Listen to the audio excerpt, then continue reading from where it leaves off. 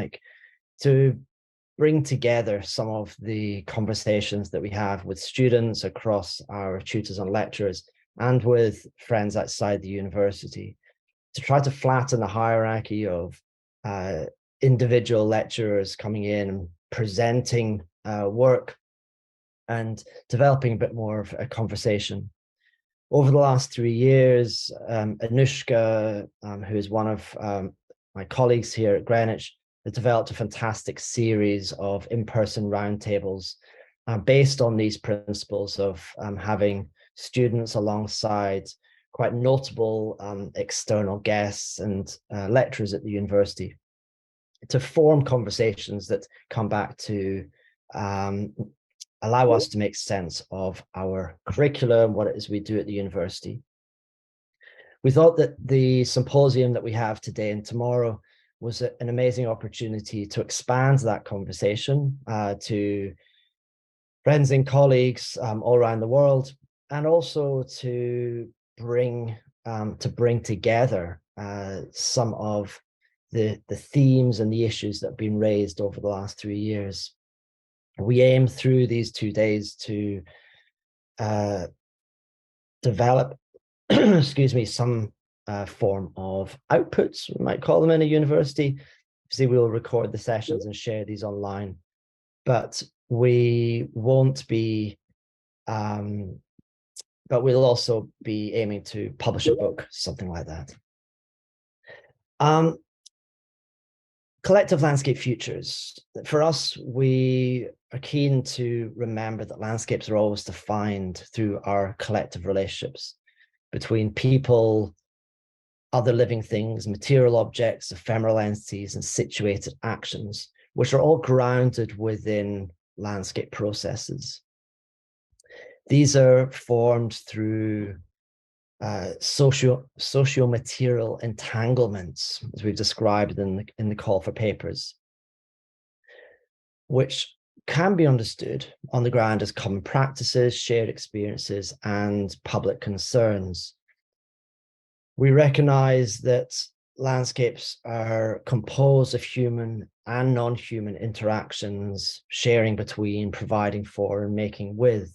I think through the next few days, we'll see very much this more than human concern that is growing within landscape discourses. We also recognize the prevailing contradictions in landscape practices across contemporary art, architecture, and film when we think about landscape, and the histories of landscapes defined through singular lenses. We're interested in exploring how both we can understand, make sense of the collective nature of landscapes, but also how we can advance and be inventive with them. I find myself personally wondering, what is a collective? And I think that it's important to begin to kind of pull apart, open up this when we're thinking about landscapes, how this relates to the commons, to public space, to shared experiences, and how do we form these collective landscapes together? I think over recent years, we in Greenwich, we're particularly concerned about how we perceive, show empathy and care together through our landscape work, and how we can produce, what can we produce when working in common. Additionally, we're interested in what are the more than human politics that come to define landscapes. And this is an important concern when we're beginning to, when we do finally make sense of some of the huge challenges around environment and the climate crisis. I want to wrap up my opening contribution with a series of thank yous. So if you could be patient with me, I'd appreciate that.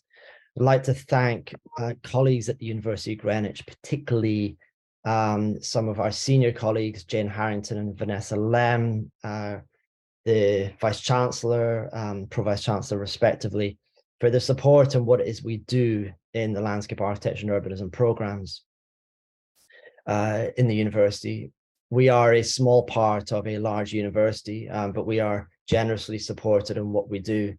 And I think that we have, I think, great support in that. I'd also like to thank the recently formed Institute for Communities and Environment, Tracy and Maria in particular, but also Raza and Suzanne have been key to helping us organize, put together, and set up this event. I'd like to thank our technical teams, Phil, who has been working tirelessly to help us make sense both of an online day-to-day, but also working in a hybrid mode tomorrow. And I'd like to thank colleagues, research colleagues in the school, as well as colleagues in landscape architecture and urbanism. We have students who are working with us over the next few days. I'd like to thank them as well, Patricia, Ben, Matty in particular. And finally, I'd like to thank all of you who are joining us to listen in through these 2 days, but especially the speakers who've been very patient with us as we sort of bring them together into our little collective. They've been responding positively to our nudges and pushes on their abstracts. And I think that we can look forward to an extraordinary 2 days. So please enjoy it. Please listen carefully, ask as many questions as you can, and hopefully we can continue these discourses through the next 2 days and way beyond. I'm going to hand over to my colleagues who are going to be running the sessions this morning. Firstly, it will be Anushka, who's going to run session 1, and then Duncan, who will run session 2. I haven't thanked them, and obviously I should have, but I think that collectively we can thank each other for bouncing around the various tasks and putting the symposium together. Anushka, I'm going to hand over to you. Thank you, everybody, and enjoy the day.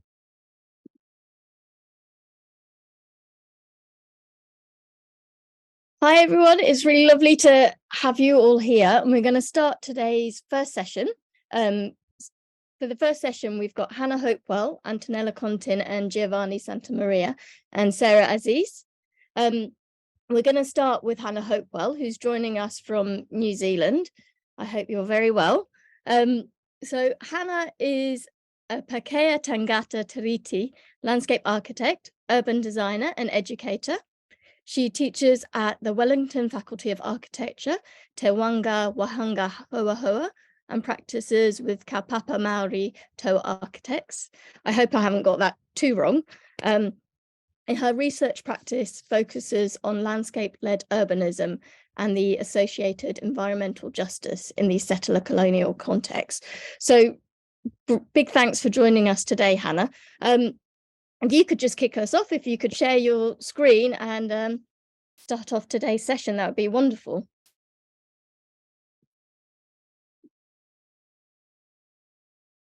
One moment. Yeah, no problem. We haven't had a dress rehearsal, so.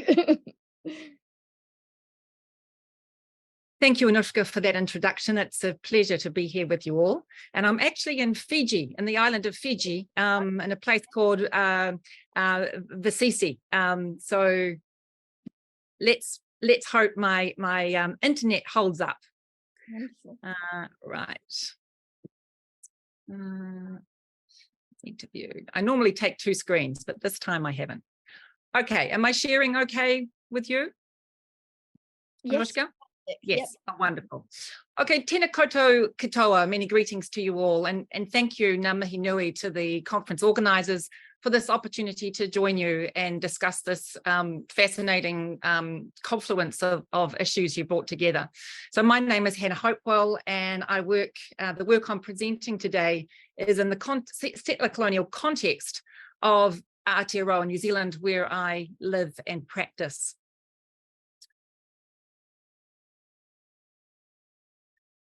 So as is custom in Aotearoa, New Zealand, when speaking to a group, we share what's called our pepeha, or we share a little genealogy, grounding, so I'm grounding where I'm from and what forms my reference and connection points to land. So ko wai o, who am I? So I'm a Pākehā, which is the name given by Māori to those of settler heritage. I identify as tangata tiriti, that is defined as a person of Te Tiriti, the treaty. So that designates my citizenship in Aotearoa, New Zealand, granted by the 1840 nation founding Treaty of Waitangi between iwi Māori and the English Crown. Like many Pākehā, my people hail from England. My father's family were from Sunderland in the northeast, arriving in Aotearoa, Ōtepoti, Dunedin in 1893. And my mother's family from Dis. My mother's a much more recent immigrant to New Zealand, Tamaki Makaurau, Auckland. She arrived in 1964 to take up a degree in anthropology, and for many reasons, she never left. So I grew up in Tamaki Makaurau, Auckland. It's a city of 53 volcanic cones and over 1,000 kilometres of sinuous coastline and rocky coastline also. So whilst Tamaki is characterised by its waitemata or highly sparkly, glistening waters, I find the muddy, slow waters of its many creeks a kind of home. So as has been introduced by Anushka, I'm a landscape architect and an urban designer, and presently work with the School of Architecture, Victoria University, Wellington, Te Haringa Waka, where I teach master's level landscape-led urbanism, landscape theory, and I direct a design research lab that focuses on spatial, social, and environmental justice. I also practice with Toa Architects, a kaupapa Māori design office, and alongside my Māori colleagues, we approach design with tikanga Māori, which is relational customs. This is Nick Dalton, the founder and director of Toa. And he was with me with some colleagues at a recently completed community building, Taumata o Kope Nuku. So I've organised this talk in 3 parts. The first is around a dilemma that uniquely inhabits landscape practice in Aotearoa, and our particular variant of settler colonialism that arises upon considering collective landscape futures. I'll secondly example 2 projects very briefly from practice that demonstrate some of the ways knowledges are entangling to indigenise and respatialise Aotearoa's colonised landscapes with ecologies of belonging across human and non-human collectivity, with and I'll give a focus to what's called non-human whakapapa or genealogy in the design process. And thirdly, I'll reflect on how an orientation towards non-human whakapapa or genealogy offers landscape a rewilding, or and I'll speculate on the tasks subtending landscape practice in Aotearoa towards a landscape justice to come. So the dilemma. So on the one hand, the provocation of collective landscape futures gives an affirmative cause to trace experience of situated occasions of collective relationship. It also focuses the affordances of landscape and current relational landscape practices, potentially with a bearing towards gathering up reflections on land justice to come. Yet on the other hand, any focus on collective landscape futures foregrounds the irreconcilable nature of the role landscape has played, and to a degree still plays, in erasing iwi Māori, Indigenous New Zealanders, socio-natural relationality, and thus their situated forms of collectivity from Aotearoa, New Zealand's land. So meaning and use of the term landscape has undergone significant revision in recent years. Whilst principally a Western construct implicated in the maintenance of the nature-culture divide and from the cosmology of the moderns, the landscape idea has diversified. The Symposium call clearly recognises and affirms landscape as materially composed, that today landscape offers the capacity to focus everyday human and non-human social ecologies, revealing ways of being together across scales of situated civic life. Landscape is contemporaneously understood as not a scene or image within a static container of space, but a hosting of relations, or that which names manifestations of designed, undesigned, human, non-human, land-based relations across the ongoingness of time. We hear landscape conceptualized as relational, as collectively produced, designating interconnectedness and interdependencies with more than human life. In short, landscape today conveys the possibilities of worlding. New materialism, a set of theoretical bearings, has been shown to influence this significant transformation to how landscape is narrated, and correspondingly, how relationships, that is, the collective relationality between humans and nature, is concurrently understood, expressed, and imagined. This turn towards multiplicitous material entanglements has given rise to a plural understanding of landscape, leaving behind the positive logic of linear space, the inert, the discrete, the inside and outside, and finds a certain correspondence with iwi Māori and other indigenous cosmogonies. Such a pivot is a turn towards the enchantment of a right-sized and decentered human, and offers a positive reorientation of landscape thought and sense of embodied connection to the earth and each other. Landscape now emerges with the co-temporal, co-producing live material encounters of relational ontologies, not from the commanding view of the detached individual spectator. This orientation for landscape architecture promisingly repositions the ethical centrality of materiality as a foundation for a justice to come within landscape production. It offers a porous subjectivity that can potentially hold difference, and thus openness to plural ways of knowing. Relational ontologies and more than human bearings bring more than just new lexicon. They bring potential to name and resist whiteness held in landscape's very idea, and to experiment with a landscape otherwise. Yet we can see why there is irony from Indigenous commentators. Scholar Brendan Hokofitu writes, such a repositioning of materiality and non-human animals and things is, at least, an inroad for Indigenous philosophies that until recently would have been considered mythical, hocus pocus, or irrational. Hokofitu suggests how Indigenous cultures are now being lauded with a seemingly blanket disregard for the power and knowledge nexus which privileged human thought in the first place. Yet back to my dilemma. So landscapes tend to absorb the events played out on its surface and outlive history, or allow history to decompose, creating blind spots and omissions within its accounting. Within the current usage of landscape as a mobiliser of relations, it's easily forgotten that Aotearoa New Zealand's landscapes are colonised landscapes. Any instantiation of the landscape idea, for which Aotearoa began in the early 19th century, has been shown to emerge upon the surface of iwi Māori erasure and displacement. For Aotearoa, the landscape idea arrived to naturalise landscape as colonised, founded on systematic displacement of iwi Māori.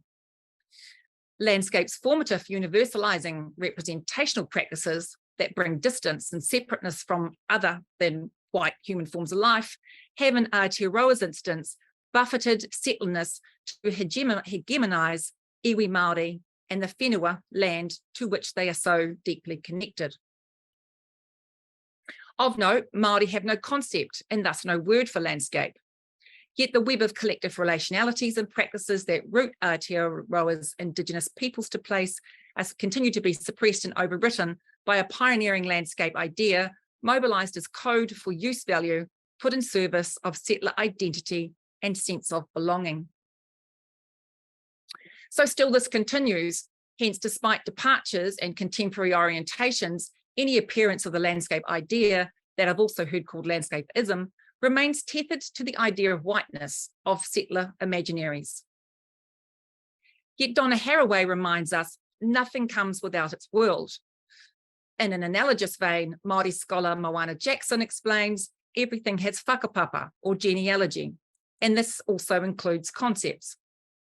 So I wonder, from my partial Pākehā vantage, that any embrace of the materiality of the materially relational to reimagine collective landscapes and a justice to come fails to explicitly recognise the relationships characterising landscape are highly differential and composed by inequitable power dynamics.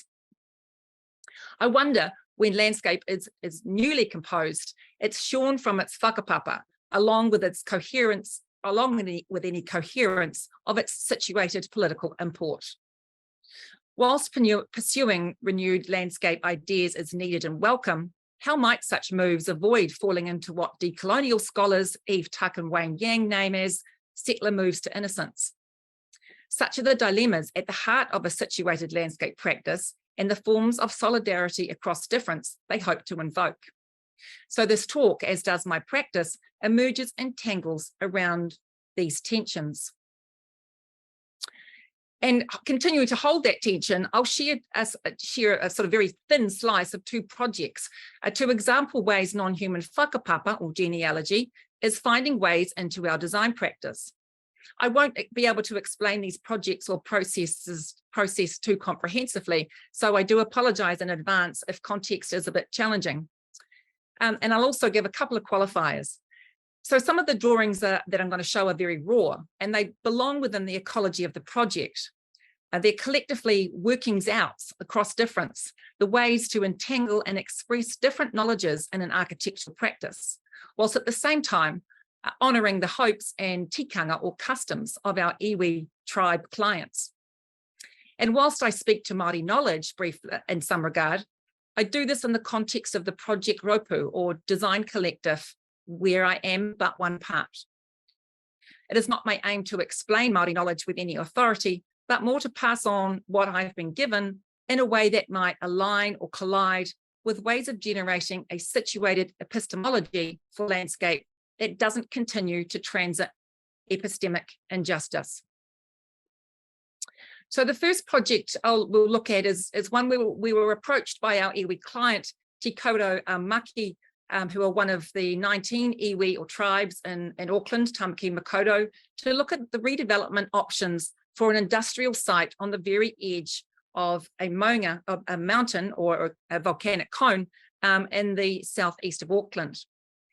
So in the first instance, the site is in direct proximity to this cone, and the cone itself is a significant tupuna or ancestor of the iwi tribe. So acknowledgement of this connection, this non-human whakapapa, this non-human genealogy to the maunga, the volcanic cone, calls for deep context. So what follows in different ways recites and shows the iwi's relational lines across space and time. And further, the sites of significance to iwi across Auckland, and the other volcanic cones or tupuna ancestors within this relational ecology. Closer into the location, we situate the tupuna, the ancestor, whose name is Mangarai or Te Rua o Potaka, within its immediate pa or iwi settlements. These are housing settlements. And closer again, we see the site in relation to the maunga or the cone. Yet critically for this process, we manifest the ancestor and its modi or its energetic qualities under the earth to honour its role in the site and more broadly honour its guardianship of the underworld. Back to plan view, we show the face of the tupuna ancestor, whose name is Mataoho.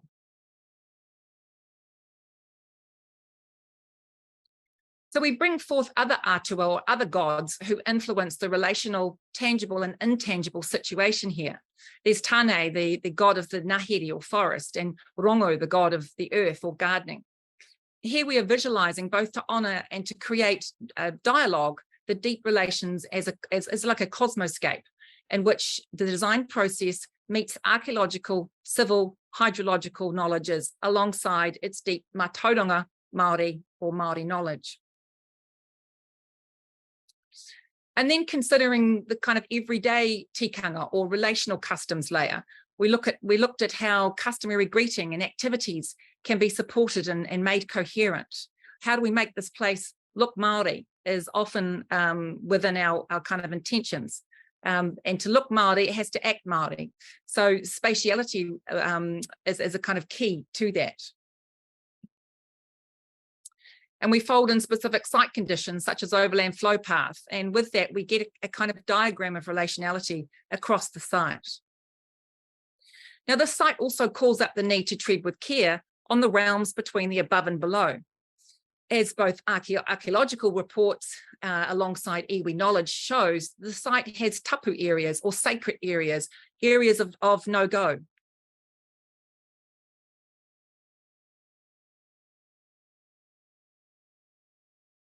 And more plainly, we see the existing site and the sort of texture of relation that we're kind of mapping over it. From which more conventionally, we establish loose zones, uses, and a first pass Balkan location, allowing the iwi client to do some feasibility studies and, most importantly, however, exercise rangatiratanga, or the chieftainship of their lands. So a second project I'll whiz through we were approached to look at a collective intergenerational housing project, or what we call papakainga, for the hapu or family of Rauriti, who held a 10 hectare plot within the rohi or the area of an iwi Ngāti Raukawa, about 60 kilometres north of Wellington. So the hapu or family's aspirations were to live as their people once lived, which is together and with the whenua or land, which is increasingly common in Aotearoa today. So we quickly became aware of the severity of flooding impacts due to inappropriate land uses over 150 years and over modification of stream catchments, forms of development endorsed by settler colonial imperatives. The site was within an old dune system whose landform resulted in the channeling of water flows into the site, so it acted like a kind of basin. Flooding events were compounded by the close proximity to two streams, the Waitohu and the Mangapuri stream, and which resulted in serious concerns about any design's viability and climate resilience. So we're looking at inundation and flow paths, and this photo was taken from the road outside the property a couple of years back. So critical to our process was to bring forth the mauri, or the life force held within the numerous non-human relations making up this immediate landscape situation. Further discussions with kaumatua, or elders of the hapu family, revealed the significance of eels, or tuna, once plentifully running through all the local streams. As guardian relations to the family, these eels were manifested as a live presence within the site and thus within the design process. And we continued to iterate with lines of narrative expressed in images, details of narrative and connections, making connections to the collective landscape of past, present, and future.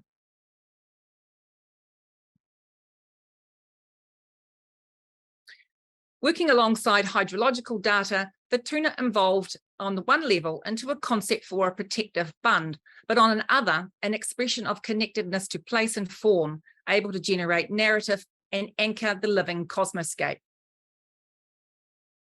And here we see the whare, or the houses, gardening and associated shared activities inside the bund, protected from the flood events. And there's the project consented by the regulatory authority and will sometime soon, we hope, be breaking ground.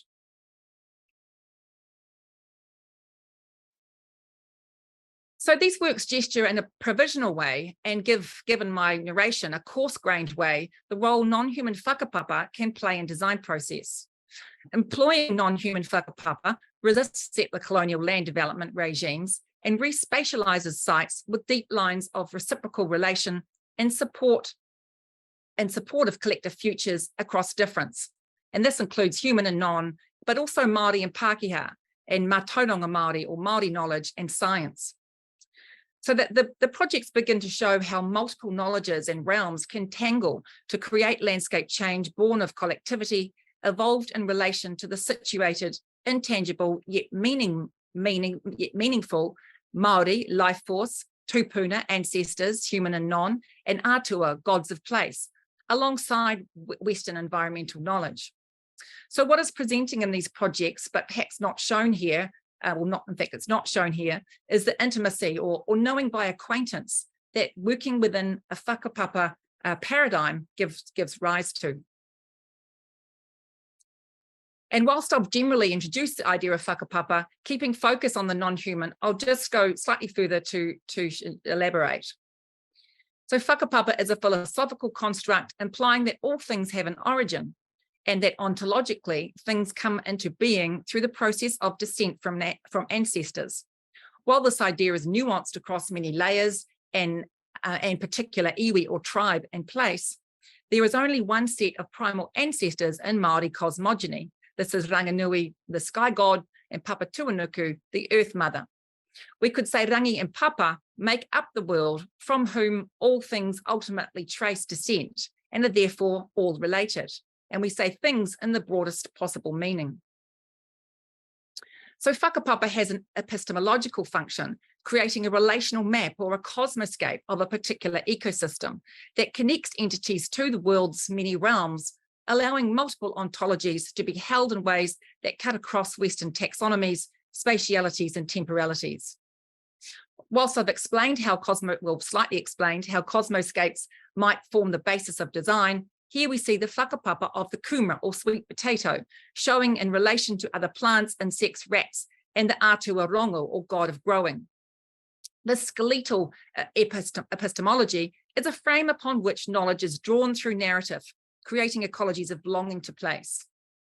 So whakapapa offers a value-led cosmoscape, guiding interactions that support iwi Māori to be kaitiaki or caretakers of environments.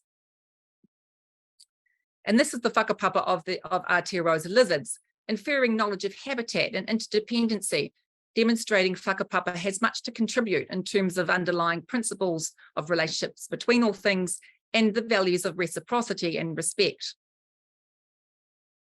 And whilst written a long time ago and now soundly theoretically countered, in Aotearoa, Dennis Cosgrove's well-worn statement in many cases still holds. Yet within landscape, non-human whakapapa offers a place-based way of seeing and engaging with the world and a recalibrated entry into naturalized understandings of collectiveness. In this way, any idea of landscape in Aotearoa as housing a form of distance is disrupted. Yet it would be an error to assume the construct of whakapapa is knowable. Whakapapa is wholly Māori through and through, and regards to being totally outside the frame of Pākehā and non-Māori. It is precisely, however, this uncommonality of this truth, along with both the alignment and collision or transversal dialogue of Māori knowledge with science, that potentiates Aotearoa's collective landscape futures. So in this talk, I've tried to draw something of a diagram across the issues circulating around landscape practice in Aotearoa, with a bearing towards the future of just landscapes. Bicultural collectivity is key to this future. I've improvised non-human whakapapa as being a solidarity building infrastructure for landscape design practices and a situated way into working across difference. Yet taking up that opportunity collectively demands an orientation or a materialist bearing on landscape that includes a practice of disavowal and disinvestment of the project of whiteness and its settler futurity, admitting the nature of uncommonality that characterizes Aotearoa's incommensurate ecology of political belonging into the notion of collectiveness, and a leaning into the real occasions of entanglement with the tangibility and intangibility of the earth by way of non-human cosmoscapes. Ngā mihi nui, thank you very much for listening. Thank you very much, Hannah. That was fantastic. We're going to move straight on to the next presentation, and then once all three are done, we'll come back together for a bit of a discussion at the end. So next we have Antonella Contin and Giovanni Santamaria. So Hi. Are you there? Yes. Brilliant. Lovely to meet you. Thank you for joining us. Thank you. Is Giovanni with us today as well? Or Now Giovanni, no, he's not here. So he's here, but we are in Venice, and there is the opening of the Biennale, so he's involved there. I have to say that here we are waiting for the high rising tides. We are very close to Ravenna, the place that is under the water, and the relation with nature, it's very dramatic today for us. Okay. It's under 15 meters of water in some municipalities, so it's a problem. Okay, that's a very kind of interesting place to be coming from then for this. Well, let me just introduce you before you begin your presentation. So Antonella is a research associate at the Department of Architecture and Urban Studies at the University of Politecnico di Milano. Her research deals with the Metropolitan Architecture Project, which is a new sustainable urban growth model to do with smart and sensitive cities, new technologies and urban design mapping. Your presentation you developed with Giovanni, but as we've just said, he's not here with us. But I'll introduce his work as well, because I think it's a shared piece of work you're presenting. So Giovanni is an architect and educator, and his research focuses on landscape and ecological urbanism, integrating the scale of architecture with those kind of complex ecologies of our changing environment, which you're experiencing right now. He's the associate professor and department chair at the School of Architecture and Design at the New York Institute and Technology. So welcome, and thank you for joining us. So if you'd like to just share your slides and begin, that'd be wonderful.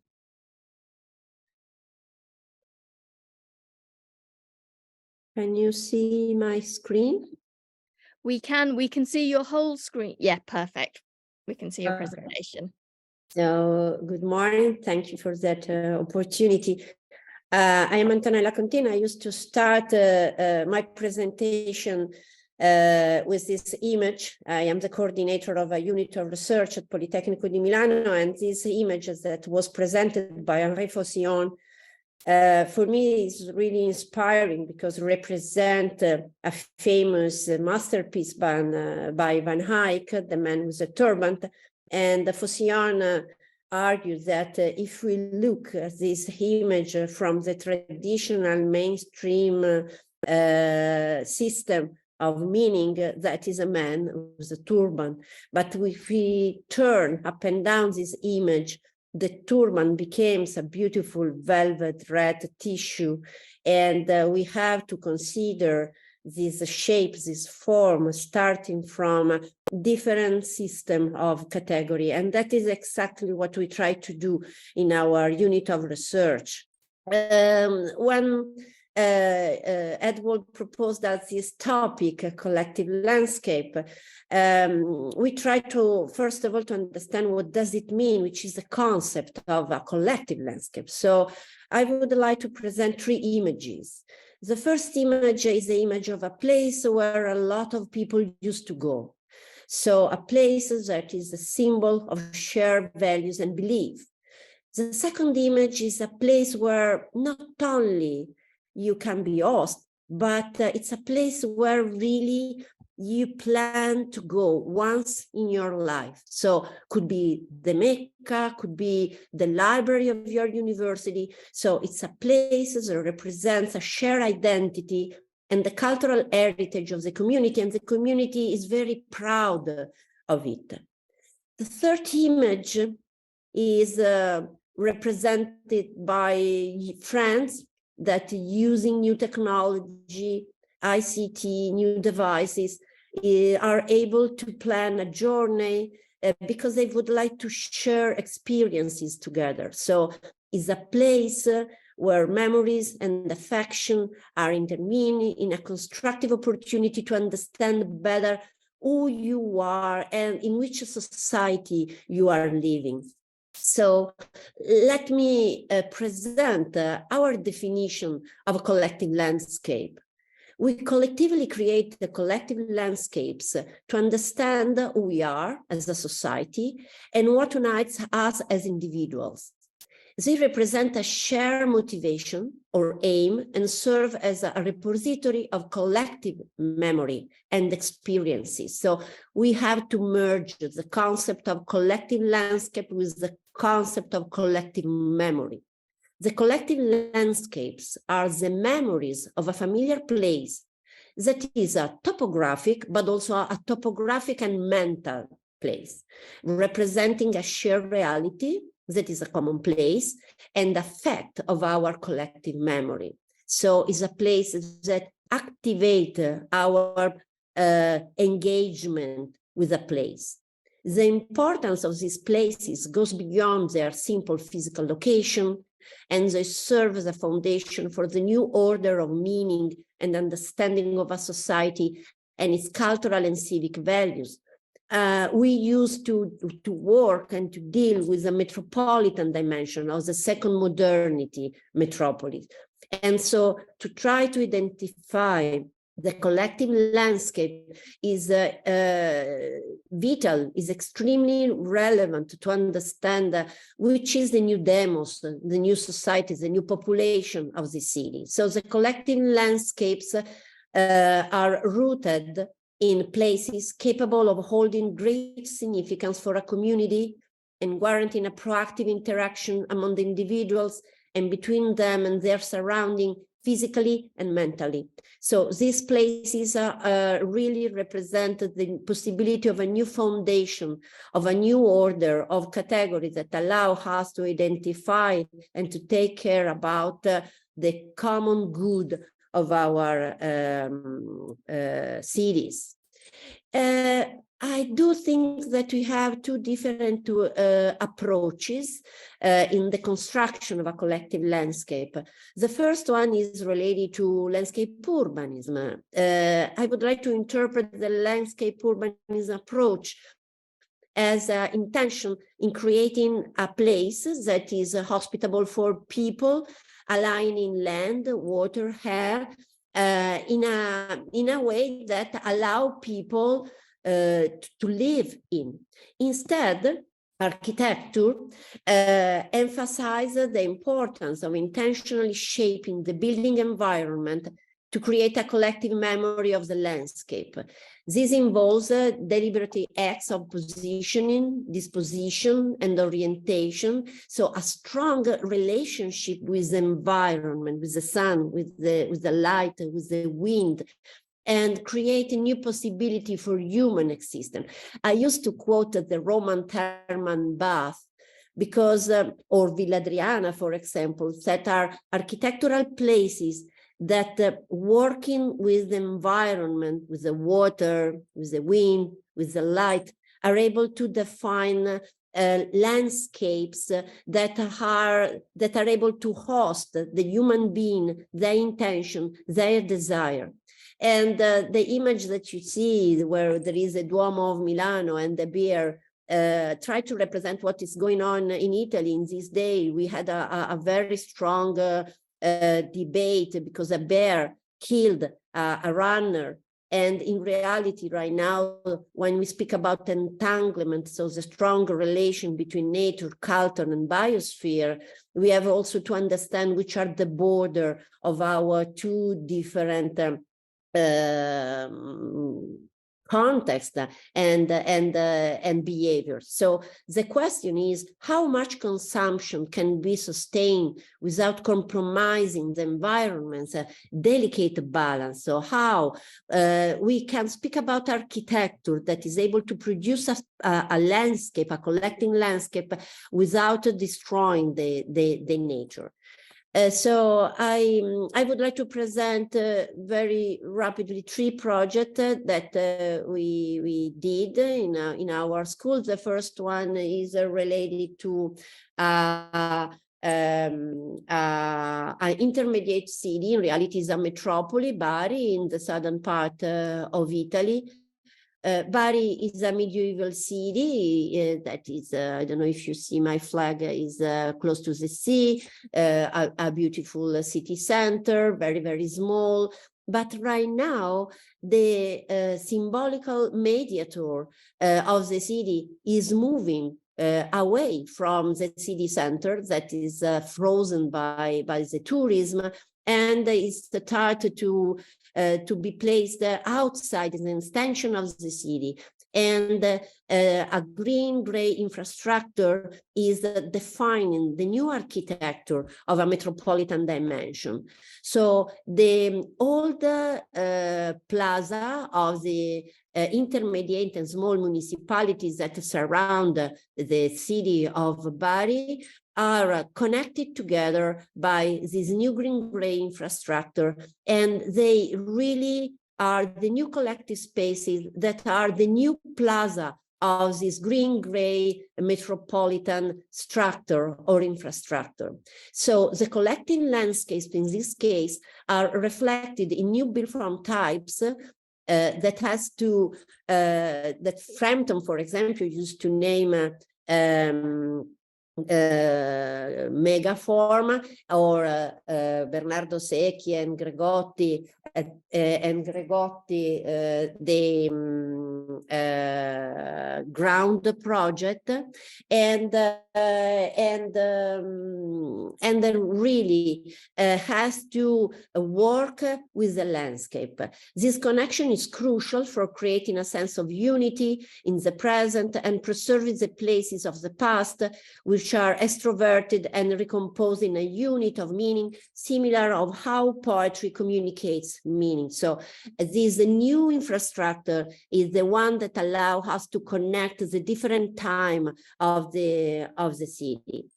The second, so this entanglement has to be provided by something that is very close to a poetical and artistic synthetic act.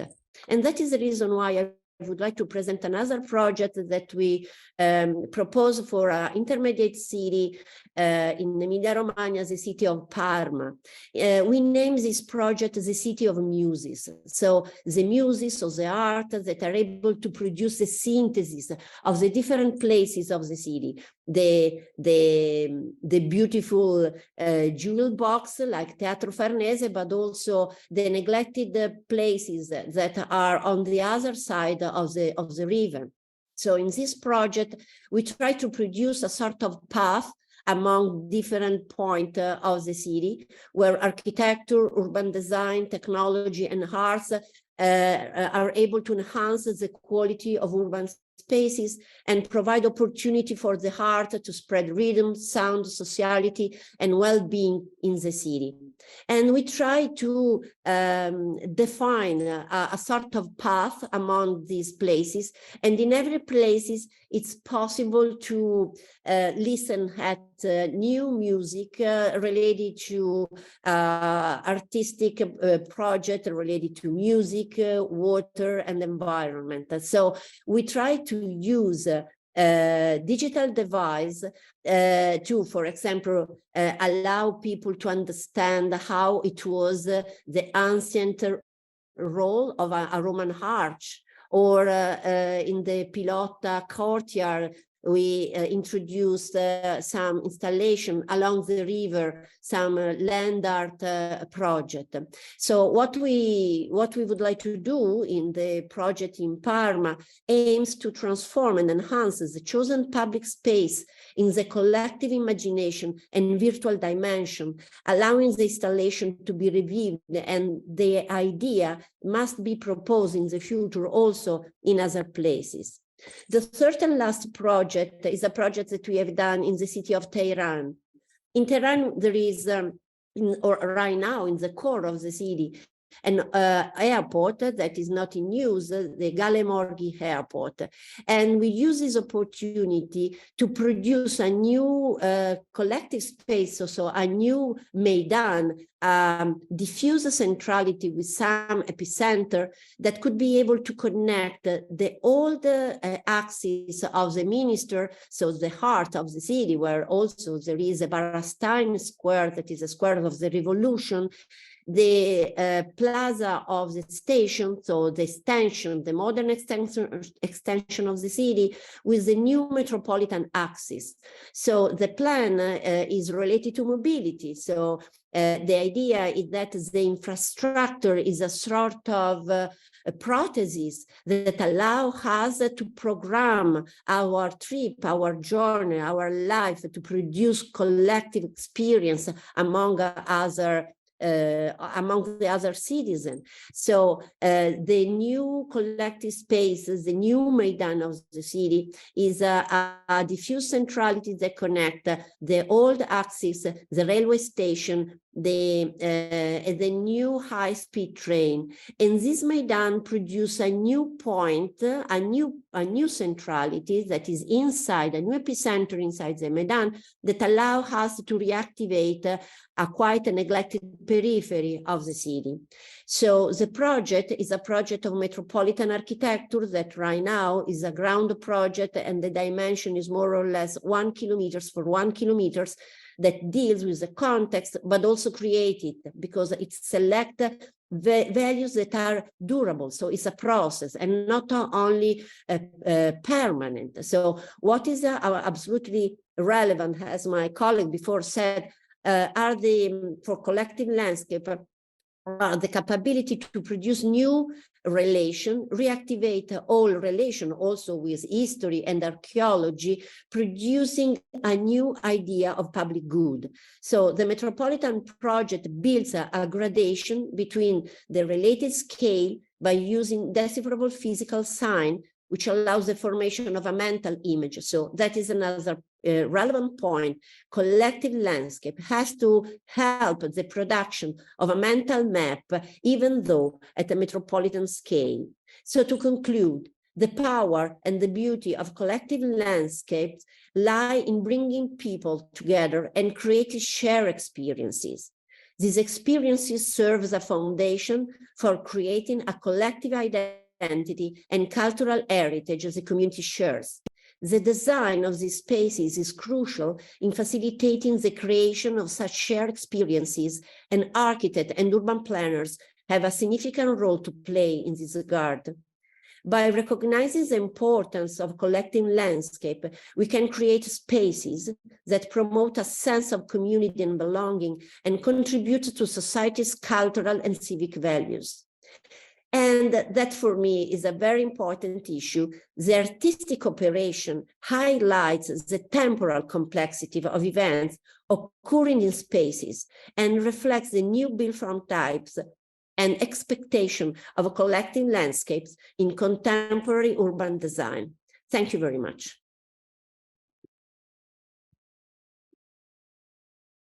Thank you very much, Antonella. That was a fantastic presentation and different context, but a lot of crossovers there with your approach and Hannah's. So it'll be interesting to bring you both together at the end in the discussion. We're going to move on to Sarah Aziz.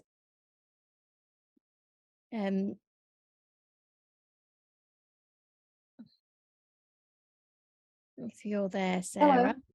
Hi, lovely to meet you. Lovely to meet you Warm too. welcome. Thank you so much. So Sarah is an assistant professor of architecture at the University of New Mexico.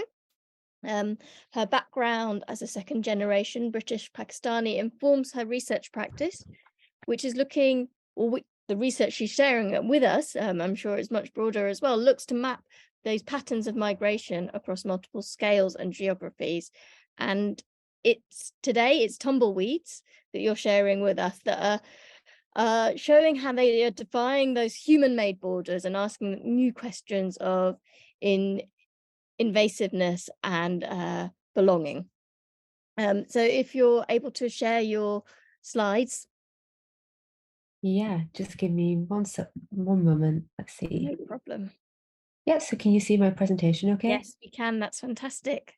Oh, brilliant. Okay. Well, thank you so much. I'm so happy to be here. I really appreciate everything that you, Alexis, Duncan, and Ed have done in coordinating this timely and super critical conversation. And it's really brilliant to be able to talk about my work on tumbleweeds relative to so many incisive presentations about these questions of collectivity and shared landscapes. So I'm going to do the thing that I always tell my students not to do, but here we are. I'm going to preface this by saying, like, I am in the process of trying to figure out how all of these subjects or how all of these ideas tie together across the work.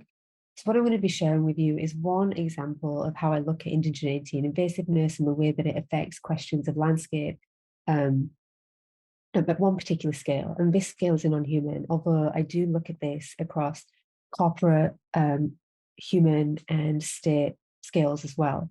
So I'm going to walk through tumbleweeds, the non-human, and then conclude with 2 other examples of how I'm managing these questions. So in the American Southwest, which is where I currently live, so I live in Albuquerque, New Mexico, there is nothing at all quite so ubiquitous as the humble tumbleweed. And for those of you who have had the pleasure of watching spaghetti westerns, you'll see that they have become immortalized as harbingers of ordinariness, Americanness, and various US cities, and this is Albuquerque, continue to immortalize them by making larger-than-life Christmas effigies. However, and this is what I find particularly fascinating, the soft saccharine image of a tumbleweed rolling across a derelict downtown, replete with nostalgia, masks the plant's propensity to destroy the biosphere and create unimaginable ecological devastation.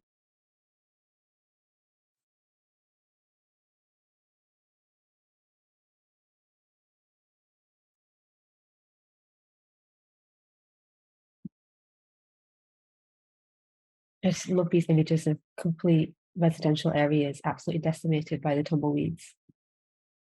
So to provide some background, the second iteration of the Russian-American Commercial Treaty was ratified in 1833 under the auspices of President Andrew Jackson. Signed against the backdrop of the Monroe Doctrine, President James Monroe's 1823 suppression of colonization to protect America's sphere of influence from European forces. The agreement provided general bilateral trading rights between America and the Russian Empire until it was repealed 9 years later because of Russia's discriminatory immigration policies. And it was during this tumult that the tumbleweed, which is known as the Russian invader, Russian thistle, Solosa tragus, when it was smuggled into America by Russian sailors hiding them in their clothes, sacks of flaxseed and other agricultural exports.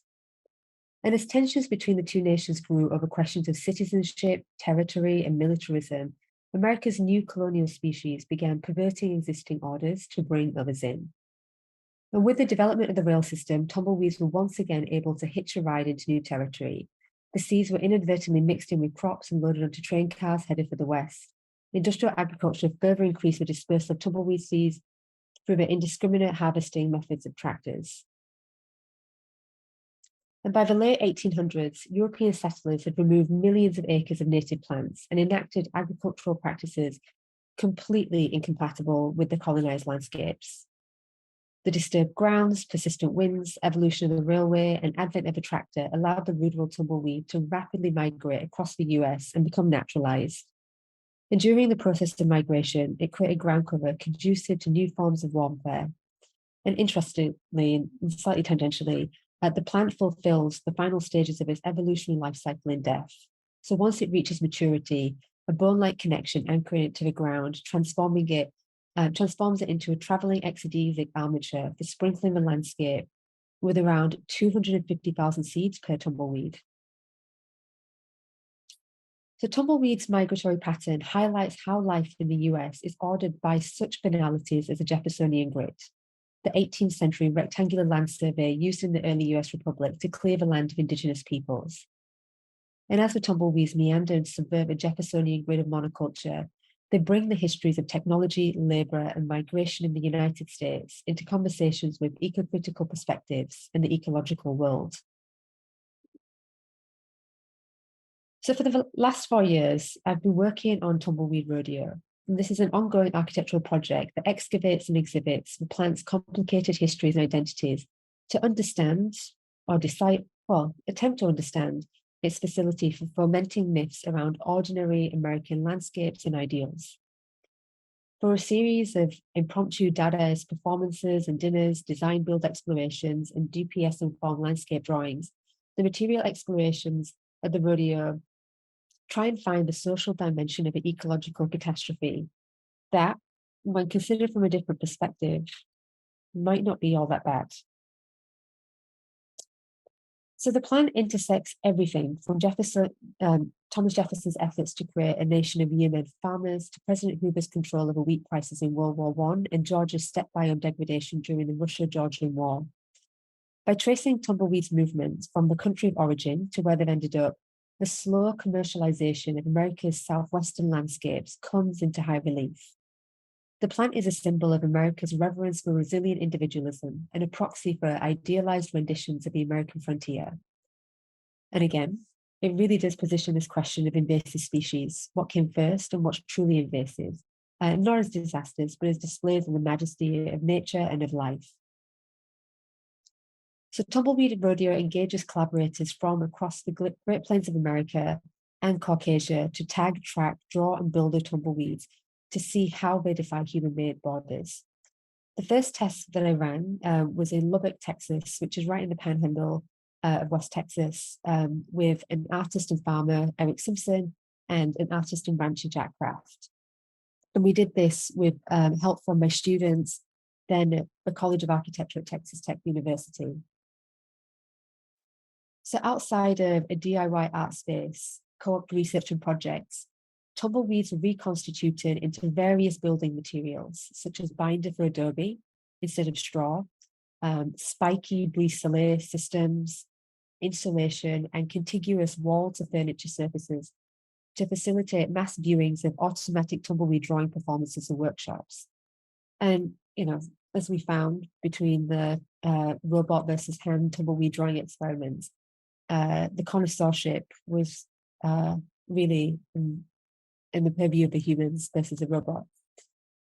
So we raked the space with 7 leaf blowers and built a fake rodeo pen using canvases that were 5 feet by 5 feet tall, wide and tall, sorry.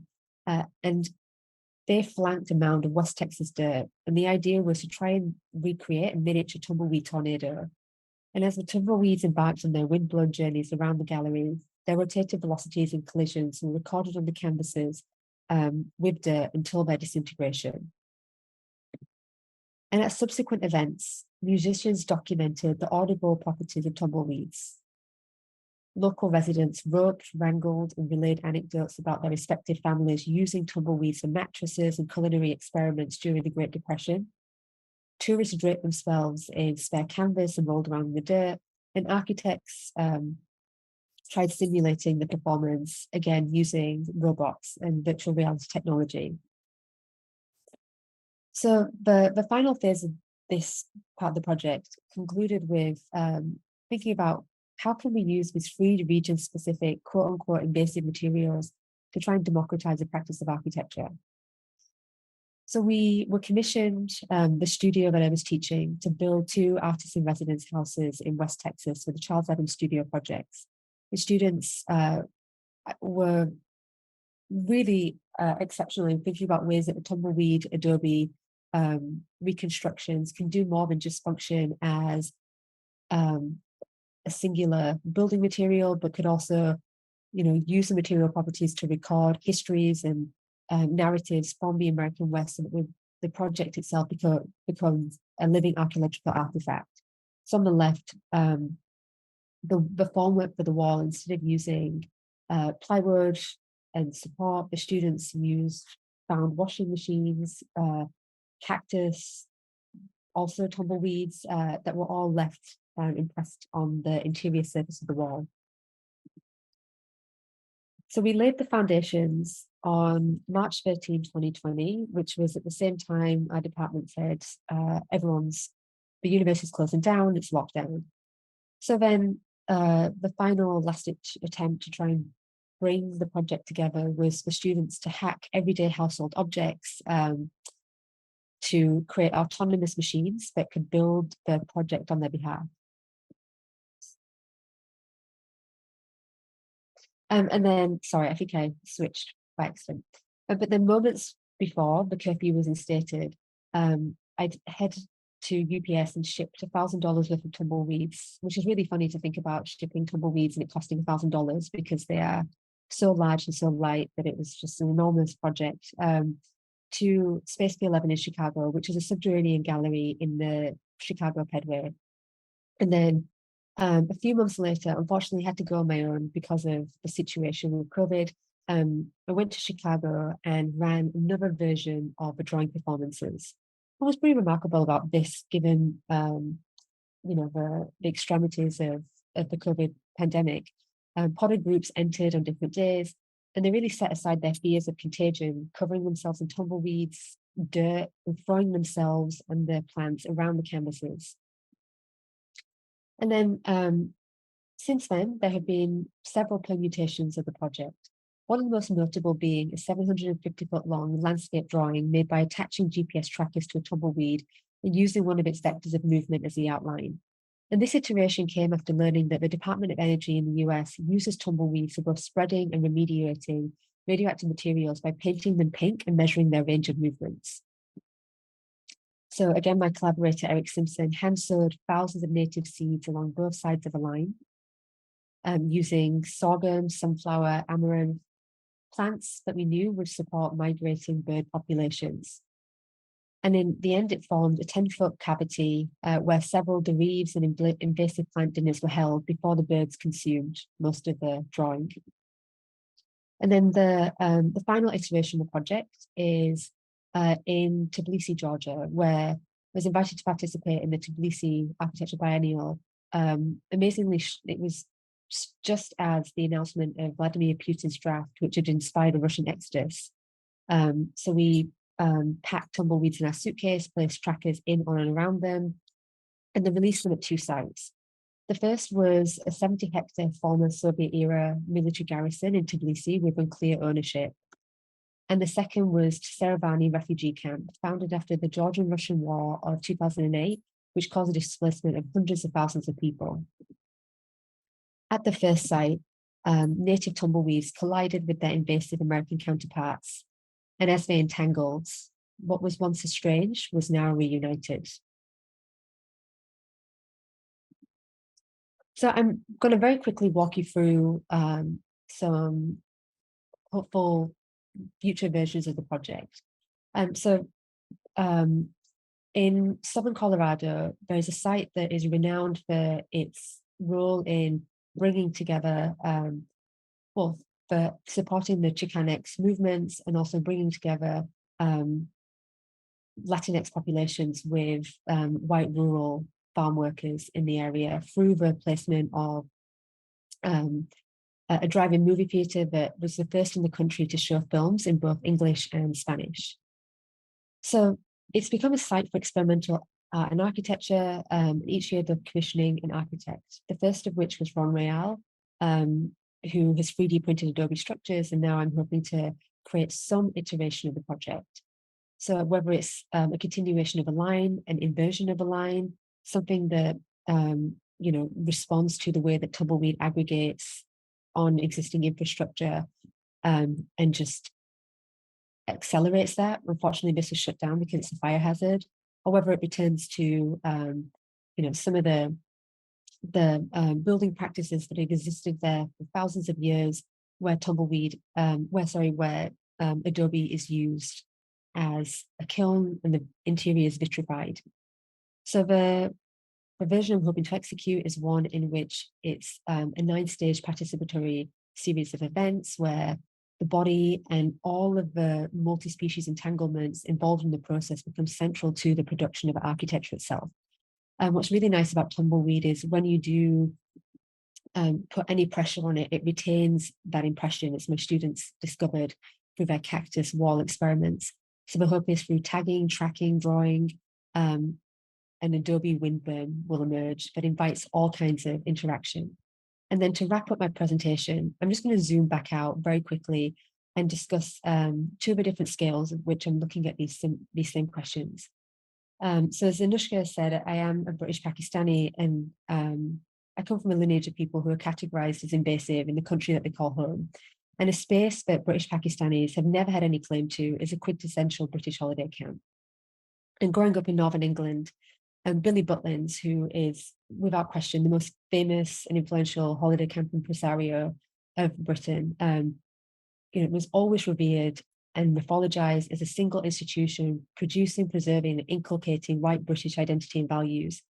And while the South Asian diaspora has never had a place there, what I found interesting is, although that doesn't breed animosity, what does is the class schism among native Brits, as it further reflects London's hegemony over the north, as Butlin designed and operated his rural camps from his Oxford Street office. And in particular, again, the control of a landscape as orchestrated through Butlin's central location in London, I find remarkable. And then how during his 10 years of the Butlin's company, Paterfamilias, the way that he put foreign bodies on display, the way that he appropriated landscapes from elsewhere and imported them into these enclosed commercial worlds, colonized everyday life. Everyday life for working class people in these cases were colonized by fantasy. And the very last one is the global scale, the corporate scale with Dollar General, which is the fastest growing retail empire in the United States, with over 19,200 plus stores in the country, and 1 in every 3 new stores in the US that opens is a Dollar General. And the reason why I'm mentioning this one is because, like the tumbleweed and the holidaying Brits, Dollar General perverts an existing order to bring others in, which is purely colonial. And I'm really interested in this question of how American landscapes and ideals, and also British landscapes and ideals, are imported from elsewhere.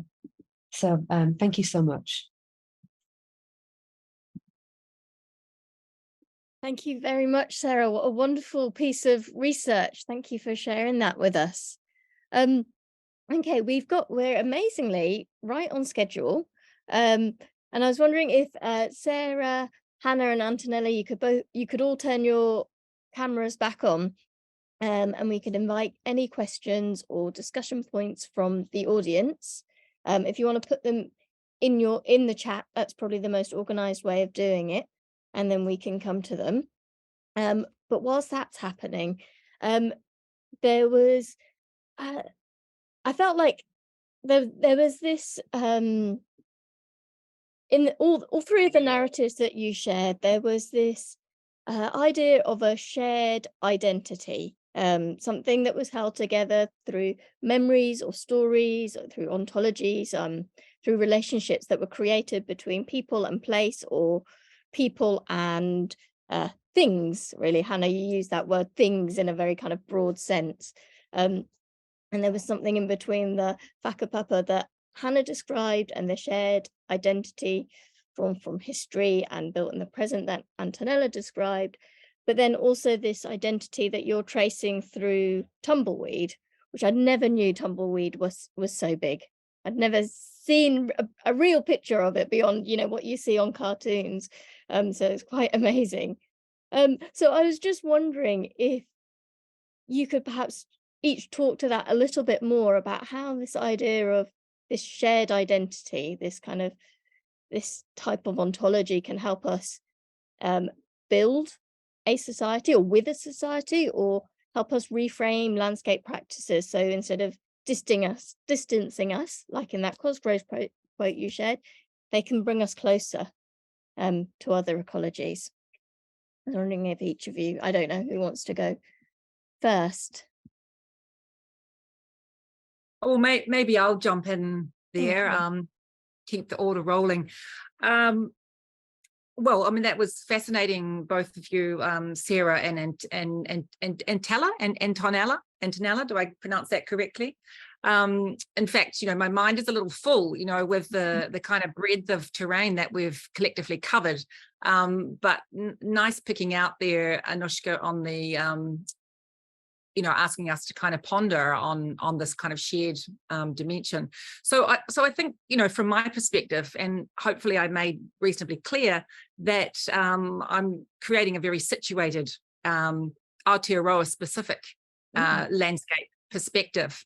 And the notion of us and shared is highly problematic for the reasons that I laid out. So I think to move forward, where we need to kind of be in Aotearoa is quite different to other places in the world, and where that is recognizing the sort of solidarity across difference. So in the first instance, it's the settler population recognizing that, well, we can't know everything about Māori, and therefore we need to kind of step back and think, well, actually, how do we make space and place, and might have to get out of the way a little bit to allow forms of power to kind of rebalance in that regard. So the idea of shared across the bicultural spectrum is contested, and will take time. Yes, it's I think we battle in the UK with understanding where our position is, I think, in these kind of creating these shared relationships, because our settler practices have all gone outwards. I say our, the British settler practices have all gone outwards. So yes, it is very different context, but it's also so interesting to kind of open up to see what else is going on.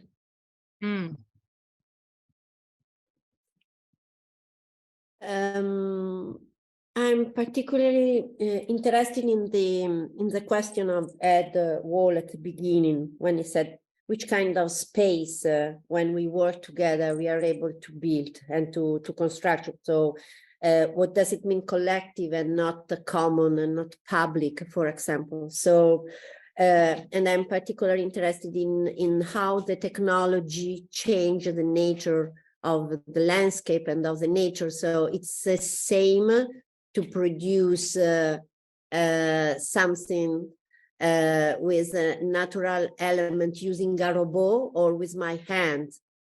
And how the technology changes the nature of the body.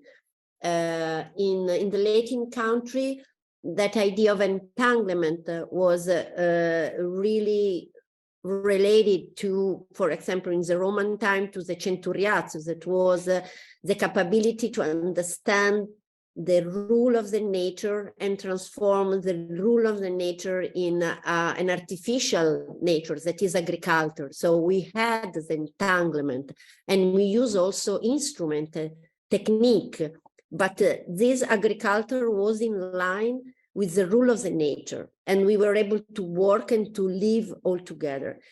I don't know if the technology that we are using right now, it's able to define the same interconnection, the same relation that the first agricultural entanglement were able to produce. So for me, that is a question mark. We speak about landscape and nature, but in reality, we are speaking about a third reality that we have to understand probably better.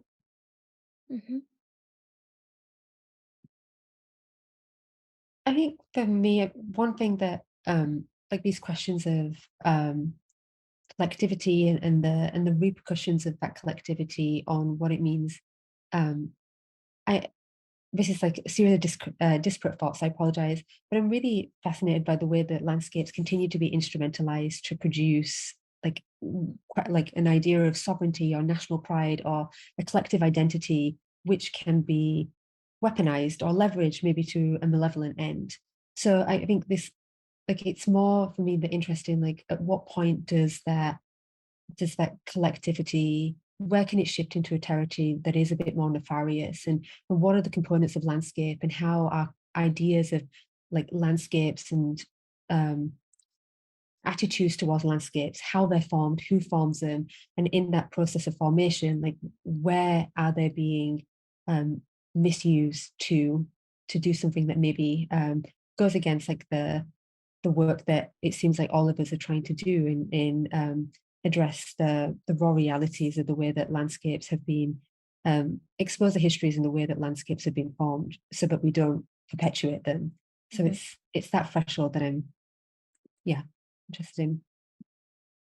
Yeah, I think that was quite interesting from your presentation, is how you're using the tumbleweed to kind of expose those human constructs really to do with borders and identity. And you used the word contagion, which I think is so powerful as well. Sarah, there was a question in the chat for you from Erinma Ochu. I don't know if you want to ask the question, Erinma.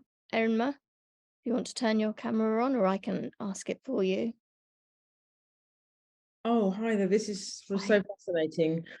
Just because having this kind of British, diaspora and history, but then being in Mexico, and then the work that you've done is like so fascinating. I've got this kind of forgotten Nigerian ancestry because I didn't know my Nigerian father and live in Britain. And so, you know, it's how to find a way in when you're kind of in another land, even though I'm born here. You've got this moment where you are in Mexico. And I wondered, because you're talking about the US and you're making these connections to kind of globalization, I wondered how kind of that moment almost of realization or insight that, you know, how it entered your world because of, you know, your practice and you're working as an artist, and it's just wonderful to see. So I'm wondering about that kind of moment when it sort of crossed your mind or crossed your vision or your senses. Thank you for the kind words, Emma, and the brilliant question. This is very cheesy, but I was in the parking lot of my apartment building in Lubbock, Texas, and there's, you know, the iconic scene that is synonymous with the American West, to see the tumbleweed rolling across the car park. So it was like, for me, it was a real, like, shocked me out of my complacency and really reminded me that I'm in a different environment, like one that I take for granted because I'm so accustomed to living in America. So it was at that moment of actually seeing something that is just become so trivialized, but is so central again to forming this identity and character of a place. That was a moment that this whole project began, and it was only from there that doing the research and finding out that it is actually imported from elsewhere, and it was a product of all of these, you know, all of these atrocious agricultural practices that were brought, which were tied into, you know, the Jeffersonian grid, which was an instrument for removing indigenous peoples. That it just spiraled, but it was really seeing something that is so akin to the identity of something that I don't belong to, that allowed me to try and to get closer to what that was. Mm-hmm. Thank you so much. Thank you. We have one more question in the chat from Legal. I don't know if you are able to turn your camera on and you'd like to, it's a question specifically for Hannah. Oh, yes. Thank you. Yes, I was so intrigued about this concept, and I was wondering, Hannah, have you also looked at other indigenous culture and see if there is kind of comparable similarities or some common ground in it? So this is my question. And I asked this question also because I was thinking about this meaning of traditional, a kind of cultural heritage in a way, how to link it with today, like the people in New Zealand, maybe Maori, they think this way, they take this as kind of their identity, but how about the other non-Maori in New Zealand today? How do they see the relationship between them and this concept? Yeah, this is basically my question. Thank you very much. Oh, thank you for your question. And it's a great one. So I guess the sort of scholarship I do, I don't tend to kind of take up practices of comparing and contrasting knowledges of Indigenous people. So how I've kind of come into understanding whakapapa has been through working in design practice with other Māori, or with Māori. And so that's the first part to your question. I'm definitely not an expert at all on Indigenous knowledges, and nor do I make it part of my practice. I guess I'm just interested in the situated nature of landscape and how it's how do we resist the anti-racist forms of settler colonialism that actually inform how our landscapes currently roll out. And the second part of your question is, I guess, you know, New Zealand is a bicultural country, so we're founded upon a treaty from 1840, and that treaty gives me citizenship in New Zealand as a non-Māori citizen. And so those that come to New Zealand, New Zealanders, but their citizenship is governed by this treaty between iwi Māori and what was then the British Crown, but is now the New Zealand Crown. So it's this treaty partnership that sort of brokers relationships between Pākehā and Māori. And I see my job as being a partner to support Māori sovereignty or Māori rangatiratanga and so forth. So there's this kind of, we're bicultural rather than multicultural, and it's an extremely significant difference that is sometimes quite difficult for people to grasp. So going back to the question of identity, it can't be collectively composed in Aotearoa. It will always be two incommensurate forms of citizenship and identity. There's Māori and then there's non-Māori. So it's extremely normal for Māori to be embedded in the notion of whakapapa, and that forms their being in the world and their orientation to everything. It's an entire cosmogony as a framework for them. Non-Māori generally no. Non-Māori don't take up any bearing upon whakapapa. Where we do have Māori practices coming into everyday non-Māori practices, what I possibly demonstrated when I opened my presentation is that we take up a custom of saying, who are our people? And that custom has come from Māori, and it's influencing the non-Māori of Aotearoa. So whilst my own whakapapa is to England, I'm definitely not English. So there's an emergent non-Māori or Pākehā kind of identity kind of morphing alongside the way in which Māori are reclaiming the coherence and the visibility of their identity. So it's a moving feast, and I hope that answers your question somewhat. Thank you very much. That was a very clear kind of explanation, actually.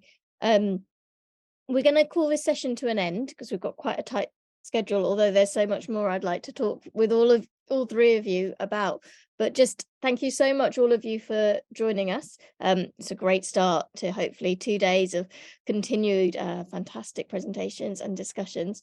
There are some more comments in the chat which are lauding the three of you and the work that you're doing. So yeah, thank you very much. We're going to take a quick 15-minute break and then come back at 11:30 for the next session. Okay. Thank you very much. Thank you so very much. much. Thank you to you three.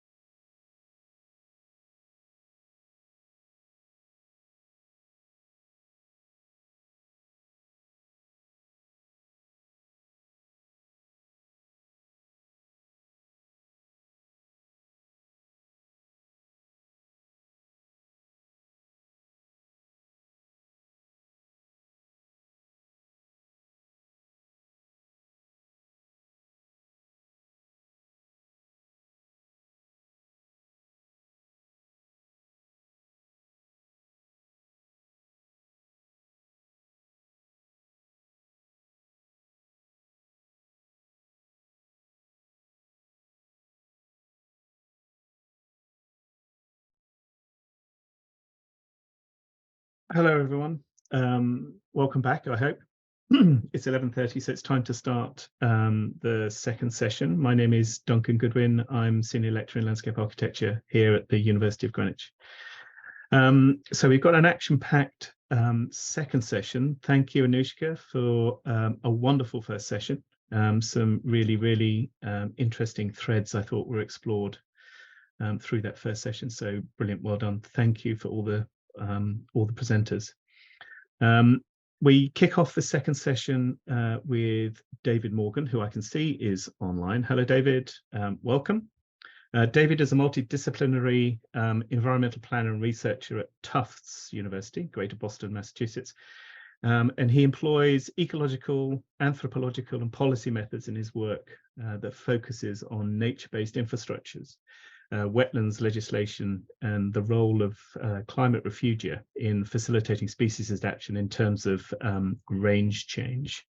So, David, if you want to share your screen, and we can get going straight away, if that's all right. Wonderful. Everything coming through okay? Perfect. Thank you very much. Great. Well, thank you for the introduction. Once more, I'm David Morgan. I'm working these days as an environmental planner. I'm a practitioner. I spent several years at EPA. That's where I did the research on refugia and climate change-driven range change of species and habitats and so forth.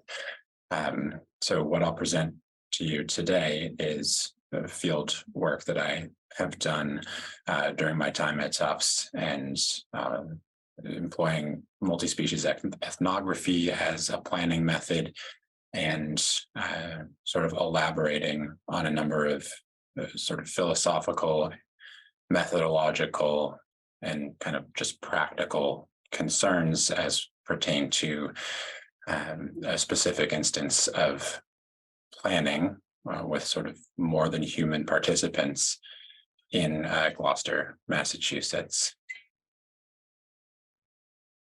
So low tides at Gloucester Pier. Actually, let me back this up. This is the wrong slide. Let me get in a preview. Apologies for that.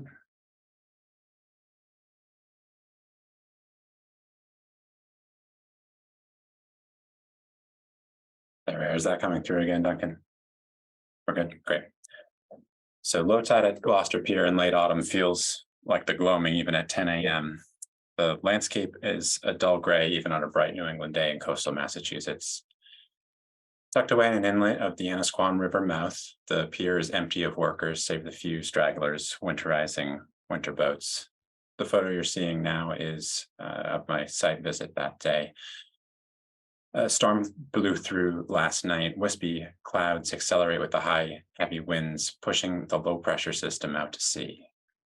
Gusts shake the weather vane, the flimsy stockade fences, worn from years of salt spray and northeasters.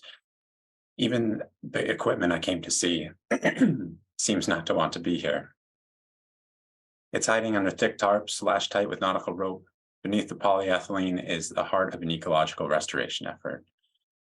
And its presence is rich with contradiction. Pragmatically, it's a tank or an upweller where native oysters grow. And it's part of a project that defies the state's best efforts to contain it. Philosophically, it's indicative of a plurality of ontologies and epistemologies that have come to be known counterintuitively through reductionist science. This equipment, or infrastructure really, is elucidating in its ambivalence. The machinery points away to a more than human praxis of environmental planning, a multi-species planning, through which the collective making of landscape can be realized in explicit collaboration with non-human others. My conversation with two restoration ecologists engaged in shaping this nature-based infrastructure is my guiding light. So I'm here on the banks of the Annisquam, the most traveled waterway in Massachusetts, to meet with two members of the Mass Oyster Project. The first, Elsa, is a marine biologist, and she's the exclusive staff member in the effort to seed the Annisquam with thousands of baby oysters. She sits on the edge of the tarp-wrapped equipment she maintains, and describes to me how this landscape lost one of its key species. Overfishing took most of Crassostrea virginica, the eastern oyster, from Gloucester's waters long ago. The remaining population was flushed out by poor water quality. The Mass Oyster Project seeks to restore the species with climate-adaptive, nature-based infrastructure for improving water quality and stabilizing shorelines. You may be familiar with this technique. It's employed all over the world these days. Here on the pier, the oysters get their start, and Elsa is perched atop the upweller where young Gulf of Maine wild oysters were placed earlier this year to get them established before they find their final home in the Annisquam. Dana, the second member of Mass Oyster, finds us dockside and has her toddler in tow. The pair momentarily draw my attention away from the upweller and the conversation that it engenders between me and Elsa. We'd been discussing how the oysters came into Elsa's care and how she learned to manipulate conditions in the upweller to their liking. As a marine biologist, she had a classroom sense of shellfish, their life histories, their potential in terms of nature-based infrastructure. But caretaking demanded another set of skills. Co-producing infrastructures with other species required her to be open to other forms of knowledge and expertise, not all of which is human. Elsa learned to see a landscape the way an oyster is capable of doing. Through scientific means, she learned the physical parameters of the land, the interactions amongst geological, hydrological, ecological agents, and developed a sense for how an oyster might fare in that landscape. It was more than an academic pursuit. It became a rote skill, even instinctual, more of a sensibility than a sharply defined habitat suitability tool. And as she describes it to me now, I realize she's developed a sort of shared affect with Crassostrea virginica. And I mean, affect in the practically automatic sense of developing a capacity to act otherwise based on a shift in one's experience of their body. Elsa's habituation in this way, her entrainment with the Eastern oyster, demonstrates how scientific knowledge can provide an entry point for understanding ontologically distinct life worlds. In short, what it's like to be an oyster. Her experience is not an uncommon one. Remember the renowned 20th century conservationist Aldo Leopold urged us to think like a mountain, and his call was heeded and echoed by countless others. Science and technology scholars describe the way Elsa learned as translation. And in this case, it's a process of using anthropogenic forms of knowledge to learn how to be otherwise. The significance of such experience is as yet seldom taken seriously in political terms. However, this is the task that the now ubiquitous technique of nature-based infrastructure, I might refer to that as NBI just to short things up. This is the task that it sets out before us. In order to successfully develop nature-based infrastructure, planners, engineers, landscape architects, and others must learn to be affected the way that Elsa has done. This necessarily happens to varying degrees. Other species are actively involved in continuously making the infrastructure, and the success of any project is predicated on the nature of the relationship amongst those agents. Compared with other forms, nature-based infrastructure is most ready to admit the multiple and lively character of such climate adaptation projects. Nature-based infrastructure doesn't seek to preserve a stable realm of non-human nature apart from human society, but to jointly produce ecologies that are more dynamic, more experimental. And in this sense, nature-based infrastructure is an amalgam, natural cultural composition, lively in a material sense, involving the lives of other beings and our own ways of being, and more to that, to borrow from anthropologists of infrastructure, NBI combines and choreographs different ways of being in the world. Scientists, oysters, planners, among many others, become involved in the same multi-species effort. And in this case, that effort is the Mass Oyster Project. So Dana invites us to relocate to the restoration site, which is hidden away in plain sight. This is actually a picture just south of where the restoration took place. This is the site itself is off to my right. We slip and stumble on sea-lined rocks while we search through the turgid waters for dime-sized oysters. It's not an easy task. While we walk, Dana outlines for me the steps the oysters took on their way to the Anamesquam. The oysters were relocated from a wild population in Maine. They were never part of an aquaculture enterprise, and this is an important distinction for her. Similar techniques are often used for enhancing domesticated populations of oysters, and those are always destined for harvest and sale, but Dana has no interest in nature-based infrastructure for aquaculture's sake. Nor, she tells me, is she interested in a designated restoration area set aside from the rest of the Anasquam in a way that sequesters, or the same way that a park might sequester non-human life in a prescribed area. Dana's aim is to enhance the river's ecology as a whole. Becoming infrastructure for her is indistinct from becoming part of the landscape. Regardless of our desire to instrumentalize the oysters, they'll do what they are going to do, she tells me. And this much agency is not typically ascribed to the lowly oyster. And she too, I note, has come to treat the species as a partner in the work. Her emphasis on the oyster's wildness is telling. There's something in their being that escapes institutionalized logics. They don't obey Cartesian distinctions between state-designated growing areas or aquacultural lot lines. Even she and Elsa will be unable to predict and control the outcome of their experiment. Rather, together with Crassostrea virginica, not to mention all of the other agents in the landscape here, Dana and Elsa's work is to fine-tune the coordination of the estuary through which the Anasquam flows, and to be involved in the making of wildness and infrastructure simultaneously.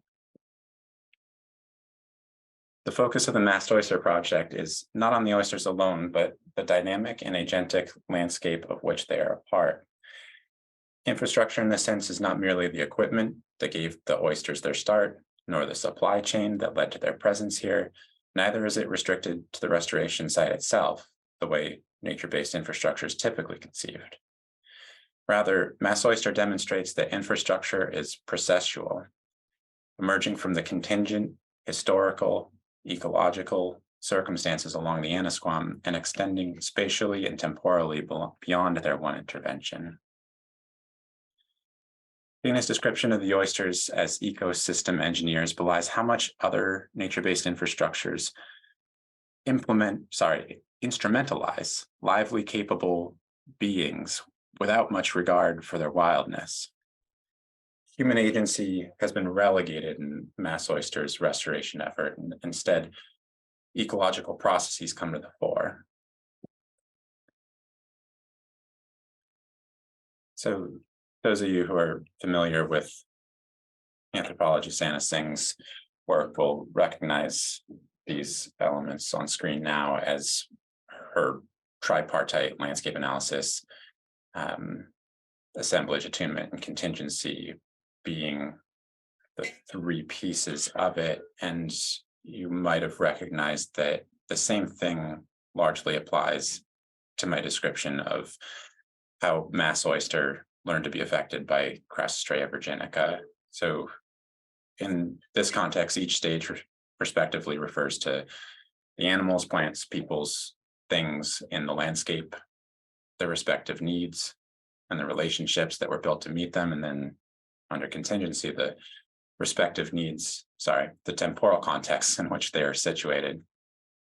So as you'll see in what follows, there are additional dimensions to the landscape that I think bear further elaboration, and it's especially these that allow or constrain the landscape to act collectively. The relationships that I witnessed developing on the banks of the Anasquam grew from historical legacies and other landscape contingencies, but also the political realities that shape and are shaped by current convention practices. Among the forces that I described shaping the landscape is another, and this one I feel is often overlooked, and that's the regulatory environment within which Mass Oyster has to carefully tread. Paying attention to the state's role here is significant materially. I mean, the project's persistence depends upon it, and because it demonstrates the political potential of broadening the definition of nature-based infrastructure. The shot's just north of the restoration site. You can see just how urbanized the area is. Critics of Dana's and Elsa's methodology could justifiably say that their claims are more ethical and aesthetic than political. They're too ill-defined, lacking in terms of being instrumentalized, even contrary to legal traditions. And these are facts that I don't dispute. However, American environmental thought has made such changes several times over in a short time span. Perhaps the first example of this is the Enlightenment-informed separation between nature and society, from which very highly aesthetic, even Edenic views of landscape were generated sort of as a palliative to social and technological advances that both benefited and threatened human society. So you think of Frederick Law Olmsted, and the park systems, President Roosevelt and national park systems. These visions of the sublime, a pure and beautiful unitary nature were expressions of an environmental ethic that found instrumentality in the progressive legal tradition. And then later, building from that same tradition, American environmentalists in the 70s, late 60s, made claims about pollution and anthropogenic degradation that could be understood by policymakers in similar and familiar terms. They also started to make vague claims about promoting ecological consciousness, but these two still found their way into law. More recently, Western environmentalism has taken up a more postmodern notion that nature is a social construction, and this is evidenced in the adoption of an ecosystem services framework. The paradigm shift extends the logic of markets to non-human phenomena, and they do this vis-a-vis ethical position. So the claim is that by making nature visible, we give it value, and vice versa. The political framing that's often associated with that ethic is neoliberalism. The task of elaborating the political potential of projects like Mass Oysters is important for showing alternatives and actualizing them in practice. More philosophically, projects like Mass Oysters and what I'm describing today are aligned with a new materialist ethic, which seeks to broaden the scope of democracy to acknowledge more non-humans in more ways, borrowing those words from philosopher Jane Bennett, who frames that desire as an ethical concern in order to, quote, live the good life together. As such, it's important to, as a means of demonstrating the praxis of planning beyond the human. Now, the map on this slide is an example of the type of regulatory document that constrains Mass Oyster's work. This example is taken from Boston Harbor, so not the restoration site itself, but it's just an example. What I want to call your attention to are the jurisdictional areas inscribed in straight lines. They don't correspond to any landscape features really whatsoever. And I also want to point out that this area has been closed to shellfishing. It's listed as prohibited. And I'll elaborate on what all of this means next. So Massachusetts oyster restoration work is most affected in the political realm by the State Division of Marine Fisheries. I'll abbreviate that to DMF sometimes. DMF has shellfish planting guidelines. These were last updated in 2015, and they're the policy framework for all types of shellfish planting activities. They're also the means by which the state maintains its compliance with federal shellfish guidelines. These guidelines are designed to suit a very complex policy environment. It involves multiple state and federal agencies, local commissions, sometimes even a local warden, shellfish warden. These agencies administer state laws, including the Massachusetts Wetlands Protection Act, the Massachusetts Public Waterfront Act, I'll call that one Chapter 91 for short. And they also have to follow federal law. Now, a general understanding of these legal concepts is needed to properly understand DMF's shellfish planting guidelines. The Wetlands Protection Act covers any area determined to be one of the more than 20 types of wetlands present in the state. It requires that any alteration to a designated wetland undergo review by the Department of Environmental Protection, and this usually happens via a local conservation commission. Chapter 91 is the modern codification of the colonial ordinances, which regulated private property to preserve access to the waterfront. Under Chapter 91, private property owners cannot exclude the public from exerting what are called their riparian rights, even though it doesn't just apply rather to rivers, it's all bodies of water. And these rights allow residents to fish, fowl, and navigate the waters of Massachusetts. Chapter 91 has been very broadly interpreted by the courts as preserving a right to recreation generally. So the definition of fishing includes aquaculture. Chapter 91 guarantees the public and the shellfish industry alike access to the waterfront for the enjoyment of oysters and other farmed or caught aquatic life. State shellfish regulations must uphold the rights and responsibilities of the Wetlands Protection Act and Chapter 91. They also need to conform to federal law. If a state wishes to engage in interstate commercial shellfishing, it must conform to the specifications of the National Shellfish Sanitation Program. And that program is a set of public health criteria developed specifically for the shellfish industry in the late 19th, early 20th century, and specifically as a way to control the sanitation of oyster production as it happens.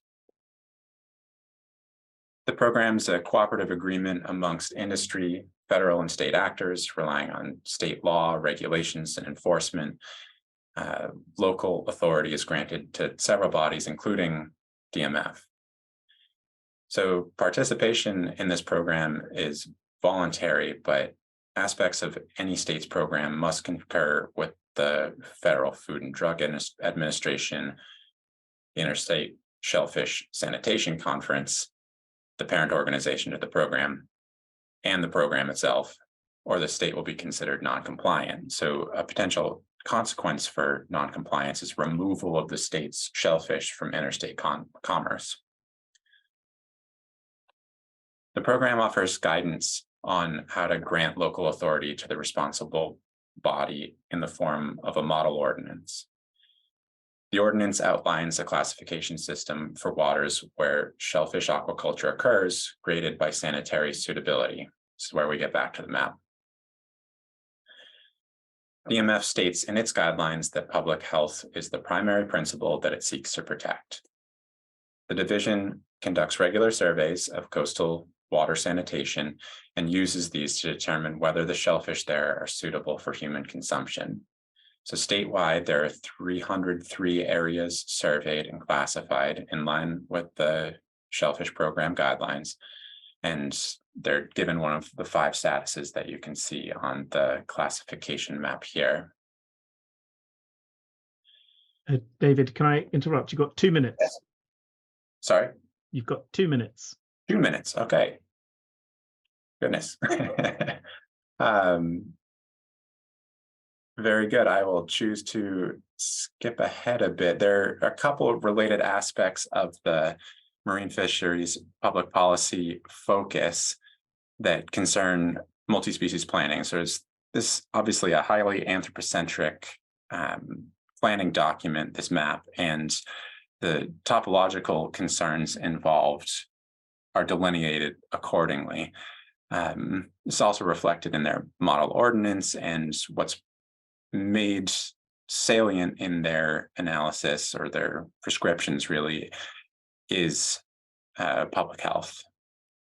This is to the detriment of landscape actors like the oysters themselves involved in Mass Oysters project, and ultimately what's needed is a shift in that topology to allow non-human considerations, i.e. thinking like an oyster, to come to the fore such that we have planning documents and procedures, methodologies, etc., that adhere to their way of being in the landscape.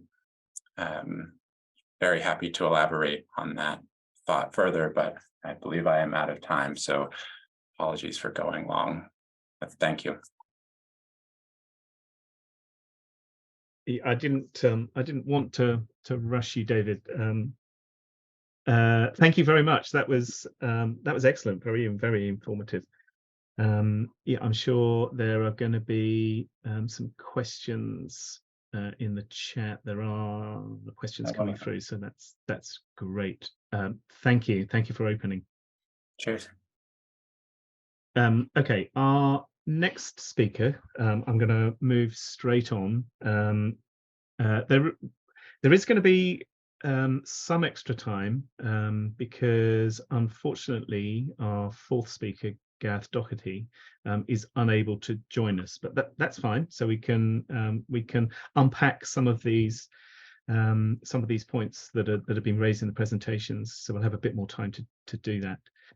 Our second speaker today is Daniel Coombs. Daniel, can you make yourself know? Ah, there you are, Daniel. Fantastic. I saw you come in earlier, so I know you're there. Daniel is a PhD candidate and a landscape tutor at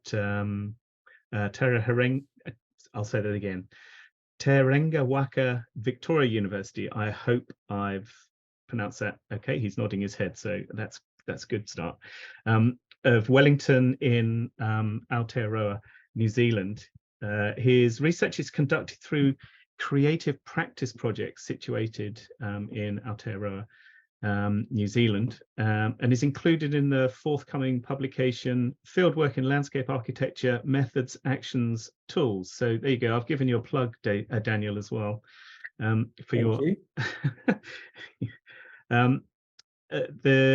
Daniel's talk today, the contemplative collective colonial creative practice encounters with the Wellington town belt. So Daniel, if you want to, you are already, you can start your presentation. Thank you very much. Thank you very much for the introduction. It's great to be part of this event and loved it so far. So I'm speaking to you from Aotearoa, New Zealand, so carrying on this New Zealand theme that Hannah started. And I've changed my title a little bit. It's called Collective Contemplation, Landscape Futures, and Settler Colonial Devices. So in this talk and in my current PhD research, I'm interested in expanding ways of contemplating landscape and the opportunities this presents for foregrounding its collective conditions. For me, this has primarily been about foregrounding non-human entities, but later in the talk, I'll also talk more generally about non-human collectives. So through creative practice research, or some might call research through design, I am rereading contemplation within a Western historical context. This has recently led me towards intersections between contemplation and colonization. For me, in Aotearoa, New Zealand, as Pakeha, which is a non-Indigenous New Zealander, this is more specifically a context of settler colonialism. I'm attempting to investigate from this positionality a range of conditions that attract, around, and tend to be co-opted by contemplative and universal relations to landscape. I'm tending not to define contemplation too tightly, but rather allow it to emerge through my design practice.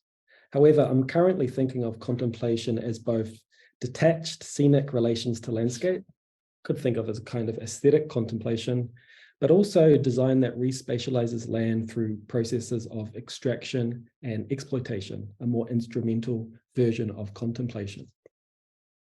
And my approach focuses on representational devices, representational and categorizing devices, which I see as producing a contemplative stance. My interest is in exploring how devices can become collective through a practice I am calling a co-contemplation or a collective contemplation. And some of the landscape devices that I'm referring to, seen on screen that I'll talk about today, is the Claude's glass, plant taxonomy, the contour line, and town belt or green belts. In this talk, I'll introduce a series of these practices, and I hope to show that through this work, what co-contemplation offers valuable opportunities for rehearsing collective representational techniques, enabling and reimagining landscape in settler colonial contexts.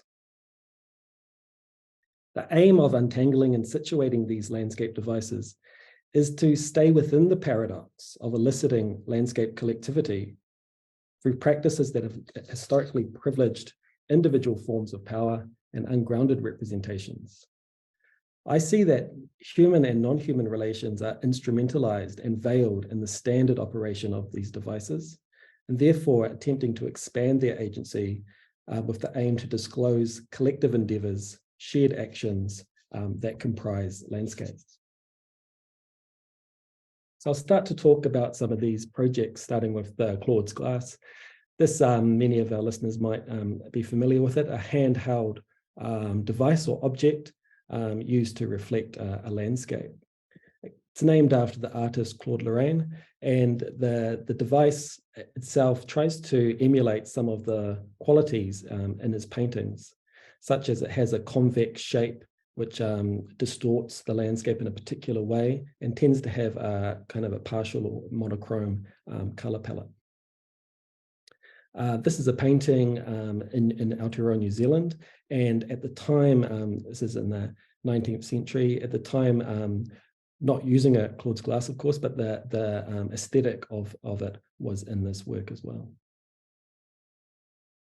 The image on the right here shows someone holding a Claude light glass device, looking back at us.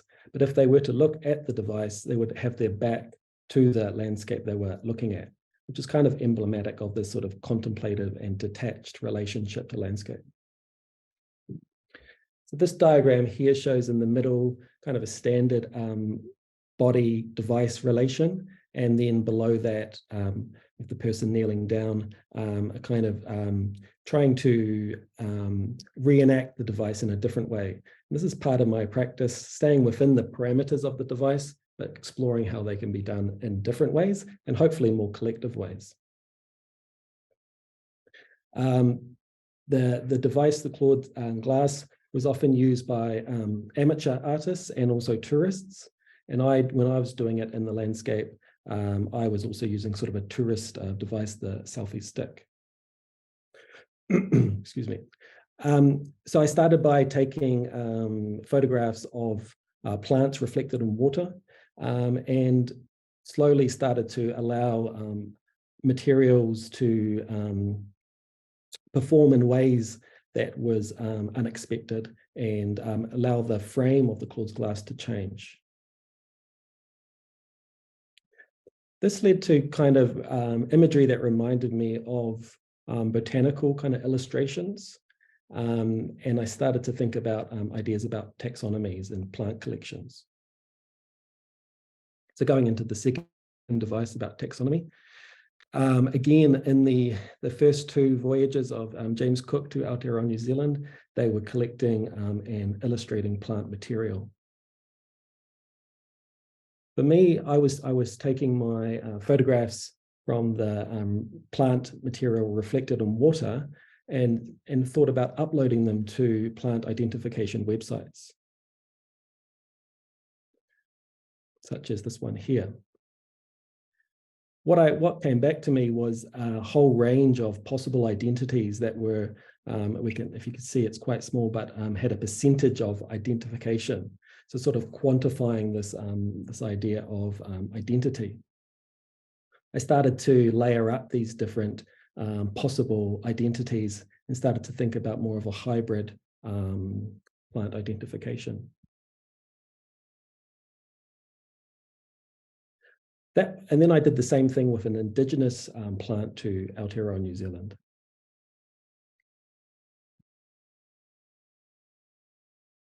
And then compared the two specimens. Sometimes the website would come back with error statements that were quite unexpected, such as this is not a plant, or a bit more helpful, not a plant may be a landscape, or not a plant may be Homo sapien. The third device is the contour line. This is a plan of from 1840 of the plan for Wellington, the capital city of New Zealand. And I'll talk about this plan a little bit more in the second half of this talk. But here I just wanted to show, thinking about contours, here we see the topography depicted not with contours, but more in a watercolor sort of pictorial way, suggesting the steep topography of Wellington. In a similar way to the other devices, I was looking at methods to reenact the device in ways that allowed other material and agencies to enter into the operation of the device. So this involved technology such as walking apps and basic sort of GPS tracking, and walking grid lines of a landscape and taking spot heights, and also walking along contour lines with mapping technology such as Map My Walk. Also sort of studio-based experiments looking at how the construction of contour lines could become dependent on forces that disrupt the operation of it, and then 3D printing these contour maps. So taking a step back and looking at where these small red dots on this aerial of Wellington City, where these experiments were taking place, it came to the surface of my mind. I kind of knew, but it came to the surface of my mind that these were happening within the Wellington town belt or the green belt. So I started to think about this as a device as well. Before going into the town belt device, I'll just take a step back and look at a bit more about contemplation very briefly. James Corner in his Eidectic Operations essay says that landscape is bound into a greater phenomenological range of significance than vision or contemplation affords. And he talks about both a scenic concept and visual regimes. So he's including the ideas of landscape, but also ideas of mapping and cartography and instrumentalizing landscapes. And Rosso Exo Adams, also talking about contemplation, says, our perception of landscape seems trapped in one form of contemplation or another. So it's kind of like this generalized contemplation that I'm investigating as well. Returning to Wellington, both the scenic and instrumental operations of contemplation played a significant role in producing Aotearoa New Zealand's landscape. British colonisation officially began in 1840 with the signing of the Treaty of Waitangi. However, before and after 1840, settler surveyor artists were vital to contemplating and transforming Indigenous land into European landscape. The surveyor artists' images included topographical paintings and urban spatial plans, presented a familiar, scenic, and welcoming environment designed to encourage more people to immigrate. The paintings of Wellington's topography portrayed a landscape through a European spatial sensibility and showed harmonious relations between Maori and early settlers. Just show each of those images again and highlighting the area in that black dotted line where the town belt is, or where the land that is now called the town belt is. The first organised colonial settlement in New Zealand was in Wellington, and it also resembled, like the paintings did, also resembled town planning back in England, while showing advancements in urban planning practices, such as using vegetated public space to mitigate the effects of pollution. So I've highlighted here the area of the town belt. And in the context of this symposium, I found it really interesting that we can think about the town belt as this common shared space that was in the kind of the seeds of Wellington City. It's in the first plan for it. And if we zoom into the plan, it's hard to see, but I'll read it out. The third line down says, the dotted line marks the extent of the land around the town, reserved for enjoyment of the public and not to be built upon. But this public health and collective rationale conceals a core agenda of initiating a capitalist spatiality. This plan is well known as sort of having a systemic colonization in which the town belt restricts the quantity of available land and with the intention that it holds market value. So the town belt has this dual sort of benign and nefarious sort of role playing here. And not to mention the fact that this was Maori land and taken off them illegally and then passed into council from Crown, which made it not eligible to be in the land claims in recent history. So the disposition of Maori land and the restriction of land titles were key issues here. The town belt therefore played a vital economic role by manufacturing a scarcity of land and physically dividing people on either side of it based on their socio-economic status. Here's an image from on the right of early 2000s, which shows that parts of the town belt have been used primarily for Crown land, including my university, Victoria University of Wellington. So here's an image of Wellington showing the pre-colonial historic sites. This has been by a local Indigenous academic, Rebecca Kittle, criticised for actually not really showing all of the sites and only a partial version of it. And I've just laid across the town belt roughly there. So does the capitalist colonial history of the town belt matter to the ongoing discussions about the future of Wellington? Does the history provide ways of thinking and designing in relation to plans to reinstate the original form of the town belt? So these are a whole range of newspaper articles over the last 10 years about what is the future for the town belt. Do we reinstate it to its original 1840 position, or do we develop parts of it? Does it get returned to Maori? These are the sort of futures of this landscape. And just to finish up the talk, I'll just talk briefly about a draft idea for an installation I'm developing in relation to the contour device and the town belt device.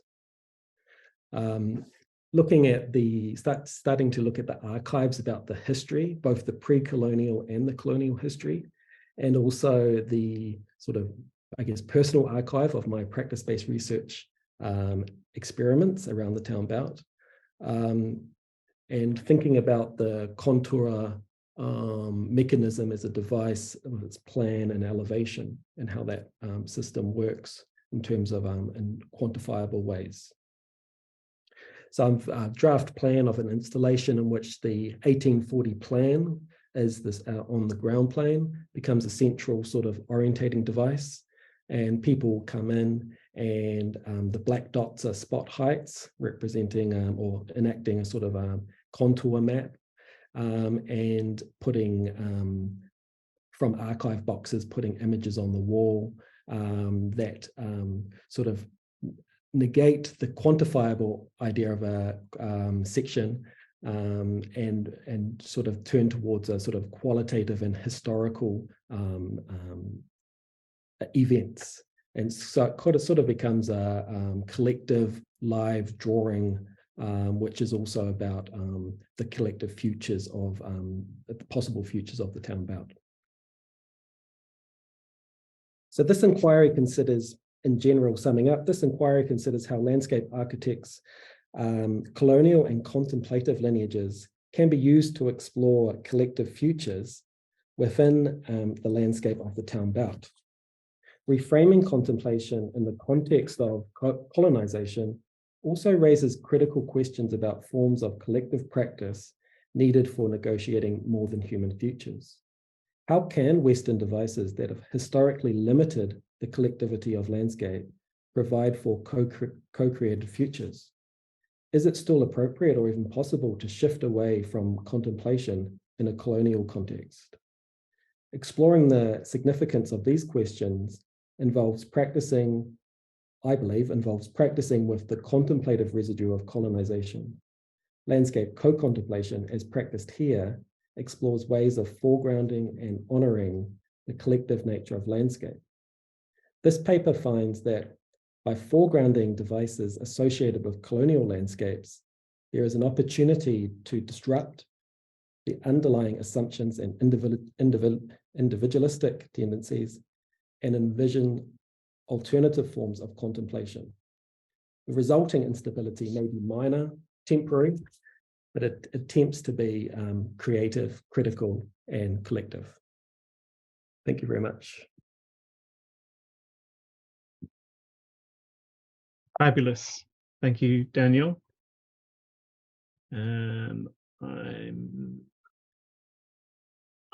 Paula. Paula's here. Hello. Hello. Fantastic. I'm going to go straight into Paula's presentation, I think, and then we'll pull the three of you back together at the end for questions, I think. So let me just run through my introduction for Paula. Now, Paula Olmedo Latoya, how close is that? Very good. Ah, okay, fantastic, good, good. Paula is an architect and assistant professor at the School of Architecture and Design at the Pontifical Catholic University in Valparaiso in Chile. Her research links and develops the relationships between architecture and contemporary dance. I'm really looking forward to this one. And we've entitled your presentation, Paula, as The Body as First Territory or Collective Scenic Compositions in the Territory. So however you want to, however you want to present. Okay, thanks, Paula. It's down to you. Thank you. Am I listening right? Yes. Okay. Well, first of all, I would like to thank the organization of this symposium for allowing me to be here to share with you this experience that we call embodied imaginaries, somatic dialogue between space and bodies as a creative experience of the Laboratorio Rizoma. In an era of redefinitions, such as the one society is currently going through, which seeks structural changes in its socio-natural and rather systemic organization, the body as the first territory and its collective relationship with the environment where it develops must be approached and consciously experienced in new ways that make it possible to deploy the limits of the repertoire we have today. Thus, to bring to presence in body the history of each individual and transform them into active spectators of their present in order to try to build a solid construction for a coming future. Within this context, this presentation seeks to expose the proposal of a creative experience that emerged from the Laboratorio Rizoma, whose research group is composed by the dancer Francisca Silva, the architect Andrés Garcés, the architect and filmmaker Rodrigo Cepeda, and me. The artistic The artistic practice this laboratory proposes a mode of interdisciplinary research that seeks to observe and understand the intangible geometries of human acts and that occur in the living space of the city and the natural territory. These three disciplines that work with spatiality do so from different perspectives: the real living space, the scenic space, and the filmic space, which when crossed allow a polysemic understanding of the act of inhabiting. The artistic practice developed during the laboratory is presented as a device from which to reflect and articulate actions about how collective action in a space is possible, and through the body to generate a dialogue between equals with the environment. An environment thought as choreography, not in the sense of a dance to be interpreted, but as a set of bodies, human and non-human, that come and go and interact, implies imagining that the territory, the city, the landscape, and the architecture are created and constructed from the active participation of all the elements that appear. Intention, from the encounter or disencounter with the other, and from which we are allowed to build a critical framework that serves as a reference for the definition and construction of a world and society in coalescence. To this end, these three correlations are deployed from the embodied experience, which allow us to approach the meaning of what we define as embodied imagination, in order to clarify the understanding and the application of the creative methodology that emerged in the development of the practices of the Laboratorio Rizoma and its condition of somatic composition. In order to understand the role of the embodied experience in space, it is important to mention some scopes of the understanding of the subject body and its speciality, in the sense of this work, indicating that when we speak of body and space as binomial, it is not in the sense of excluding concept, but rather it is considered that the body is not only in space, but that it is a space. The body is the human condition in the world. It's the sensitive place where the incessant flow of things is translated into precise meanings or into a diffuse atmosphere, metamorphosing into images, sounds, smells, textures, colors, landscapes, indefinable sensations arising from itself or from outside. The human being is an embodied being, and it is from this corporeality that it accesses the environment in which it develops. And it is movement that allows the generation of an infinity of envelopes as an extension of the body itself. That is to say, each body can acquire multiple appearances, although the body, strictly speaking, is always the same. Historically, the sense of sight has had the leading role as a source of understanding of the environment in which human beings develop. However, the experience in space requires a deeper perceptual complexity to achieve a better understanding of it.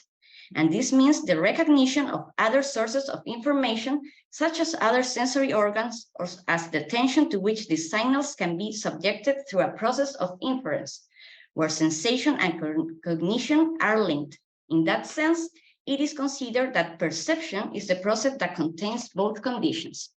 The perception of a space does not occur in the body or in space. It occurs in the relationship that is established between the body and the space.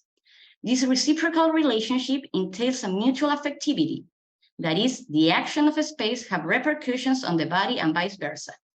Implicit in the embodied experience of a space is the possibility of recognizing the size and shape of things or physical space, insofar as the body resorts to its own shape and size, that is, what it understands of itself, as a point of reference or comparison to look at and recognize.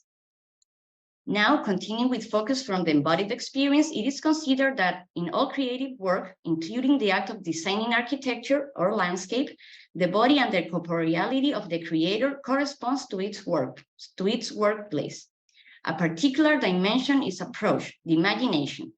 Two theories of imagination described by the architect Maria Auxiliadora Galvez in the Laboratory of Somatics applied to architecture and landscapes are taken. The first one is the inventive imagination based on the philosopher Gilbert Simondon, and the embodied imagination established by the philosopher Mark Johnson. The creative experience developed by Laboratorio Rizoma, which took place in the Ciudad Abierta La Merida during 2020 and 2021, shows the practical application of the concepts mentioned above. The experimentation and confirmation of embodied imaginaries has been configured as the creative methodology of the laboratory, proposing patterns of observation, permanence, and action, which provoke a different perception and interaction with the environments, modifying, for example, the temporality and functionality of a space. The path, the action, the gaze of individual body define the frame, its extension, and the way of encountering the space, relating to it through integration, coexistent or counterpoint as a dialogue between body and material, between individual and place. Thus, this corporeal spatial dialogue is understood as choreography, like I mentioned before, not in the sense of a dance to be performed, but as a practice that deals with the organization of body, human and non-human, in the environment.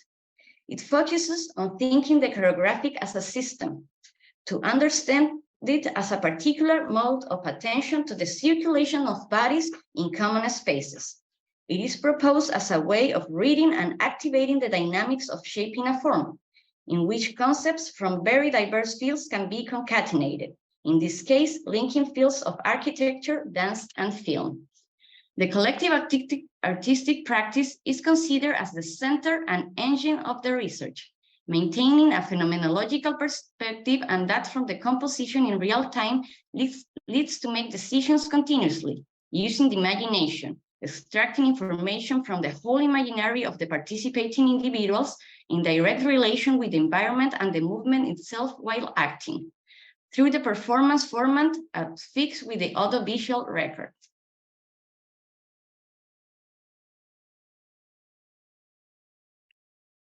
Going deeper into the creative process of the laboratory, we can indicate that each practice corresponds to a circle of 4 phases. The first one is recognition of the environment, the space and the bodies, human and non-human, with which to interact are observed and experienced, that is, perceived, recognizing their resources, their accumulated layers of information, and their conditioning factors. The second one, we call it imagination scores. Open instructions or small guidelines are created in order to establish relationships between the environment and the elements of action. This should be open in order to provide freedom and infinite possibilities of interaction. The third one is called action reflections. Scores are tested on site, actions are carried out to establish a real relationship with the environment and to be able to evaluate their consequences and possibilities of change. And the last one is the invention performance. Realization of the planned action chosen and modified among the test after the reflection process, that is to say, the decanting into a creation. This cycle can be repeated several times until the definite design of an action or artistic piece is reached. In it, affective relationships are established with the environment, the creation of symbols to be used, and the stimulation of the imagination that has been previously exposed, allowing the form of the final product, the invention creation, to emerge directly from the process. From the experimentation and search for movement of bodies, ways of developing with the environment and of composing themselves among them, which have allowed to constitute the common starting point of the laboratory, it approaches a theoretical foundation that allows to consider this creative mode as the basis to imagine possible worlds, to use utopia for the generation of the conception of a space today, and through the experience to be able to transform life. Thus, it is linked to the notion of soma, which refers to the living body integrated from its phenomenological and biological existence, that is, from the total consciousness and experience of the body that experiences from the inside and in movement in relation to space. In this sense, the somatic perspective invites to create a space, to liberate movement from its limitations, from its habits, from its everyday life, to leave empty space for a new space to emerge, inside and outside the body. This space is physical, but also a metaphor of how the spaces that are inhabited can be modified or transformed through the attention to how the individual moves in it and what it generates as a result of its respective movement. In this way, it is thought that the kinesthetic experience creates the space where it occurs, and in turn, the spaces shapes it, proposing that there is a continuous dialogue between a space and movement, where the separation between internal space inside the body and external space to the body is a fictitious separation, only a thin semi-permeable membrane, where the skin acts as a border. The environment enters the body of the individual and modifies in a very direct way what is considered interior. It is not the same to be in a hard environment than in a sandy one. It is not the same to wear shoes on them than not to wear them. It is not the same to perceive the density of the air as the density of another body. The following themes has been explored: the spatiality of the body, perception, imagination, and improvisation, and the somatic perspective as a creative method. Components of connection and complementarity between them are observed and defined, so that extrapolating qualities and capacities useful for creative production in disciplines that study the relationship between body and space can be enhanced. From the above, it is established that in order to create, it is essential to stimulate the imagination and explore its limits, to transcend what already exists. Imagination is intimately linked to perception, and the proposal to work it and refine it from the movement is in real-time composition and a somatic relational perspective with the space would imply an improvement in the sensitive capacity, that is, it would allow to make the bodies more permeable to the environments, to affect and be affected with greater intensity. In this sense, the laboratory considers fundamental the synergic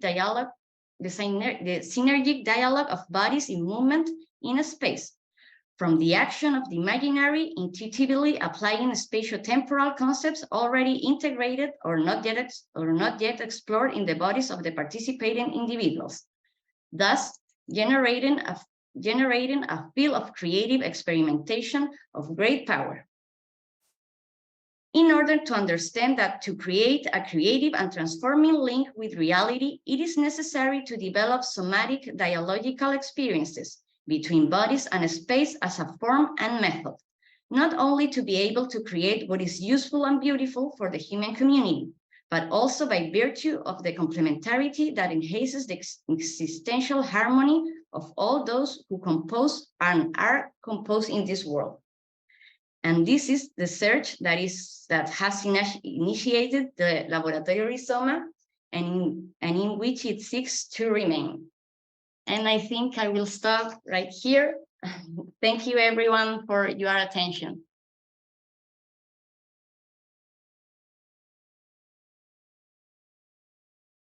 Thank you very much, Paula. Thank you. That was fascinating, actually. Okay, if we can have David and Daniel back in, that would be great. Okay.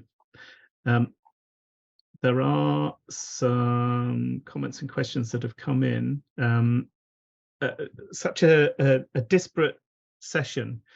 I'm struggling to see sort of commonalities, but I'm going to do my best, so bear with me. So David's talking about sort of non-speaking actors within landscapes, environments, with his oysters, and I was thinking about a connection between the oysters and Paula, your choreography. I wonder how oysters would dance through their habitats, and that kind of brings us back also to the tumbleweed. So tumbleweed could be kind of associated with a sort of a dance through the landscape. So that to me was quite interesting. Daniel and indigenous peoples and viewing landscapes, and I guess there's something about mapping as well. Mapping is always problematic, right? As soon as we start to map stuff, it becomes political in a sense. Paula, your engagement with the landscape also through a touching movement and some beautiful sort of choreography and movement through landscapes. So I'm going to have to come up with a question. Actually, what I do know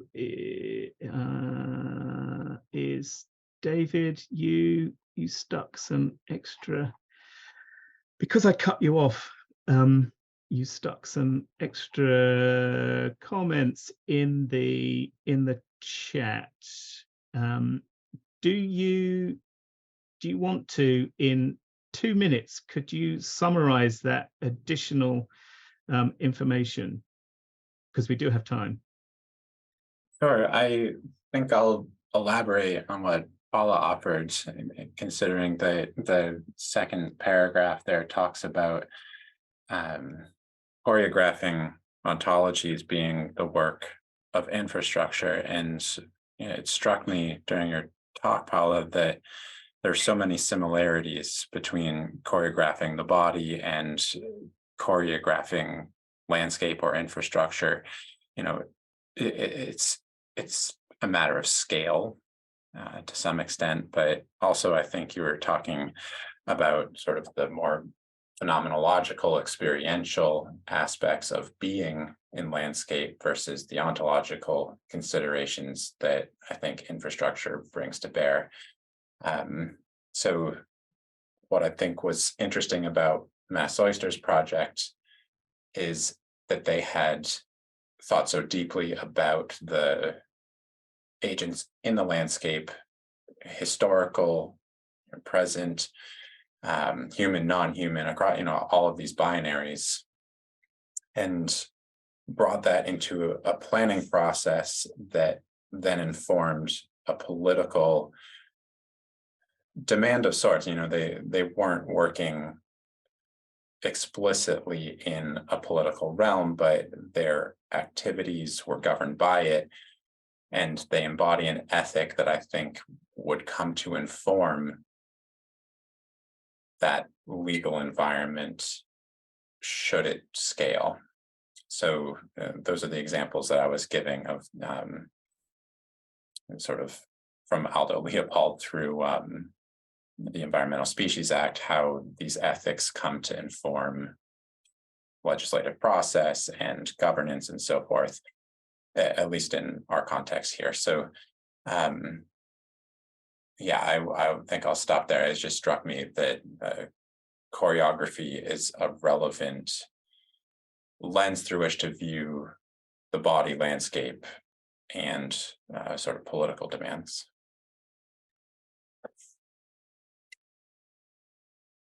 Yes, thank you, David. There's been some interesting additions to the chat that, specifically about dance. Hugh, one of our students, Hugh Chapman, is the dance of limpet and barnacles. He's given a link there. I've not had a look at that link, but that might prove useful. And I guess there's kind of certainly with David and Daniel, the sort of the political tools, the legislative tools that kind of brought into your two presentations, sort of the limits of what can and cannot be done in terms of oysters in your presentation, David, and Daniel, also the sort of imposed Western limits on what can and cannot happen on the outskirts of the city. And I was drawn to something in your presentation, David, about a conversation that I've had elsewhere is how can it must be possible to pull together sort of marine conservation zones and other grey infrastructures, other sort of more sort of solid infrastructures, and it was something that came up over a discussion over wind farms. And because wind farms are so, offshore wind farms certainly in the Channel and off the coast of Scotland, proving to be incredibly important and certainly in terms of our energy delivery looking forward, and how can those two be brought together? So there's sort of this conservation issue embedded within the whole sort of planning of wind farms, and because at the moment you've got fishermen who are up in arms because they're unable to, their range of available fishing is being diminished through both conservation areas but also through the wind farms. And if those two could be brought together, then you're satisfying the two into one, which has always struck me as being something I'm sure people have looked at that, but I'm not sure people have looked at that. But anyway, do you have a comment on that?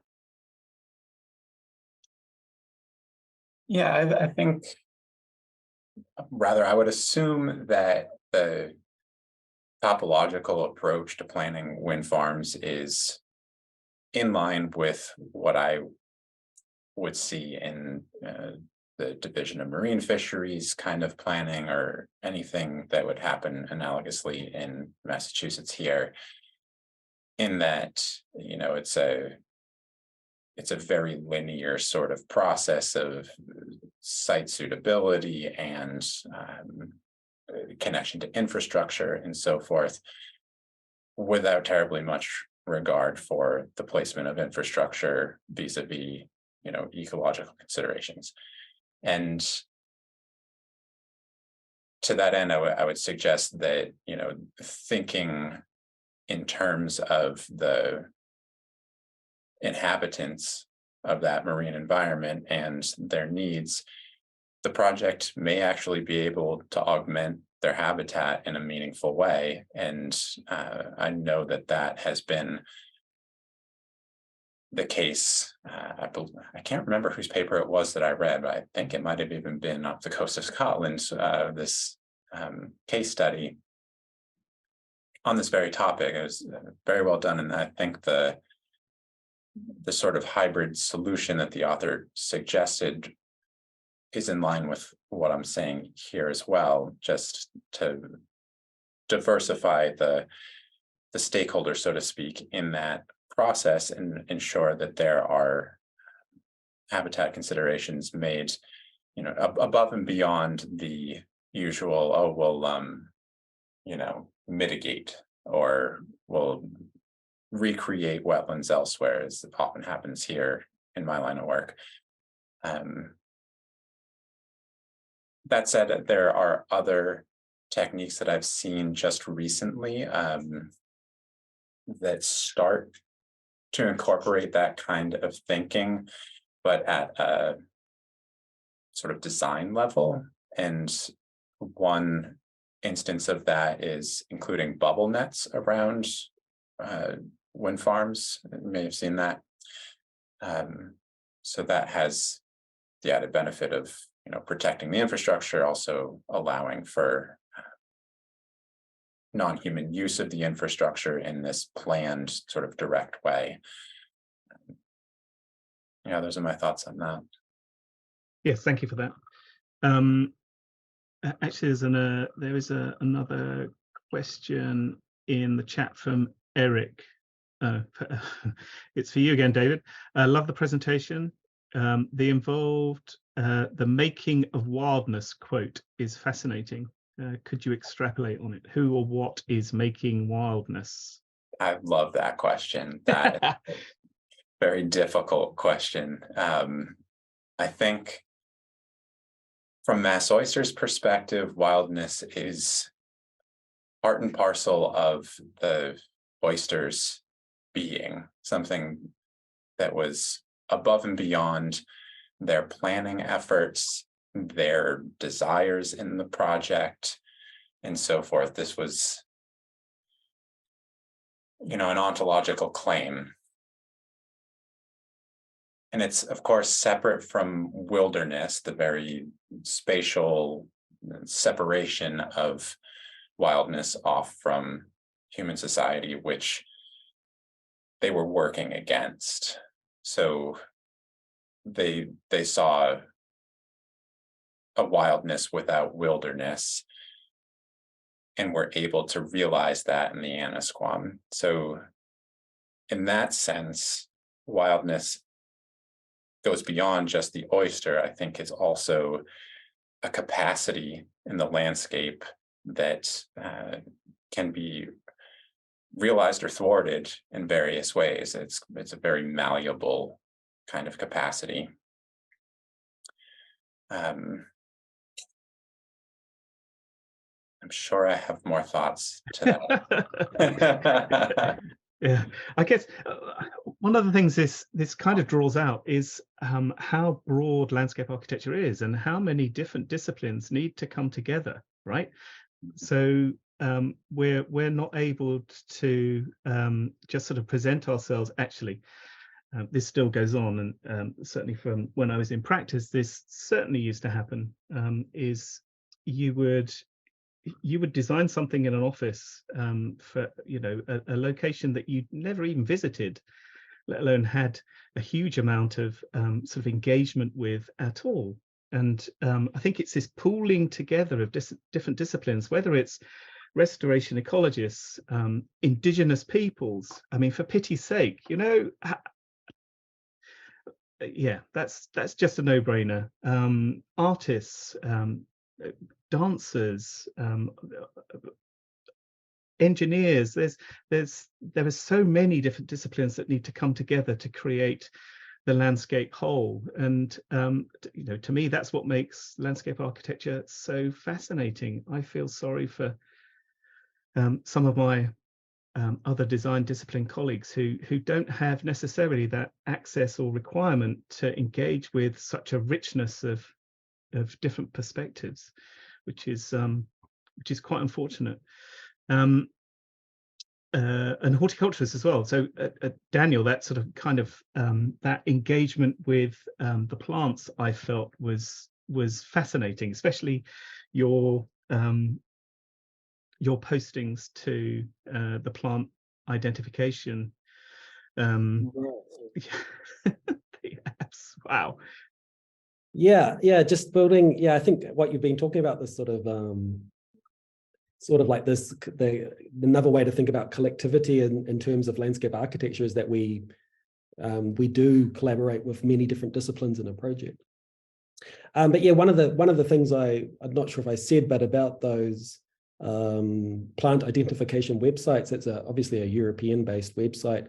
And in a similar way, when on Cook's voyages out to New Zealand and collecting plant material, they'd take those back, or brief sketches of those, back to England, where they'd later be developed into more refined pictures. And it's in a similar way I was doing, is sending, in a digital way, sending it back to a European website. But yeah, horticulture, yeah, vegetation. And I guess there's this complete disregard as well to endemic species, indigenous peoples, and that connection with plants. As soon as those plants came back to the Western world, they were given this. We went through all of this sort of classification process, and all of that was lost. Yes. Yeah. And I guess it's starting to be rediscovered now. There's certainly an increase in ethnobotany now, probably that's never been so strong. So I guess some of that will be rediscovered. Absolutely. Yeah. Daniel, I have a question, if I might interject. I'm curious about the role that you see the apps playing. It seems like there's an obvious colonial dimension to how these things are built, how they operate politically. I mean, even as you elaborated, the methods that in which they're put to use. And so I wonder about the affective relationships that those apps engender, and whether, actually, I'm just going to leave it at that, and I will maybe frame up a different question depending on your answer. Yeah, it's a great question. It's not something that's maybe in the forefront of my research, but it's definitely something I'm interested in. Because at the end of the day, I think I'm starting to realize that these devices, whether digital or analog, are representational, producing images of landscape, which have effective responses, and for myself, making them and collecting them and also presenting them to people. And I guess, yeah, there's this trying to find sometimes I could say non-instrumental or non-standard ways of using the device that I guess the idea of it is it does have some sort of affective work on people or non-humans. Yeah.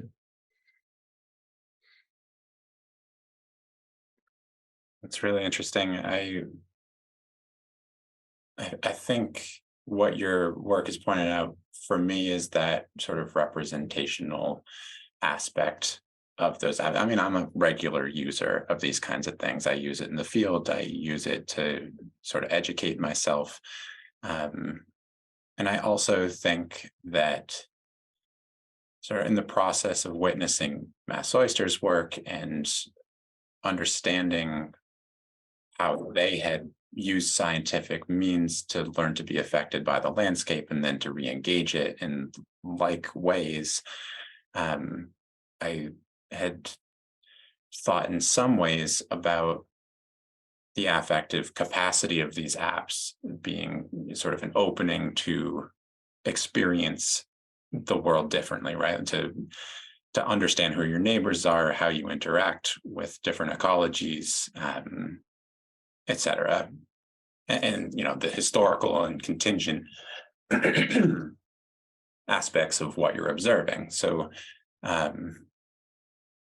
for me, it's been a mixed bag, because obviously it's happening through this highly mediated, even colonial kind of apparatus. And as you say, it's sending data back to Europe, and there's a supply chain issue of the device you're using and how that's come to be through extractive production and so forth. So it's tangled up in this really messy, very convoluted, ethically speaking, kind of situation. And I think it's interesting that it has equally many sort of consequences, the way that you're describing it. It's also interesting, some of those online plant identification websites are kind of like citizen science communities, aren't they? Where people, like the images that I get sent back when I upload them are images, photographs that people have taken and put onto the website. And I guess the algorithm learns from the community's input into that. So, and I think you might have mentioned it in one of the previous speakers about how collective ideas of collectives can at some points turn instrumental and have nefarious sort of, or not can, but they do all the time. And it sort of like seems like a balancing act between collective for the good or not. Yeah. And it's interesting compare and contrast that sort of use of technology with Paola's work, which is much more sort of physical, direct, raw physical engagement with the site. I've got many questions for you, Paola, and the sort of the choreographed movement in some of your work. I'm guessing sort of some of that. How much of that was highly curated, highly choreographed? How much was that? How much of that was sort of direct response of the participant?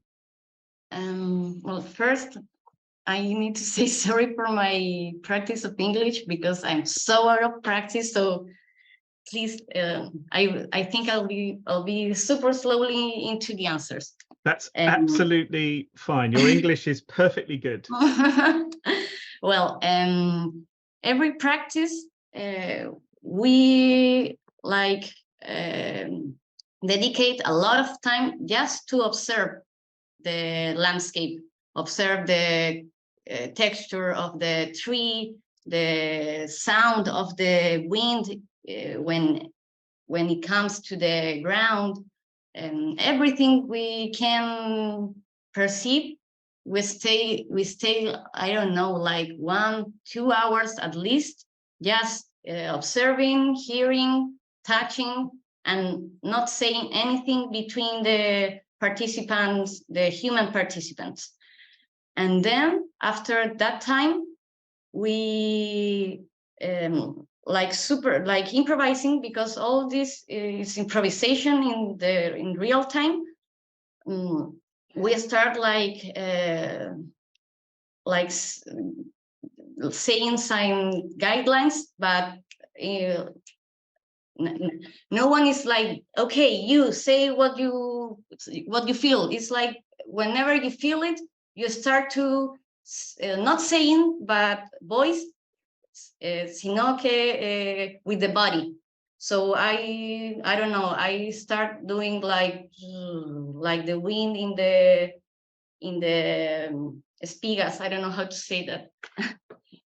And then with all those movements, we create this choreography with all the time, one-on-one, inventing something. And we define that, okay, this will be the 10 movements that represent the observation of this place at this moment, at this date, and this time. Because all those videos, like where we were in the woods, we not only did that only video, we did like, I don't know, 10 videos in the same place. I just show you one of them, but of course every single day was a different choreography that appears. I don't know if I responded, but I think I'm getting close. Yeah. That's absolutely it. So it was individuals' direct response, and then that comes together to create the sort of the collective performance, which is exactly. Yeah.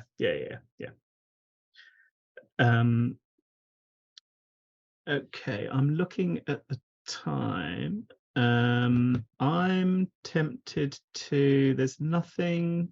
Unless either Ed or Nushka can highlight for me. I don't see any other questions in the chat. So I think we're probably going to wrap it up there. I think more dancing, that's what's required. Certainly more barnacle dancing, more oyster dancing, more plant dancing. That's what we need. Okay, thank you very much to my 3 presenters in this session, David Morgan, Daniel Coombs, and Paula Almeida Latoya. So we'll wrap it up there for the morning session. We're a couple of minutes early, and then we're coming back for the 3rd session at the 1:45. So thank you very much for attending, and thank you for the presenters. Thanks very much. Thank you. Cheers.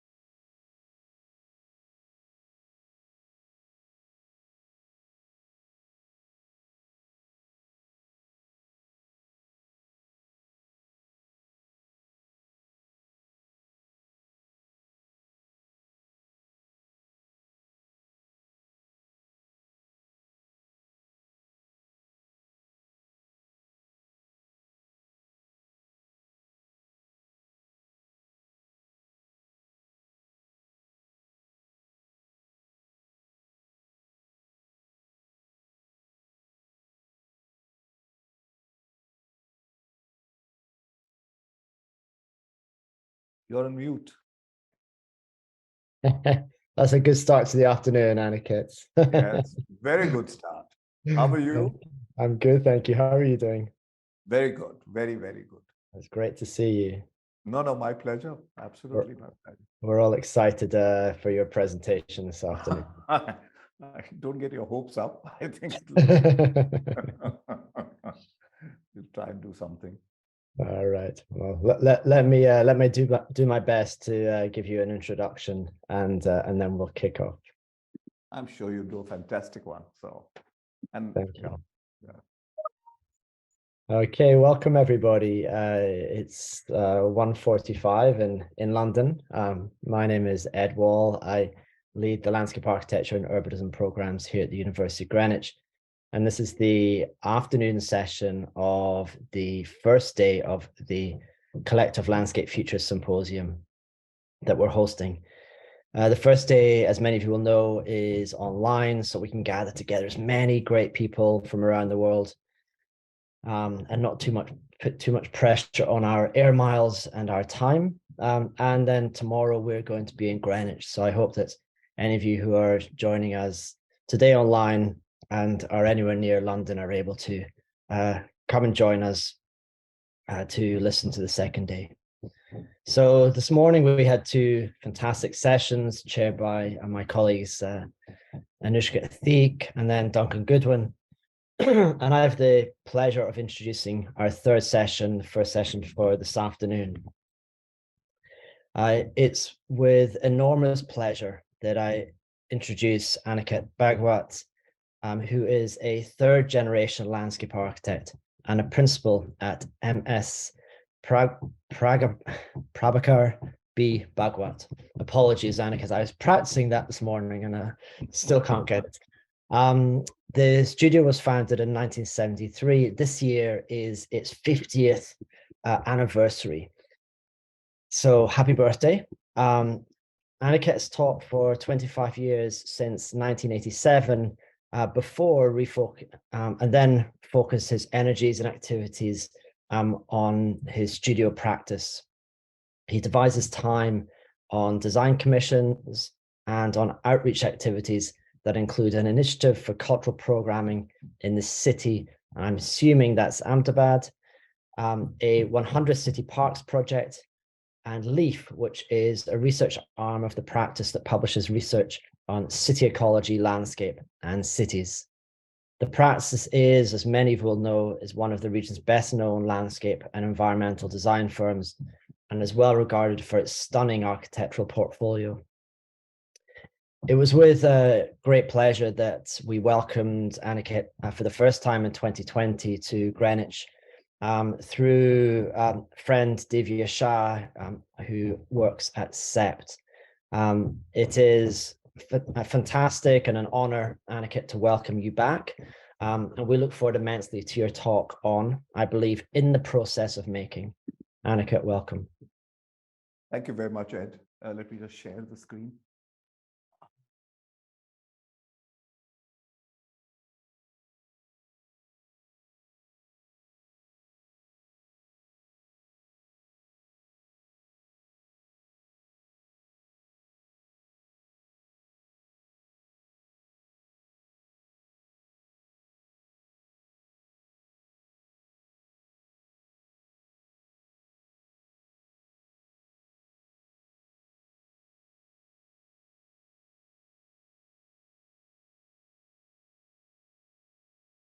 Is the screen visible there? It looks like it's just coming. So I can only see the presenter view. So maybe if you switch it out to presenter view, it might help.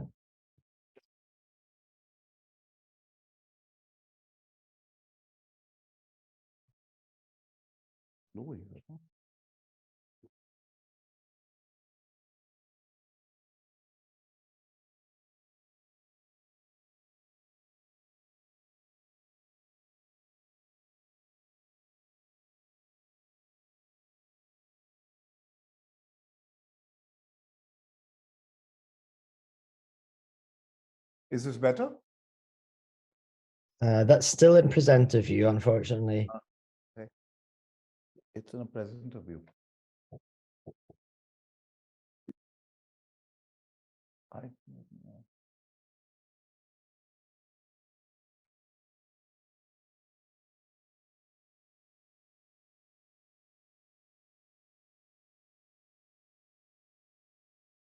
Perfect. Now, oh, great.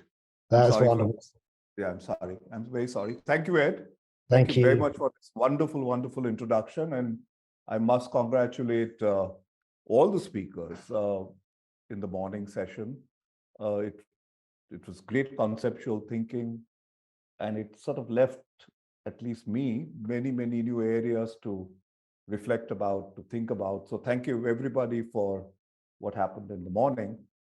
So my talk is called In the Process of Making, and it's in 3 parts.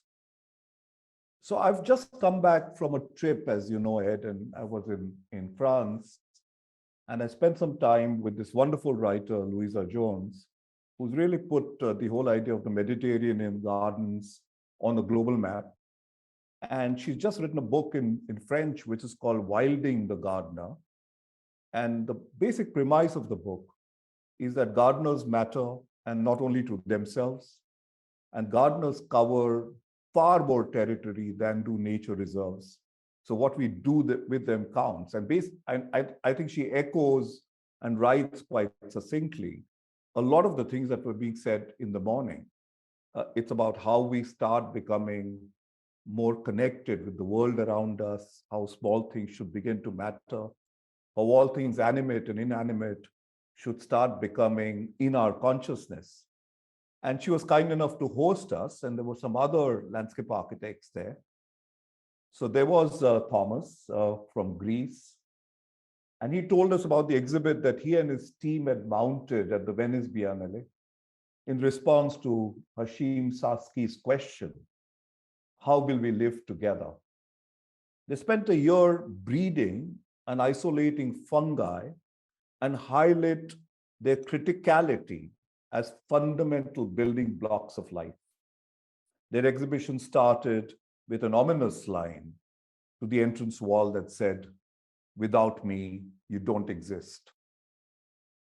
And then there was Miguel, the ebullient Argentinian now settled in France, and his practice called Coloco showed how they galvanized several communities to take affirmative action and reclaim land in cities and plant and tend to them. He talked about the sense of ownership, pride, and a better life that was gained and instilled.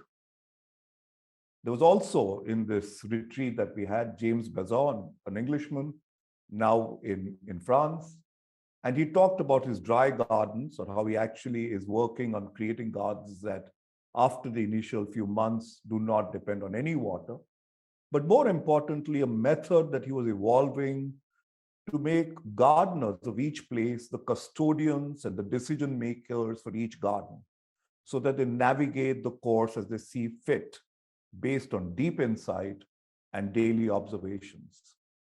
And finally, we had the legendary Gilles Clement.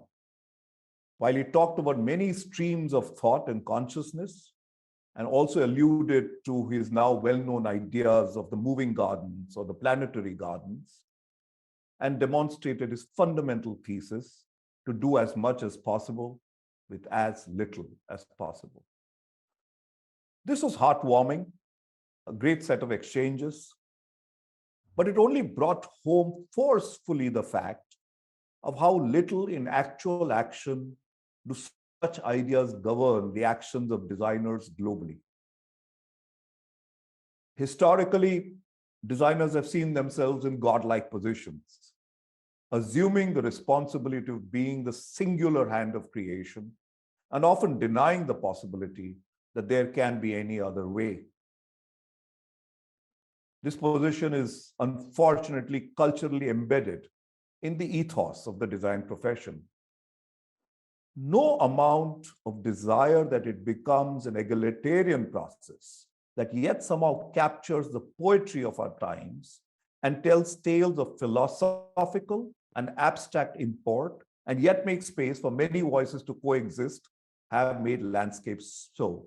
To explain, and this I think is important, collaborative work often has demanded that it be seen only through the lens of the effort of collective action. Implicit in this assumption is that this action is the adequate cause of celebration. Landscapes today remain products of highly choreographed minds that seek at best a selection of specific skills to address specific components of work, but rarely are spaces where their paths and goals get formed through continuous and fluid discussions, and where subsequently their life traverses the same trajectory. We heard this morning, and I'm sure tomorrow and the rest of the day, we will hear many ideas that will try and navigate a clarion call for the change in thinking. I, however, thought that perhaps it was also needed in this forum to talk about the very heart of praxis, to turn the gaze inwards and gaze how on a daily basis and examine how on a daily basis we as designers can or do construct our actions. At another time, when in a forum such as this, where topics range from ideas of landscape conservation, ecological planning, landscape urbanism, I had chosen to turn the gaze on the small domestic garden, arguing that it was the petri dish in which ideas could be studied, experimented, and then deployed on larger scales. In a similar vein, I argue that the construct of a design practice is the fungi of the profession. It is indeed its fundamental building block, and we unfortunately do not spend too much time thinking about it.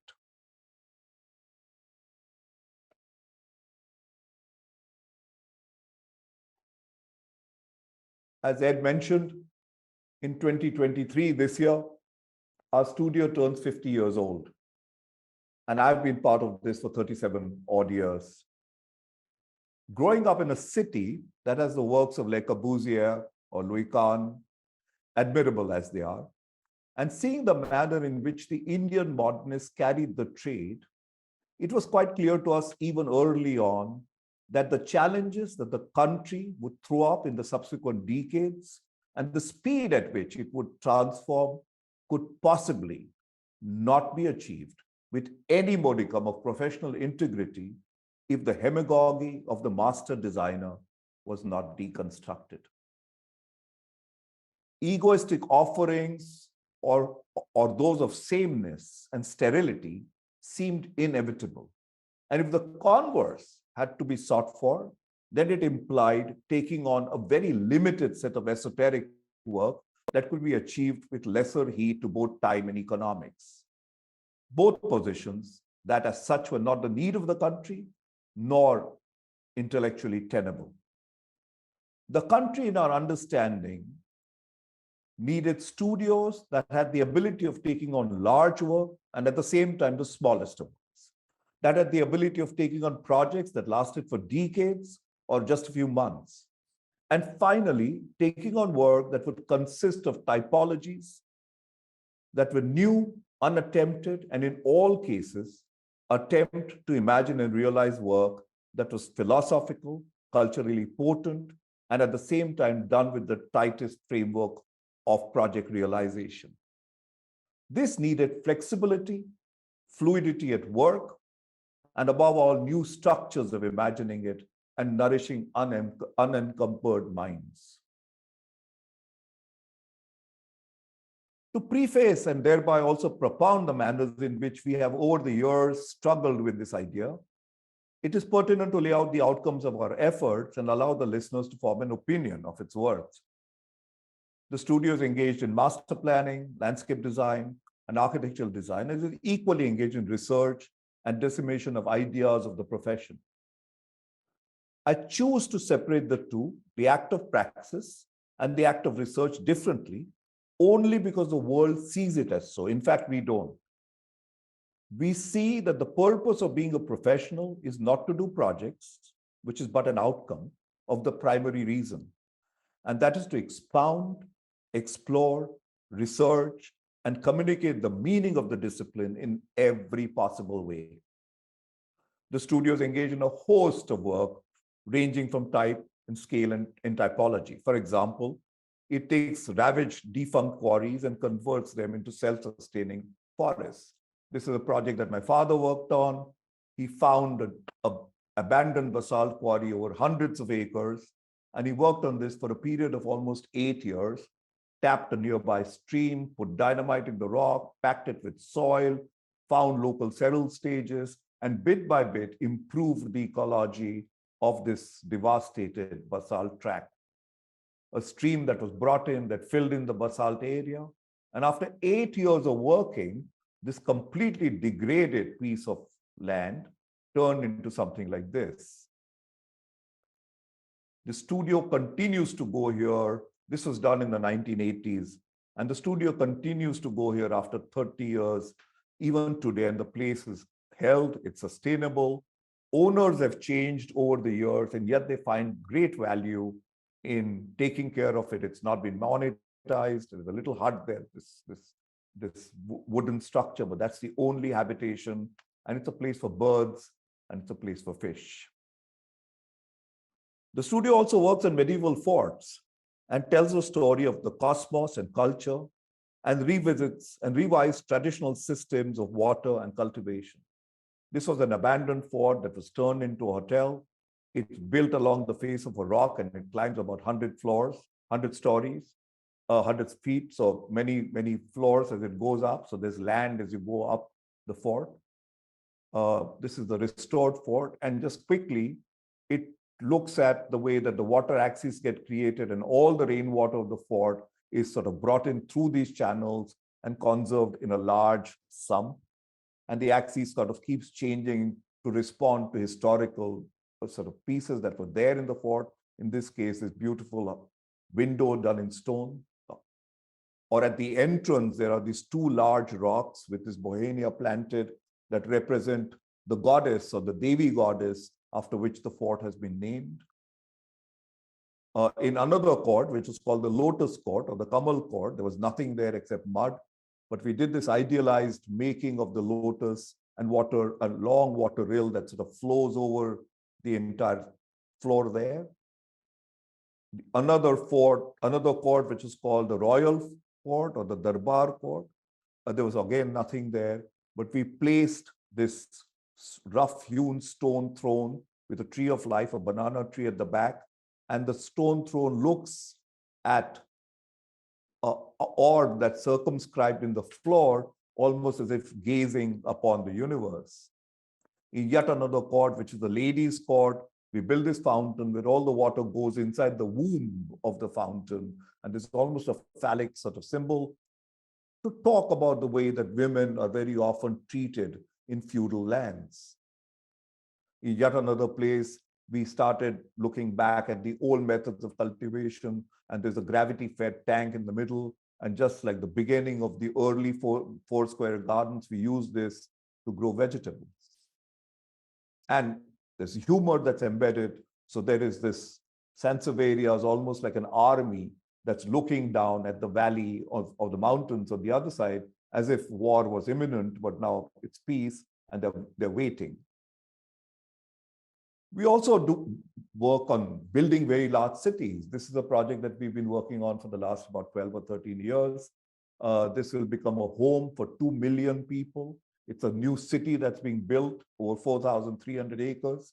We do the master planning for it. We do the street networks, the landscape, the residential courtyards, the art advisory, the infrastructure coordination, and just some images about the way that large parts of this city have started expressing itself. So the streets of the city, the road networks, the pedestrian crossings,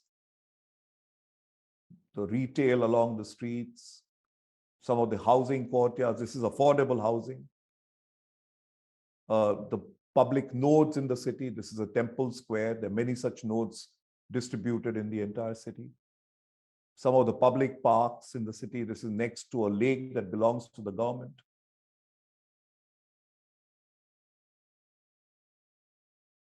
another park which is connected with the sports complex. This is a project that will go on perhaps forever, certainly way beyond my lifetime, out of 4,300 acres, and there's more land that's being attached every day.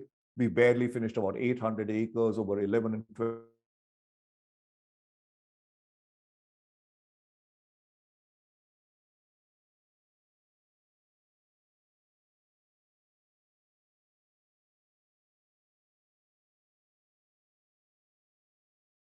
Sorry, Aniket, I'm not sure if you can hear us. I think your Zoom has stalled. Sorry, hello? Sorry, we missed you for 20 seconds. Apologies. I think your Zoom stalled for a moment. Oh, okay. Is it working now? Yeah, that's much better. Yeah. Okay, so do you want me to go back or is this fine? Just the last 30 seconds of what you said, we just missed, that's all. Right. So this is a city that we've been building. And for example, this is a public park next to a government sort of lake. And this area is about 4,300 acres. And over 11 years, we barely finished about 900 acres. So this project clearly is going to last way beyond my lifetime. And it's going to go on for much longer. And the idea is even in large projects like this, sense of detail is right. And at the same time, there's art embedded in it, some idea of abstraction embedded in it. We also do very, very small gardens. These are, for example, two very, very small gardens, barely a couple of thousand square feet. And even in them, I mean, the planting is done in a certain manner, but there's also a sense of space that gets created in these very small gardens.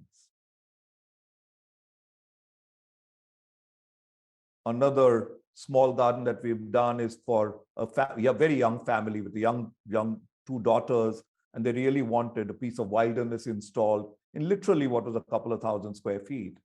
And this is how that garden looks now.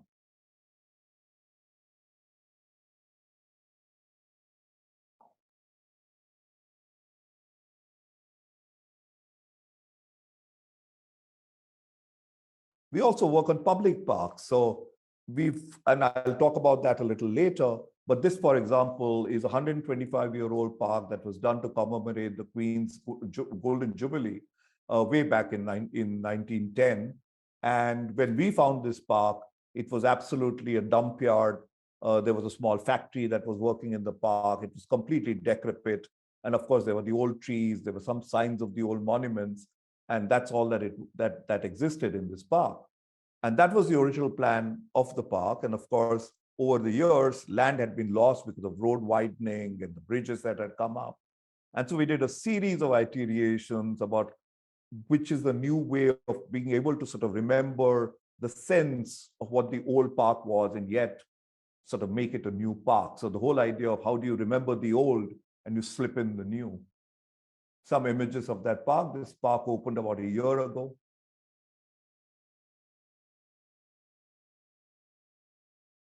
The park has got many interesting planting narratives from planting that was done in the 1950s in Ahmedabad, in the city, and the kind of plant material that was used then. And as you transgress through the park, the planting starts becoming wilder and more native. And it really tells the story of the way plants have been looked at in our city.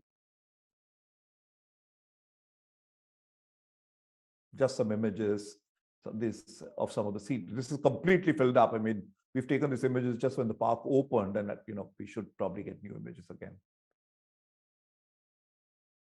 The old water bodies were restored and replanted. That's the place where Queen Victoria was. The statue has been taken to the museum, and we are trying hard to get her back. Some of the sit-outs in the park. Some details.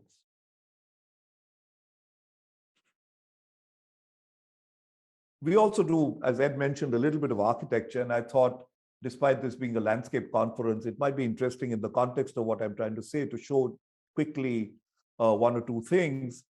This is, for example, an office building that we've done, and the office building was inspired by Paul Klee's painting, Uncomposed Objects in Space.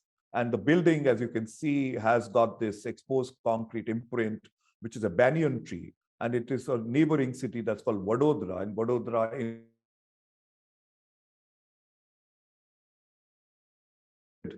on the concrete. the entrance or the space itself is this boxes that hang up in space, almost like objects in uncomposed sort of space, almost precariously hung there, almost seeming to implode and yet very, very still. You go down to the basement, and the basement is also, it's a parking basement, but it also acts as an art gallery. And it's a beautiful sort of basement, which is actually done for parking, but because of the nature of the basement, it gets used for concerts, exhibitions, talks, and so on and so forth.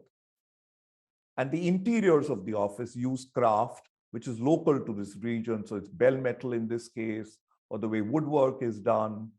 I'll just go through quickly, or the way that textiles are used. There's a gallery in this space. The way art happens up on the roof, or the way that tribal painters are brought in to paint parts of the studio, or the way copper is done by people who live in the desert nearby, and they work on copper with special salts and change the color of copper, or the way woods are happening with special lap, and they represent animals, or the way lamps are done, and so on and so forth. Another building, again, quickly, again, the idea of craft, the idea of firing bricks. So all the bricks are specially fired for the project.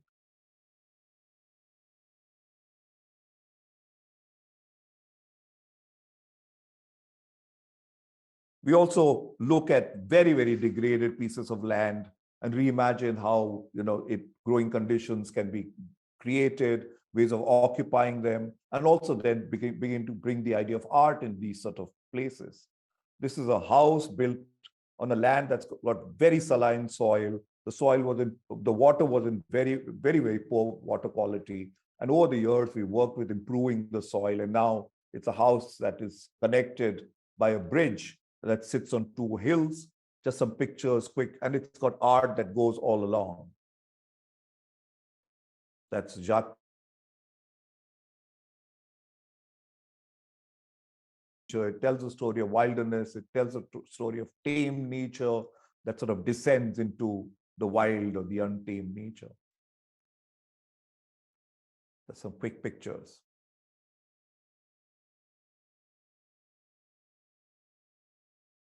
This place for concerts, theaters, place for art that's embedded in the water. We do workplace environments. This is an office of a large corporate building, a large corporate house, and it tells a story of water, tells a story of islands for birds, tells a story of a museum of lost trees, tells a story of productive quadrants of growth for food and vegetables, tells a story of thin grasslands. And it's sort of, despite being for a very large company, tells stories of empathy, tells stories of humility, tells stories of ecology. Some images of this project.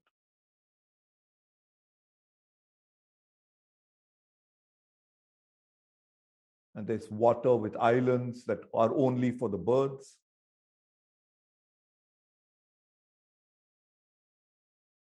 Or places where food is grown. Or a museum of lost trees. So the court of lost trees, where really all the trees that we're beginning to lose in our cities, specimens are bought and planted in each quadrant.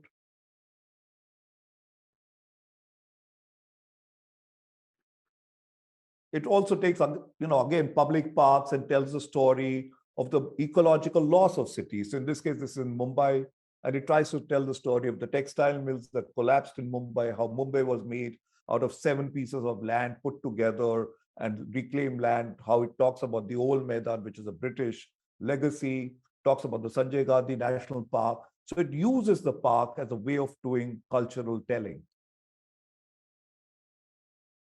The floor of the park, for example, is done in concrete with metal pieces embedded in it, almost as if you're walking on the ruins of a textile, or the ruins of the textile mills, or the graveyard of the textile mills. The story of the hanging gardens, the plaza that looks like container yards from the top to sort of make a connection with Bombay's relation with nautical history. Swings that bring in the idea of nostalgia, and so on and so forth. Over 50 years and over hundreds of projects, the office tries to bring rare focus, a high degree of realization, sharp specificity of narration, and tries to breathe abstraction and poetry in each work. This clearly cannot happen by the mind of one individual. In our thinking, it's almost impossible. It can or does happen because we try and construct new ideas of collaboration, sharing every day. So let me begin by expanding on the point that I alluded earlier. We strongly believe that the purpose of being a professional is to expand, explore, and communicate the meaning of the discipline. This is the sole purpose. Doing projects that may improve, dignify, or make more refined the human condition, or occur financial gain or social acclaim, are just byproducts of the principal aim. To do this, we use all tools that are available to us. 16 years back, we set up a not-for-profit charity arm in our studio called LEAF, or Landscape Environment and Advancement Foundation, which is largely funded by the proceeds of the studio. It has in this time brought out close to about 35 publications. And in all these, the stress is on the primary observations with topics that are esoteric and in almost no direct manner aid the design projects of the studio. Almost all of them have been initiated by the thoughts of young researchers who worked on them, and the studio has not steered the conversation to choose topics that could serve its larger area of work. We hence have documents of a young intern who followed a cow in the city and had two cows, one that followed in the old city and one that followed the new city. And based on the manner in which she followed the cow, she started trying to make a comment on the nature of urbanity that expressed itself. Or we have somebody who went in different parts of the city and sat for months and just observed how birds habited parts of the city, the kind of birds that habited parts of the city. And as you can see in the right-hand corner, made bird maps of the manner in which they would swirl and fly. We have somebody who went across the entire city and measured sound and really made sound maps of the city, which is more a conceptual map, but a very detailed sound map of different parts of the city, just to understand how the city sounds in the morning, in the afternoon, in the night, on a festival, and so on and so forth. We similarly got somebody to walk different parts of the city, and this researcher went and just smelled the city and made smell maps of the city. What happened in the spice markets, what happened in the flower markets, what happens in other parts of the city. And the entire city is mapped with the idea of just smell. Somebody in the peak of Indian summer, and temperatures go to 44 degrees here, went and set up thermometers at 7 different locations in the city and dashed from location to location over months and started creating heat maps of different areas of the city. When COVID happened, we started interviewing a bunch of interns, and people in the studio started talking to people and brought their real life experiences of what changed in the time of COVID and mapped and documented it just so that we don't forget. They've made emotion mapping, which I won't get into. The other thing that we do also is that we offer a fellowship, and that fellowship has led to 2 brilliant books. One that is called Transgressing Wilderness. This is a book by Rushika Khanna, and it takes the idea of how do you start perceiving wilderness from a spatial and a sensorial and an emotive manner, not necessarily from an ecological manner. So she talks about the outer core, the middle spaces, then the next layer of movement, and then the inner core, and what happens and what changes in each one of them in the manner in which you perceive space, you perceive the sky, and so on and so forth. So it's really about talking about the wilderness construct from an emotive or a spatial sort of way of looking at it. The other book that happened was something that was called Outgrow. And here Dara, Nishant, and Parita went out and they started collecting wild plants that happened around our city and started finding spontaneous communities, and then took a plot of land and started planting all of them to see how they would behave with each other almost for a period of 1 year, and then started creating plant dockets of this kind. Both have been very, very interesting and valuable books, at least for us in the country. We recently did a competition where we invited people to talk about the idea of the garden without describing the garden. We had 75 entries, we shortlisted 30, 12 were selected, and finally became a book.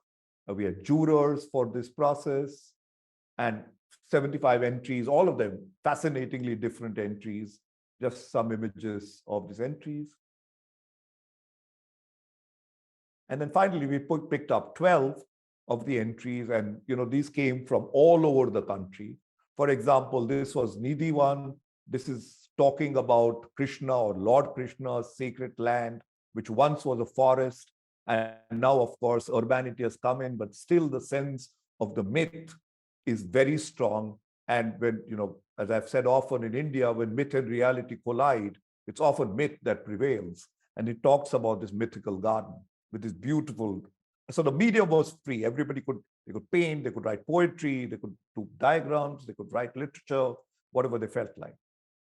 It talks about another garden in Bhopal, which is called the Bada Bagh. And this, interestingly, is a garden where the tomb is not in the center, it's on the side. And the garden really works with working on hydrological balance, because Bhopal is a place of lakes and a lot of hydrology, and the garden becomes almost an instrument in managing the hydrology of the immediate lakes. This was very interesting. A young kid went to Calcutta, went to a colonial garden where there are tombs, colonial tombs, and she talks about her relationship with what it meant to be colonized and what it then meant to understand death, and how did the two start changing her perception of the way she looked at the idea of life. This is in Bhutan, up in the north. This is a Buddhist garden, and it talks about many sort of ideas of peace or harmony and how that's been achieved in these gardens. This is a large biodiversity park that's been restored, and this girl talks about the nuances and the features of this biodiversity park. And then we also had, gardens of very personal gardens where writers had grown up with their parents, they were ancestral roots, and they described these gardens, two of them, for example, about what it really meant to grow up in these domestic gardens. We do exhibitions. We had done an exhibition called Tracing Narrative that traveled across the entire country, and it looked at it through these lenses of reading, perceiving, recording, and so on and so forth. And for each lens, it started looking. So reading, we looked at it through films, the idea of gardens through films, the idea of gardens through literature, ancient literature. We looked at perceiving, and on the left, for example, are images of the way the public park imprint has happened in India post the colonial exit. And they're all exactly the same. So it doesn't matter which part of the country you are in, but the imprint is exactly the same. Or we talked about invasive species. We talked about recording from ancient classification of plants to the way it's done today. We talked about the nursery trade and what it meant to take care of plants. We talked about practices that were interesting and projects. We talked about people who've actually contributed to the profession. We talked about writing that happened in gardens and so on and so forth. And then we drew some beautiful gardens. This one is really one of my favorites, the Nishad Bagh in Kashmir. And we made beautiful drawings of these gardens that are very, very special, because they're still gardens that tell us about ecology, about culture, about the pain of this land, and this one in particular about culture. So we keep doing things like this. This is 12 on 12, something that we invited architects across the country for 5 years to come and talk. We did an exhibition called Death of Architecture, which was a provocation. We invited architects and we traveled across the country with that exhibition, and everybody was invited to make posters. So different people did different. So this is about water. Somebody talked about the death of a place. Somebody talked about the end of local and the whole idea of what is local and why it's such a much bandied word that has got no depth. We talked about something else, and so on and so forth. Some posters from this work. And we continue to do dialogues in the office. So we've done series of things. This is with young landscape architects across the country, where we ran this as Saturday Sojourns for many, many weeks, where we invited young practitioners, talk with senior practitioners, and sort of talked about abstract ideas of what it means to be a professional. So this is all actually available on our website, but nonetheless. And then subsequently, after doing this, we realized that we knew very little about what was happening around our country. So we went to Pakistan, we went to Bangladesh, we went to Nepal, Sri Lanka, and we started talking to people there. And that led to some interesting sort of dialogues. And within our studio, one Saturday every month, we call artists, poets, singers, architects, psychotherapists to come and talk to a limited audience in person, which is followed by an intense sort of discussion. We do this, which is the 100 Park project, where we put together young practices in the town, and we go out, meet local residents, tie up with the local municipal corporation, develop a kit of paths, and try and sort of lift the standard of parks in the country, which is not very good, just by doing a sensible kit of paths and deploying it in many, many parks. We finished about 10 parks now, and 5 parks are still ongoing. And this is a hugely consultative process. Some images of some of those parks.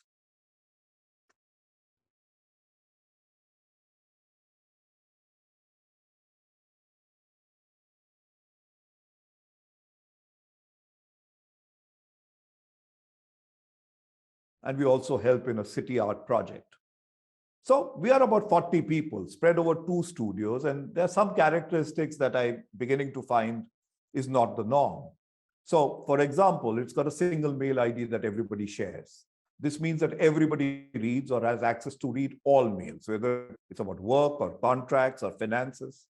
This, in addition to many other initiatives, seems to have become the symbol of the idea of transparency that we strongly believe in every walk of an aspect of how we are, in work and in otherwise. There is no hierarchy as such in the studio. Everybody from young trainees to very senior colleagues have the same voice and opinion and are urged to express it. Design is a collaborative process. And at times, many people in the studio, beginning from young interns to very senior architects, drop designs for the same project, which are all then collectively discussed. And this, for example, is for a new public park that we are doing. And finally, something got picked and work is going on, but some renders for it. This is for a large place with wilderness that's embedded, with a large wetland. And that led to a lot of sketches before that project started getting executed. This is for a new museum building that we're building. And many people did many abstractions, and it's leading to this project will begin early next year. And we've always worked with people. So we've worked with craftsmen, in this case, the lady who's making concrete lamps, the gardener who takes care in many places, almost the custodian of these spaces, and an equal partner in the manner that we will work with him for decades after we finish the work. We will be accessible to him, and he can pick up the phone, speak to us. And we like that sort of sense of communication all the time. Tribal artists. So it's a collaborative process. There's no teams as such in the studio, and everyone works on every project. The nature of working extended sites, as I said, where caretakers, gardeners, everybody comes.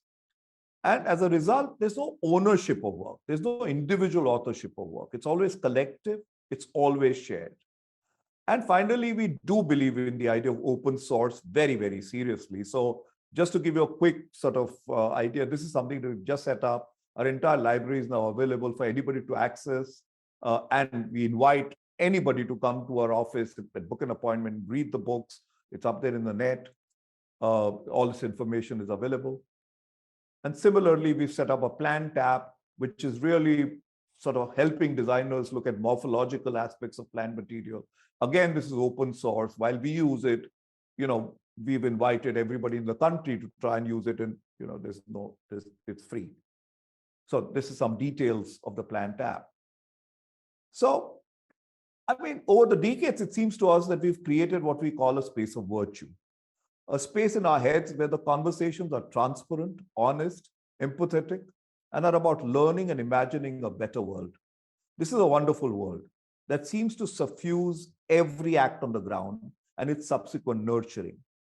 In a world that swirls with conflicting images and meanings, so steer a course that is ethical, deliberated, and seeks to extract the greatest good in any action and do that with the great nimbleness, needs that it's a world where all voices are heard, but also that they're aligned to fundamental ideas or agreed values. For example, this is an image of the studio before we occupied it.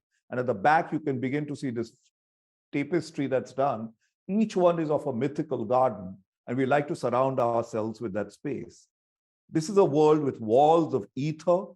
It's fragile, ever-changing, and yet one where the space is a safe one. This is an artwork that we've done for an exhibition that talks about this whole idea of a sacred space, this whole idea of a space of virtue. And secondly, we seem to think of ourselves not so much as designers, but more as catalysts and alchemists. We see it as our job to be able to harness all possible energies of sight, of people, of imagined realities, of all things animate and inanimate, to channel them into becoming something special. And we equally see our role to be conduits of elements who can continually effect a better outcome, even if we are not as such primarily involved with the task. So the wisdom of the native tribes of all great religions have urged us to conduct our lives in ways that are tuned to the pulse of the universe. The tablets of the Baha'u'llah or the Buddhist Dhammapada, the biblical verses, the Hindu Vedas, the Upanishads, the Bhagavad Gitas, aspects of the Analects of the Confucius, Mahavir's teaching in Jainism, Shinto, Taoism, Judaism, Sikh. There is not one religion, not one tribal way that does not urge individual and collective reflection and actions that heal the world and protect it. And yet mankind has boarded this spacecraft called Earth and has hurtled with reckless abandon, plundering where now it is at a point where it's perilously close to crashing. No one really knows how to steer it or land it to safety. The course needs correction and it needs to be imagined. In a world of spatial design, I argue that this change needs to be happening in the manner in which we organize ourselves, our working methods, and the way we discuss it. We need to change. The design studio is a seed, the genesis where ideas of a collective space are born. And if its own structure is not a space of experimentation and demonstration, then what emanates from it is unlikely to have the strength to stand the gaze of the fierce sun. It is clear that the world needs spaces born from conversations where all voices are heard and all hands felt. This is our discipline, can only happen if we fundamentally change the way we organize our approach to work. Thank you. Thank you very much. Aniket, thank you so much. What an extraordinary presentation, range of work. I'm really quite blown away, to be honest. It's the beginning of our conversation back in 2020 didn't reveal the depth of the riches of your practice. So thank you so much for sharing with us. It's I'm going to give a short response, if I may, and then I'm going to go to a few questions that are coming into the chat. But I'd say I particularly enjoyed, Aniket, the emphasis that you bring on practice, and not merely the practice that we might understand from a traditional landscape architecture office, but one that weaves both into research as well into buildings, which are often not considered part of landscape practice. Although I think that many of us in Greenwich would include buildings in our definition of landscape. I think you shared with us the most amazing parking basement I think I've ever seen. I need to update my list of favorite car parks. I think Zaha Hadid's car park in Strasbourg may be dislodged from the top. It was wonderful to hear your account of gardening as a practice, and I think that the quote that you gave was from your time last month with Louisa Jones. The quote of "Gardeners matter" reminds me very much of conversations with Eric Guibert, who I think is also who's joining us later today, but has a fantastic sort of architectural gardening practice. you added to, I think, some of the conversations from this morning, also when you talk about these highly choreographed minds, and that the term choreography has come up quite a few times already in the last few days. And I think the care in which we choreograph and curate and steer our practices collectively came through very clearly in your work, as well as the importance of projects telling stories. And that both the built projects as well as the published research that you have seem to project an importance of stories. I think the favorite one that you highlighted was, for me, was the life through the perspective of the cow. And I think that the next website I visit after our symposium today will be your website to access your open source resources. There's something about the collective, I think, which comes across also in some of the drawings which you shared, where, you know, exquisite drawings, I have to say, from your research practice with your colleagues, demonstrating the importance of multiple perspectives within the same view. And I think this reminds us of both the shared but also different ways in which we view and experience the world, which is often lost in some of our more traditional modes of architectural landscape drawing. I made a note to ask you a question about the particular approach of your practice, your studio, and then you recounted really quite in a detailed way the way in which everybody works with no hierarchy, the way you're able to achieve a sort of collective authorship, no individual authorship of the work.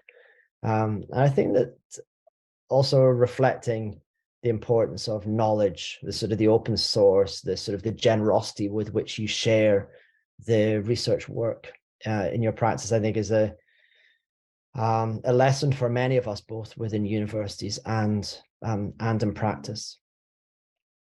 And then that, to draw on this morning as well, your practice approach is so grounded in philosophy and research, and really reflects what we heard from Hannah, Sarah, Daniel, and Paula this morning. And it always impresses me when designers, landscape architects, who are able to build projects, which we have to remind ourselves is not an easy thing to do. It's exceptionally difficult as a practitioner, but to do it with philosophy, theoretical knowledge, and ethics really at the core of the practice. So that I have an opportunity to have a little look at the chat, I'm going to ask you one first question, Aniket, if I may, which is you touched on this as the non-hierarchical nature of your studio. And I was wondering if you could talk about how you achieve that, while also providing mentorship for people who are younger and less experienced, providing leadership and direction to the studio, the trajectory of travel, let's say. So I was wondering if you could just touch on that a little bit, maybe expand on what you were describing before. So first of all, thank you very much, Ed. I mean, that was it was a pleasure to give this talk, and a greater pleasure to listen to the way that you thought about it and absorbed it. So thank you very much. I think that, you know, the absence of hierarchy. So, you know, unfortunately, I'm the spokesman for the studio, and very often I've argued that other people should start becoming the spokesman, but that job is left to me.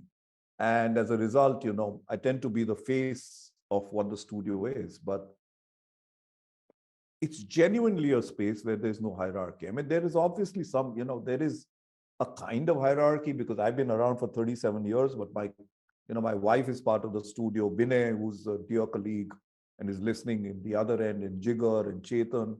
I mean, Ankit, I mean, a whole lot of them, Balvika in Bombay. They've been around now for, 20 years and 25 years. So they've been for a very long time.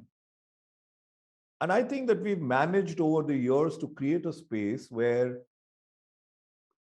everybody's opinion matters and everybody's encouraged to say things. I mean, So for example, when we do have design reviews and we, 30 of us are sitting across a table, it's mandatory that everybody has to say something. So you cannot get away by not having an opinion. And you have to construct it in your mind, and you have to be able to say it. And it doesn't matter whether it makes sense or it doesn't. Every idea, it can come from a trainee who's like a young kid, but the trainee is invited, he or she is invited to have a very strong opinion. And everybody in the studio who could have been around for 20 and 30 years will listen to this very carefully. And if they have to construct a conversation, they will construct a mature conversation. And I think slowly when you start doing that, I think you start creating what we genuinely call a space of virtue, because it then takes care of itself. Everybody feels safe. Everybody feels empowered. And that sense starts getting sort of permeated to your clients, because your clients see the way that you're working. And hence they allow you to do things that otherwise, very often may have been difficult. People who work on projects see this passion and this sort of honesty. So I think it's happened over the years. I mean, it's taken a long time. When I joined the firm, it was a 3-man firm. But, bit by bit, my father's firm, I joined in 1986. And when we joined, we were over 3 or 4 people.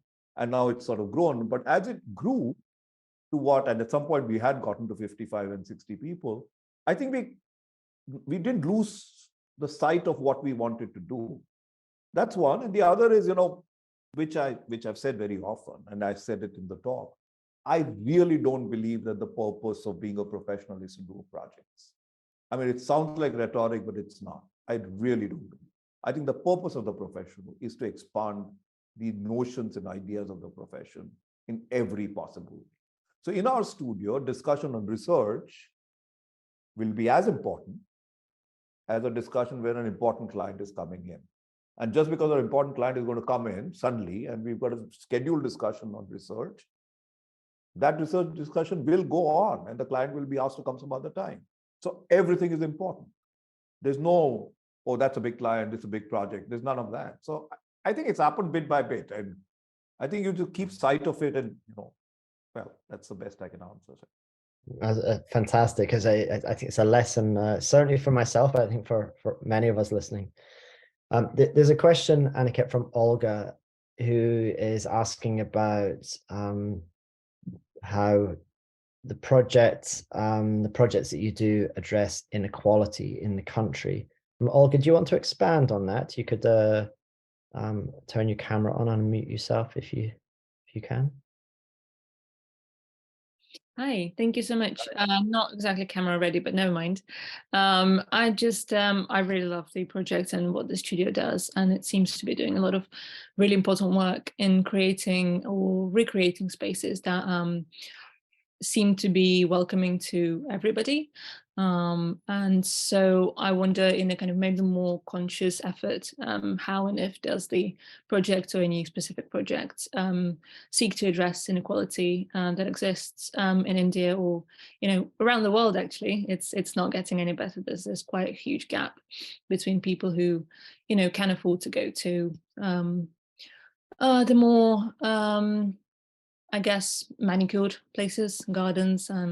So yeah, it's not a very well formed thought today, but yeah, more of an emotional response. Thank you very much. Yeah. So no, thank you, and I think it's a good question, and thank you for asking this. I don't think that we've really done too much in the area of what you specifically asked for. I don't think it's because we don't want to, but I think we've been very, very careful of the idea of praxis. So, for us to think about something and to be able to do it on the ground,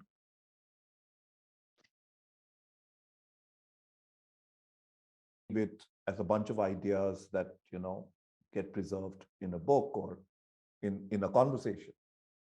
And so I think over the years, we've steered towards taking work that we know is realizable in some manner. And we've stayed away from, we've stayed away. My father used to work for, and I think it's also part of how I grew up, because I saw my father doing a lot of work of the kind that you were talking about. I mean, he would work with local bodies, he would work with government bodies.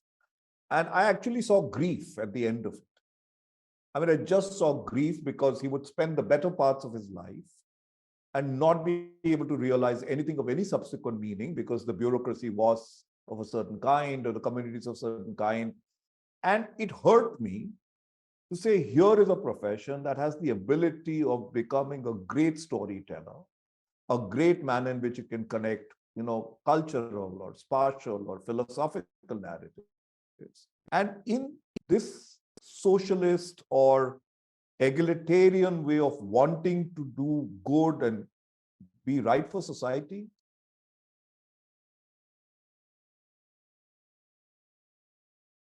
perhaps the country wasn't ready for that kind of effort then, right?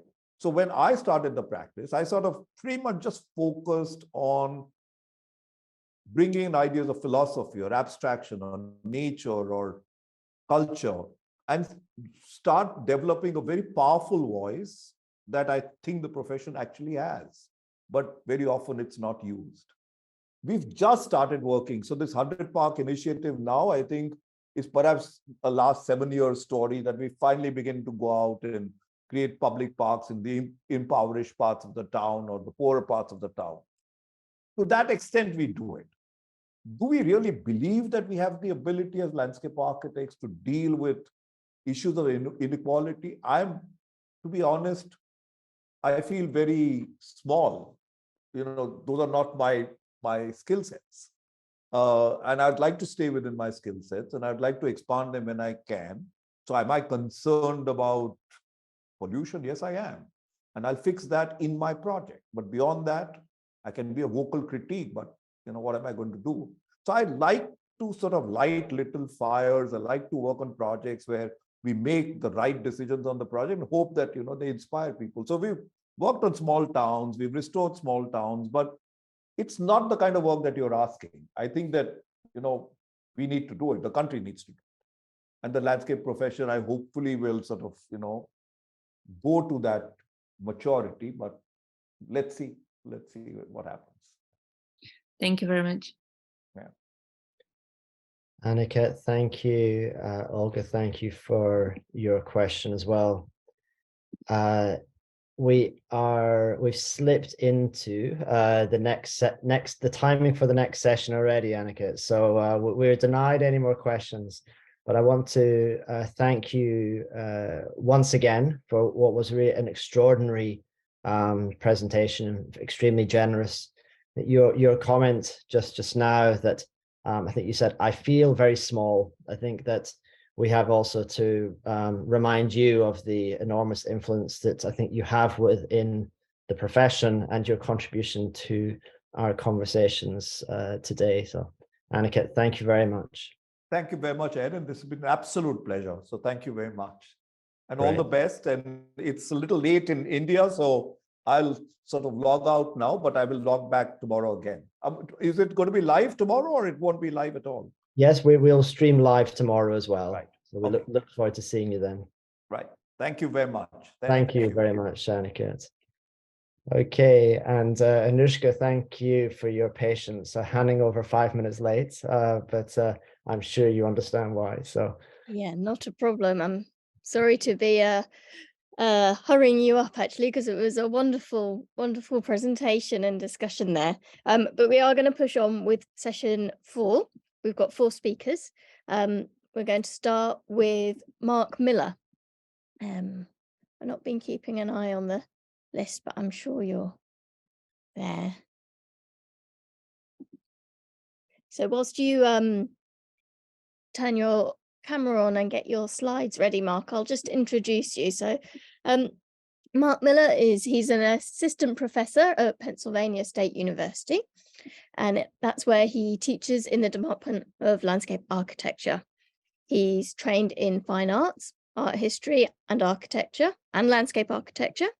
And his teaching and research focuses on a reimagining of the profession, which can confront cultural shifts and climate change, and doing so using media that is accessible to a wide audience. And he's going to talk to us about some of his design pedagogy today.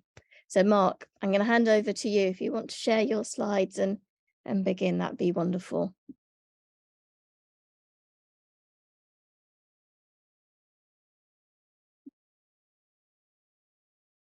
You're on mute. Give me one moment. I have to do this in a particular order. Of course, no problem. It's a puzzle.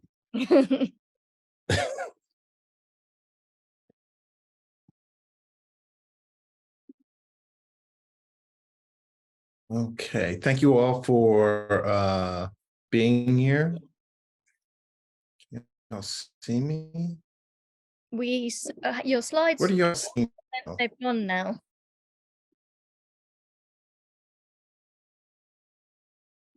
Okay, this is what I was scared of.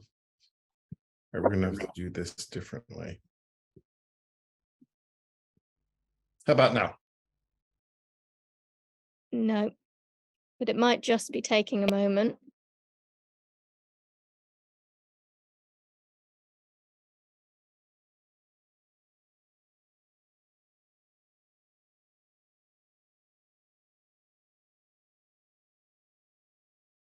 I'm going to blame the morning because I'm not a morning person. So that's going to be my alibi. So please, apologies for the fair enough. It might be very early where you are. Slow up. Oh, it's almost 10 o'clock, but you know, it's not a good morning unless you've slept through it. That's my standing motto. Just adjust here. I honestly did not expect to have screen issues like this, so sorry. Wait, there has to be one, at least one, so. Don't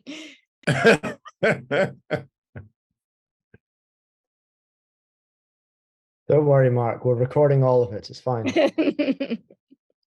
Oh, I fully aware of this, no pressure, right? I'm none at all. No pressure.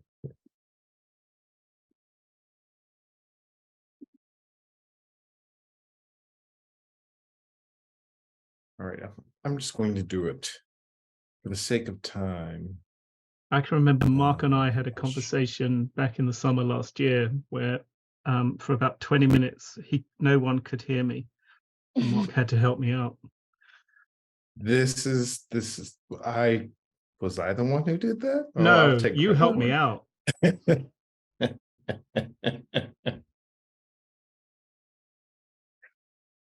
Yeah, my machine is misbehaving right now, so just when I thought everything was going to be okay after I tested it too.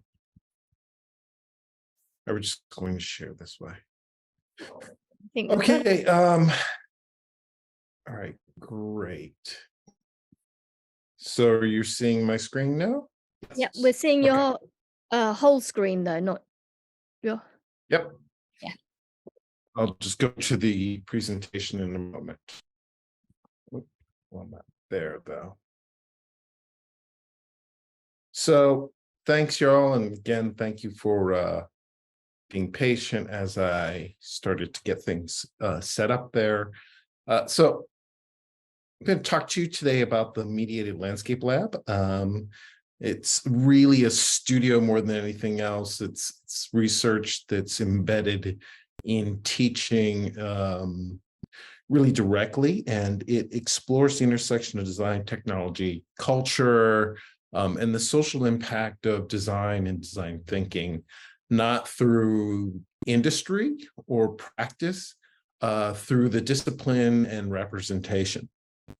The studio explores speculative fiction to prepare students for their professional futures, in the sense that as we shift, at least in the context of the United States, into a discipline that is more focused on an industry, or a profession that is more focused on an industry and less on the disciplinary impacts on society, students are taking on more prescriptive roles that are about the immediate future, namely what they get when they get, what they will be responsible for doing when they get outside of the office or outside of the classroom and into the quote unquote real world, and moving into professional practice, thus limiting their means of speculating what their roles are as professionals, or more importantly, as adults, as they move forward.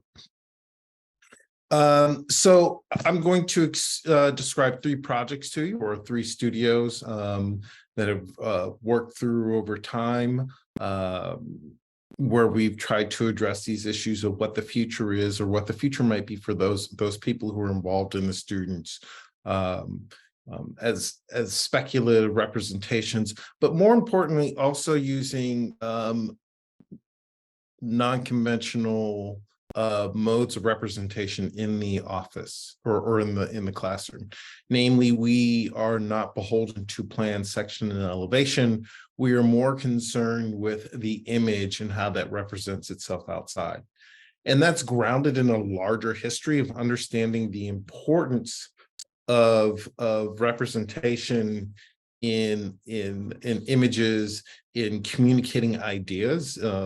Over time, from the French Salon to gallery shows in Europe, Dutch landscape paintings, to today, right? We've shifted away from this idea of the museum. The question I usually ask my students is, and I will ask y'all of this de facto or by connection or association.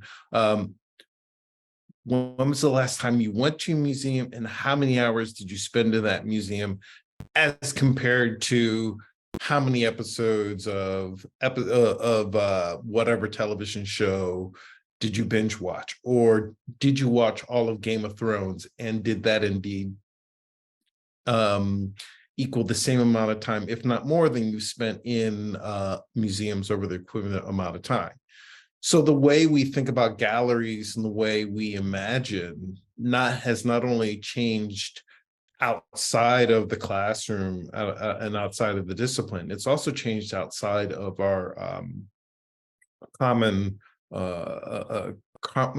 experiences, right? So television replaces the museum as a way of thinking. Therefore, we should be taking advantage of this as a way of representing ideas that relates more to students' experiences and also to the experiences of the people around them.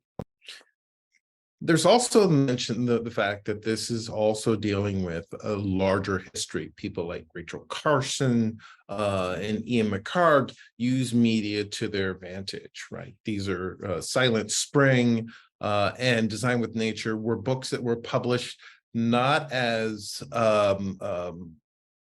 design treatises or academic treatises. These were publications that were directed towards a general American population, and as a result had a profound impact on our perceptions of the environment, and by association, landscape architecture as a discipline.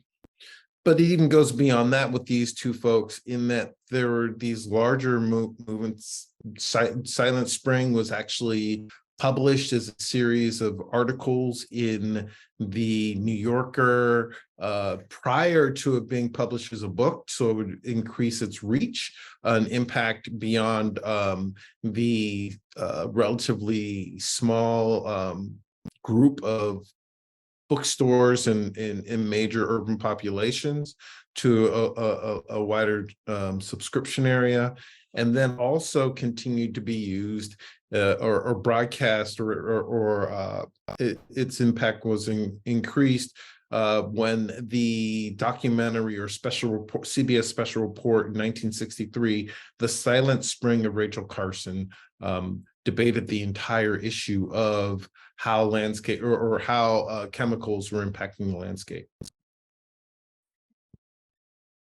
In comparison, Ian McHarg was using television in 1969 to advertise Design with Nature. And this is an explicit understanding of his experience with television, also having produced his own show in the early 60s, The House We Live In, where he was serving as a public intellectual talking about social and cultural impacts of space.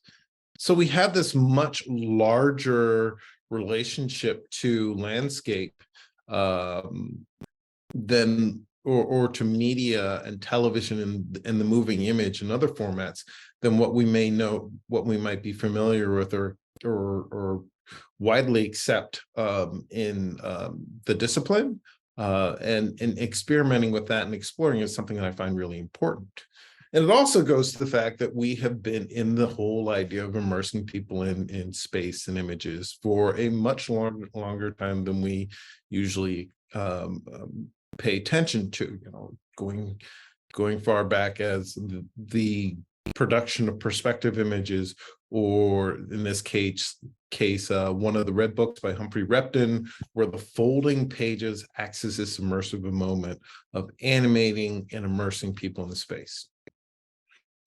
So my interest is in taking this idea, taking this work and making speculative fictions that are allowing us to allow students to create communities unto themselves and start to imagine the communities they'll be working with in the future as well. So there's a lot of dynamic and work and play in part of this. And some of the rules are, the conceits are, in our pragmatic imagining of these new landscapes, we think about climate change, and we think about the future. I always in this critical moment of 2050, in part where we can start to imagine this is this projection that you're seeing here is what New York City will feel like in 2080, but it starts to 2050 gives us that projection where we can start to imagine where these differences and shifts might be.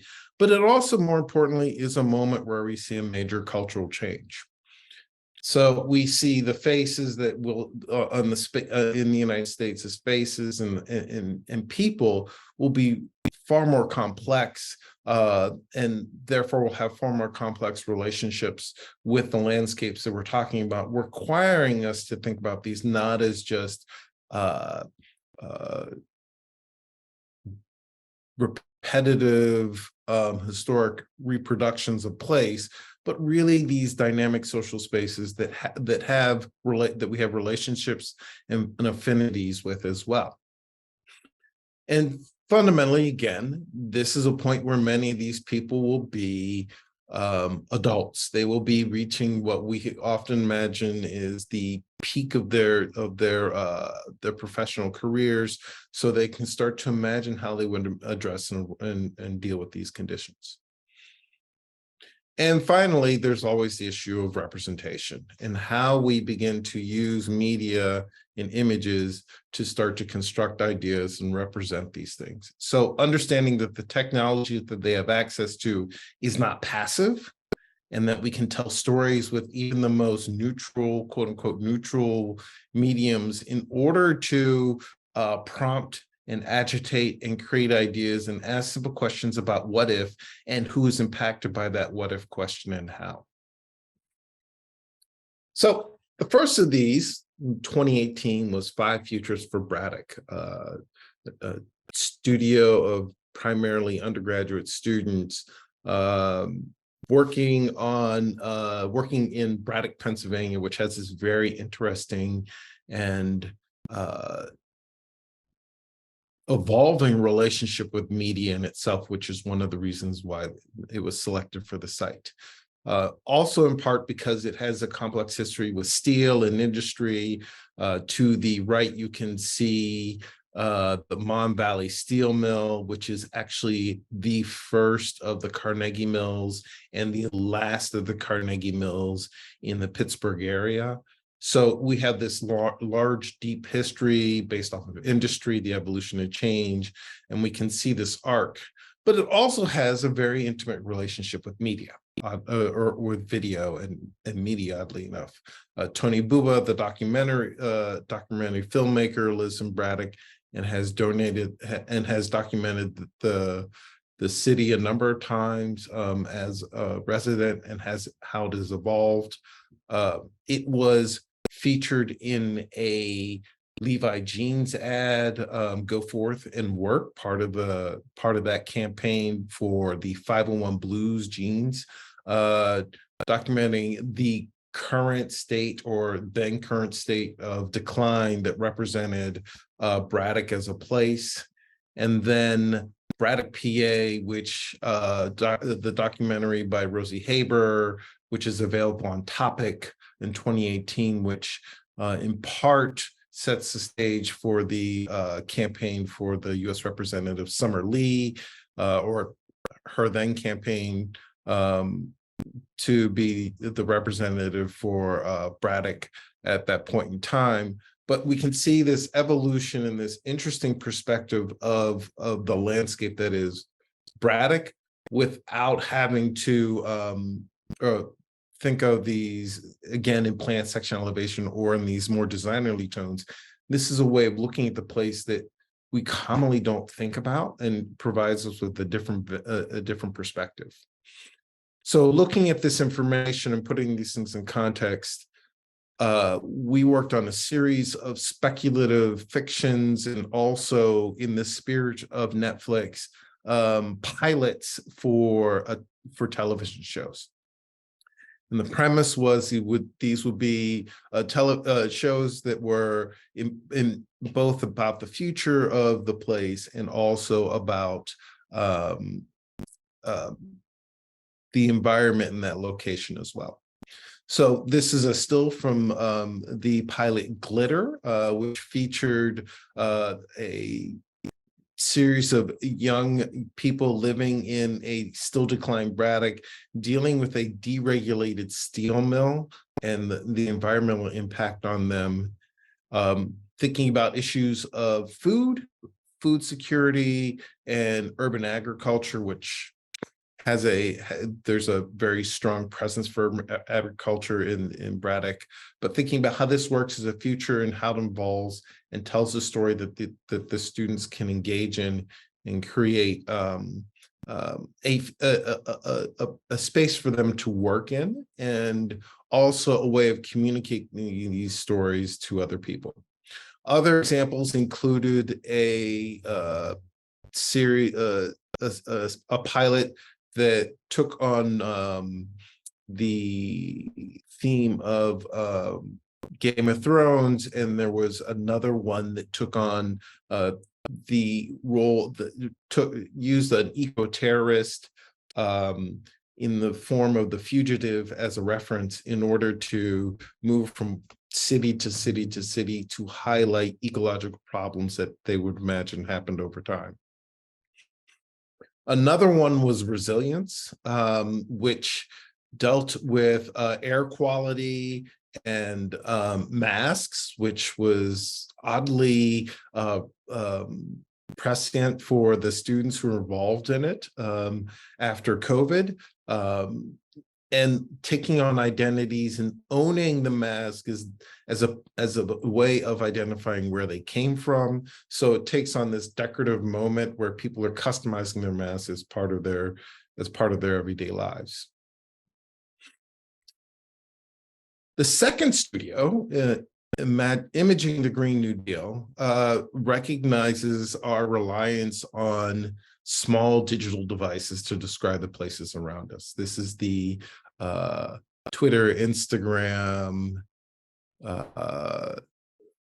TikTok experiment, essentially, where we created a future based off of a series of images, and really focused on speculating what the impact of the environment, in this case, the student imagining what would happen to pro sports as climate change started to move the shorelines, the coastline in, and how professional sports would move as part of the result, including a Saturday Night Live skit where she began to rename teams as part of her presentation.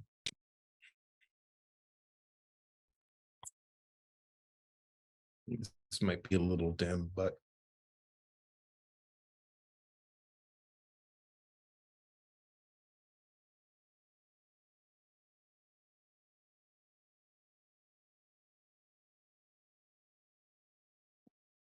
other students went back a little bit further using Ready Kilowatt as a character or as a reference character to establish a new initiative and a way to approach and make solar power more friendly and more accessible to a wider public.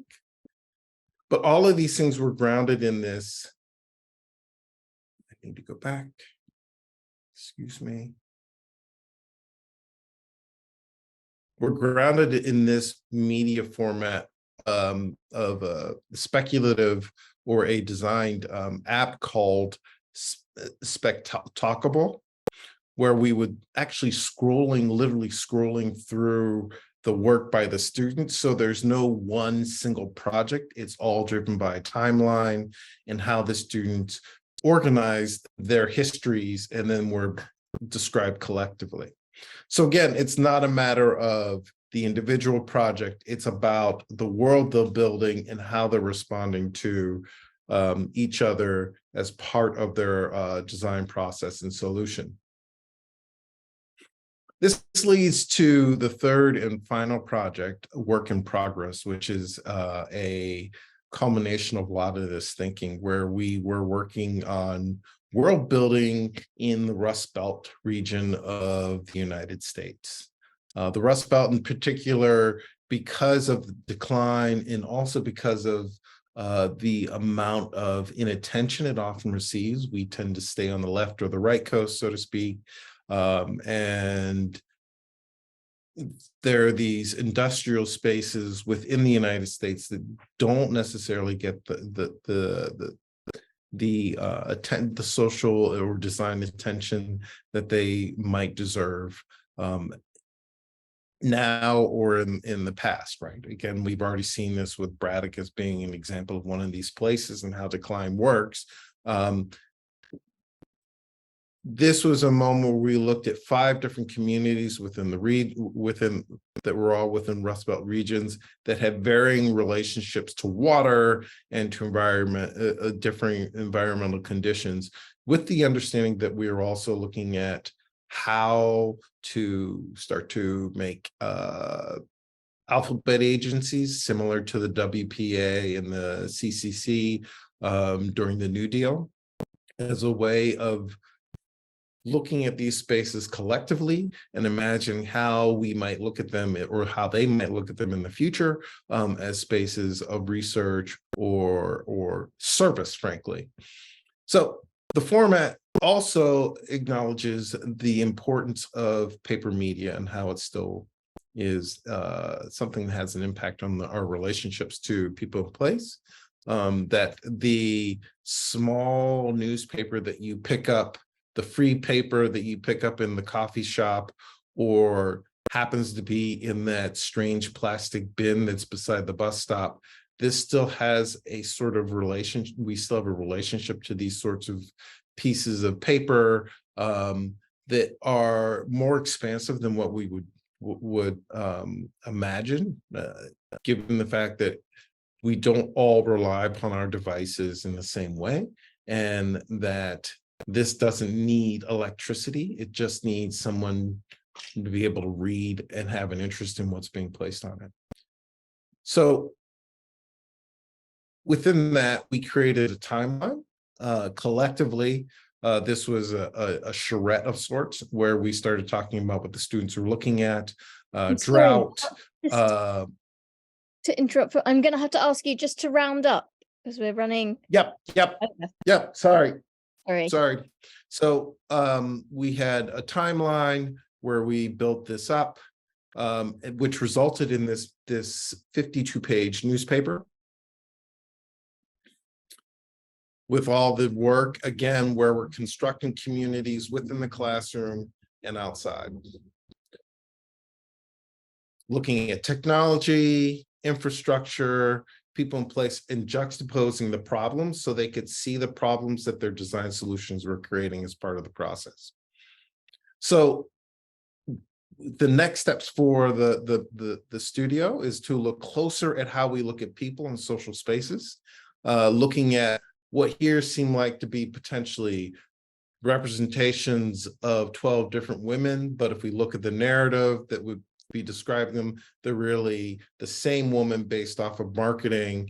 All is being changed slightly is the ethnicity, each one of these things. So addressing the notion of how we see people in place through AI and through other means of representation are the next steps we're going forward within the studio. Thank you. Thank you very much. And I have so many questions for you, but we are going to move straight on, and then hopefully we'll have time at the end for some questions. But that's a great provocation, I think, for how we frame our teaching practices. So thank you very much for that. Okay, we're going to... Thank you. Thanks. We're going to move on to our next speaker, or speakers, because we have a group of people from the Avani Institute of Design in Kerala. So we have joining us Sumani Raja, Aphilia Vinodini, and Vishnu K. I'm not sure if you're all with us today or just a couple of you, but it's lovely to have you here. So collectively, we have a great range of expertise here. They're academics, researchers, and designers, all with backgrounds in architecture, urban and regional planning, and landscape architecture. And they're going to present some of the work that they're doing, the research they're doing into human and non-human ecological relationships. So if you want to turn on your camera and share your slides. Thank you very much, Ms. Fantastic. Hi, everyone. Good evening. I guess we're all from different timelines. Yes. So we are in the middle of a small storm. So I'll keep my camera off up until we finish. But thank you very much, Mark, for the wonderful presentation. So yeah, I think, shall we start? Both Ophelia and myself will be presenting. Vishnu, because of certain technical issues, he may not be able to speak, but I guess he's also joined us today. So thank you so much. So I'll just start the presentation.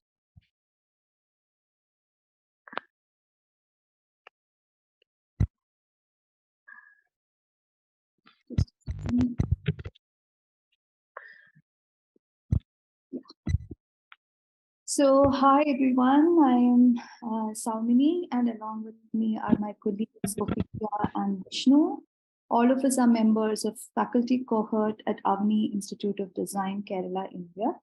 And we are co-authors of this research titled Speculating Future Collectivities for Human and Non-Human, a Pedagogic Experimentation Along Kallai, Calicut, India. We are from Kerala, which is the southernmost state of the peninsular India. And Avani Institute of Design is located in the northern part of Kerala, where we offer Bachelor of Architecture course.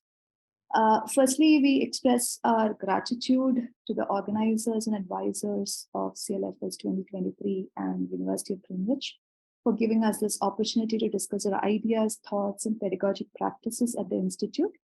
Staying true to the pedagogic vision of the Institute, this research is an ongoing one, and it is a collaborative one with faculty and students, which began in 2022. Before we actually get into the presentation, we thank all the beings of Kallai who were, who are, and who will be, and we continue to learn from all of them. Next. The constant attention to human needs has suppressed the needs of non-human beings. Riverine ecosystems are home to both these entities since the first civilizations were created along the water edges. The ecologically sensitive boundaries that constitute some of the most productive landscapes on the planet are threatened by anthropogenic activities that cause pressures on non-human habitations, altering their role in the ecosystem. The displacement of non-humans for human needs puts extraordinary pressure on the productive ecotones and blur boundaries along the land-water interfaces. In such scenarios, The contested lands and landscapes act as frontiers for these conflicts, inflicted by human dependence on water, transportation, resources for industries, and land uses. Next, please. Inspired by mutualistic and post-human approaches in architecture, through this paper, we attempt to understand the role of design pedagogies in informing and decoding the architectures of human, non-human entanglements along the backyards of Kalai. Next, please. The Kalai industrial land, which is located in Calicut City, is along the edge of the Mambura River, which originated in the Western Ghats, and it empties into the Arabian Sea at the southern edge of the city, which is located in Kerala, India. Next, please. At present, the timber mills, which have been renowned since the 19th century, have been in a state of decay owing to several socio-political changes such as technology, migration of local communities, and environmental policies. This has left the once economically productive lands of Kalai to transform into a city backyard while offering a safe haven for non-human species to thrive. Next, please. So the paper that we've co-authored draws from semester 6 Bachelor of Architecture Studio Practices at the Avni Institute of Design as empirical cases to understand the nature of claims made by humans and non-humans on the contested lands of Kalai. Wooden mills of Kalai were put on the world map of material culture by colonists at a time when wood was the chief material for manufacturing ships, weaponry, furniture, buildings, etc. The entire riverine ecosystem and banks, along with every living and non-living being, was absorbed into this architectural apparatus, thus navigating the future of Kalai's precincts, culture, ecosystem in a newer direction in alignment with the industrial age, which in turn altered the nearby ecosystems and its entanglements. Over to you, Ophelia. Thank you, Somani. The abrupt transition between two biomes were termed as ecotone by Alfred Russel Wallace in 1859. Ecotones are regions of transition that occur at the boundaries separating distinct ecological communities. These exceptional areas possess singular traits as they signify the juncture of two or more ecosystems. Ecotones frequently show a blend of species and environmental conditions from the nearby communities, creating a diverse and abundant collection of flora and fauna. The dynamics within ecotones are influenced by a variety of factors, such as the proximity and composition of the neighboring ecosystems, the intensity of ecological interactions, and the adaptability of organisms to the transitional conditions.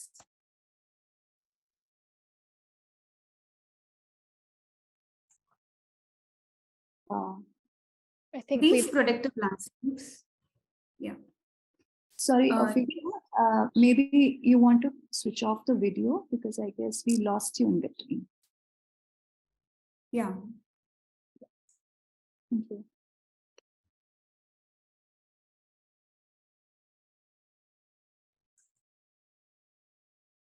Yes. Sorry. These productive landscapes, especially along Kalai region, are richly biodiverse, offering services that support, provide, and protect non-human and human life forms. Kalai offers critical habitats for specialized species that flourish in the intermediate environmental conditions, and they also act as crucial corridors for the movement of organisms between different ecosystems, thereby comprehending the wider ecological processes that shape landscapes and support biodiversity. Ecotones in Kalai play an important role in shaping the overall landscape structure and function.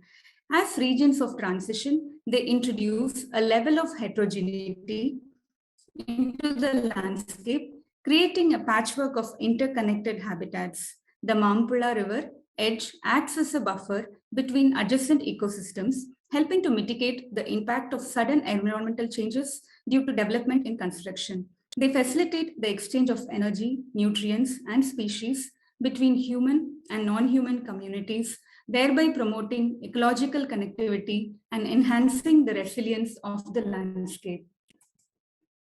Mangroves, though a recent phenomena at Kalai, which is a result of Anthropocene activities, also serve as sites of heightened biological productivity, as the mixing of species and resources from neighboring ecosystems can result in increased ecological interactions and a higher abundance of organisms.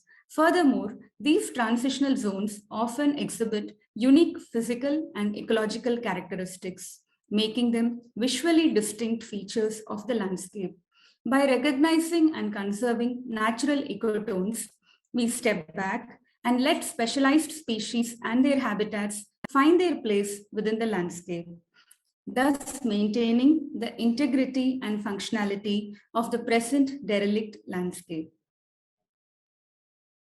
However, humans have been impacting environmental mediation, thereby creating different edge conditions. The degree and type of ecotones are varied from sharp or distinct to gradual or subtle.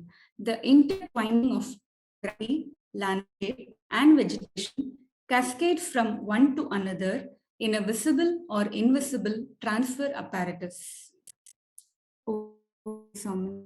Yeah, thank you. Yeah. Continuing from where Ophelia left. So the semester 6 studios, which we are offering at Avni Institute of Design, attempts to decipher the process to answer very critical questions, such as how can the entanglements between human and non-human entities be brought to the forefront of architectural pedagogy? What are the role of architecture as an ecotone? We argue that the reimagination of productive riverine landscapes in historical cities require an emancipatory approach to design that is rooted in spatial mutuality and cohabitation, thus emphasizing the role of academic speculations in offering reimaginations for shared productive landscapes, both for humans and non-humans in the future.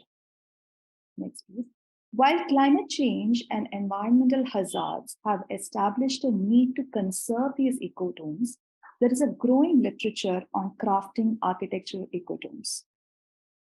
These ecotones can reinstate the ecology and dismantle the hegemony of buildings used as noun as a human apparatus to own and govern other species.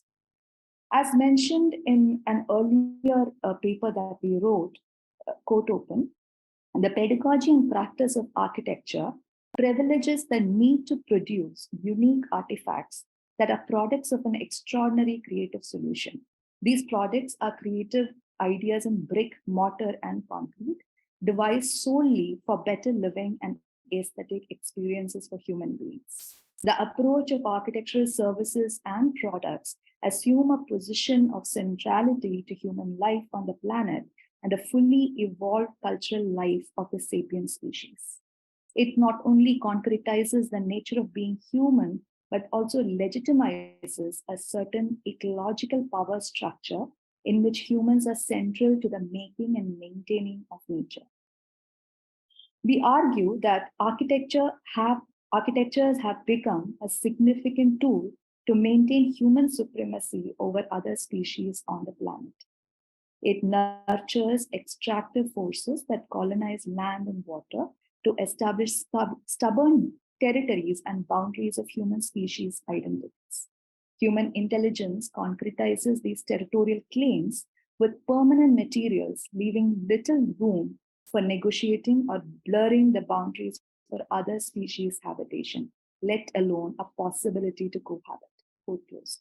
Thus, we have continuously and carefully controlled what is around us through a super-controlled architectural environment.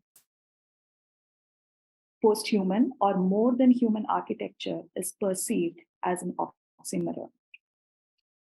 So for us, however, the post-human and mutualistic frameworks allowed us to see ecotones as sites for human, non-human entanglements. We acknowledge the urgency for critical thinking with architecture as a deliberate tool to dismantle the great divide thereby offering pedagogical explorations in landscape architecture. So as a empirical case, the Atelier 7 of semester 6 Winter Studio in 2022, Ophelia, next slide, please, at Avni Institute of Design addressed the complex paradigm of resource extraction by the colonial forces and creation of resultant derelict architecture of Kalai wood industry. It argued that for the minor architecture to survive, there is a need to deliberately break the thickened boundaries established in space by the human colonial forces, allowing one to think about the role of non-human species as active co-creators of space. Through interspecies entanglement and spatial modes of kinship between humans and non-humans, the co-production of space, which we call architecture with a big A, can offer productive futures for crafting a more sustainable built environment. So the very first step in achieving this was to dismantle the notion of architectural design productions through conventional drawings in orthography and tectonic models. We encouraged unconventional drawings, mixed media diagramming, manifesto writing, poetry, videography, reflective collage, relational diagrams, spatial installations, etc., as tools to think with the entanglement for the students of Atelier 7 to reimagine the environmental future at Kalai. For them, architecture became, or for the students, the architecture became a vehicle that offers interspecies collaboration through morphological and spatial investigations. So the students immersed in a deep understanding of the forces of these entanglement in the site and drew out relational diagrams to identify collaborating agents. Every line, thus, whatever they drew, as a process of reinforcing the entanglement, became a deliberate act of deterritorializing the thickened boundaries of human power. So while student Minu Joseph argued for non-architectures through a collaboration between humans and ficus species to dismantle the hegemony of built over unbuilt, student Anne Bridget attempted to look at architecture as a living organism, encouraging a healthy ecosystem through cooperation of humans, mangroves, clams, and fish. Hiba, however, took inspiration from the avian population in Kalai and drew out architecture as an extension of the sacred ecotone of Kalai, while Evelyn Itu argued for an architecture through human-canine collaboration. Next, yeah. For Atul George, this became an opportunity to explore the future of human society and its built environment in collaboration with artificial intelligence to offer architecture as a super form that all-encompassing land, air, and water. So over a period of 16 weeks, each of these projects offered a window into the new ecology proposed along Kalai, dismantling the thickened boundaries that continue to divide humans and non-humans. In each of these projects, architecture became a deliberate act of reinforcing the interspecies entanglement, offering a new typology for species cohabitation through care and connectedness. Ophelia, over to you. Yeah.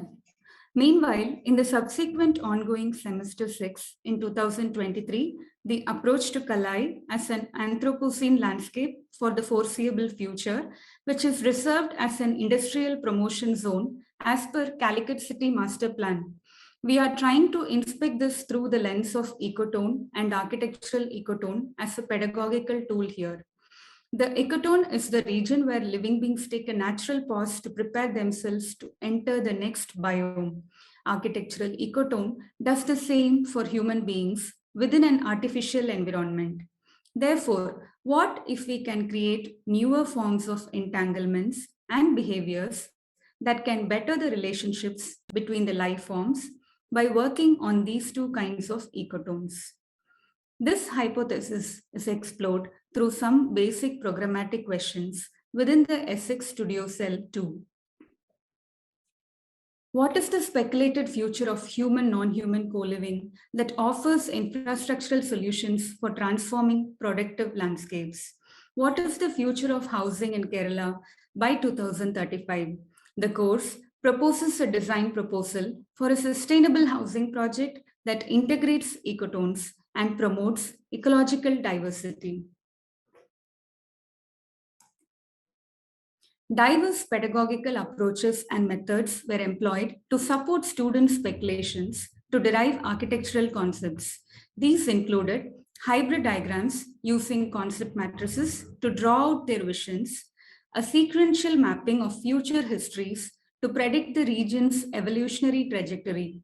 This strategy enables students to speculate the chain of events, list the organisms, identify the actors, narrate entanglements, and to establish causal relationships that would lead to design decisions. Design of competition briefs to prioritize the design constraints, build a vision, and define ecotonal program, and sectional explorations as the prime move to define ecotone and architectural ecotone before planar resource allocation.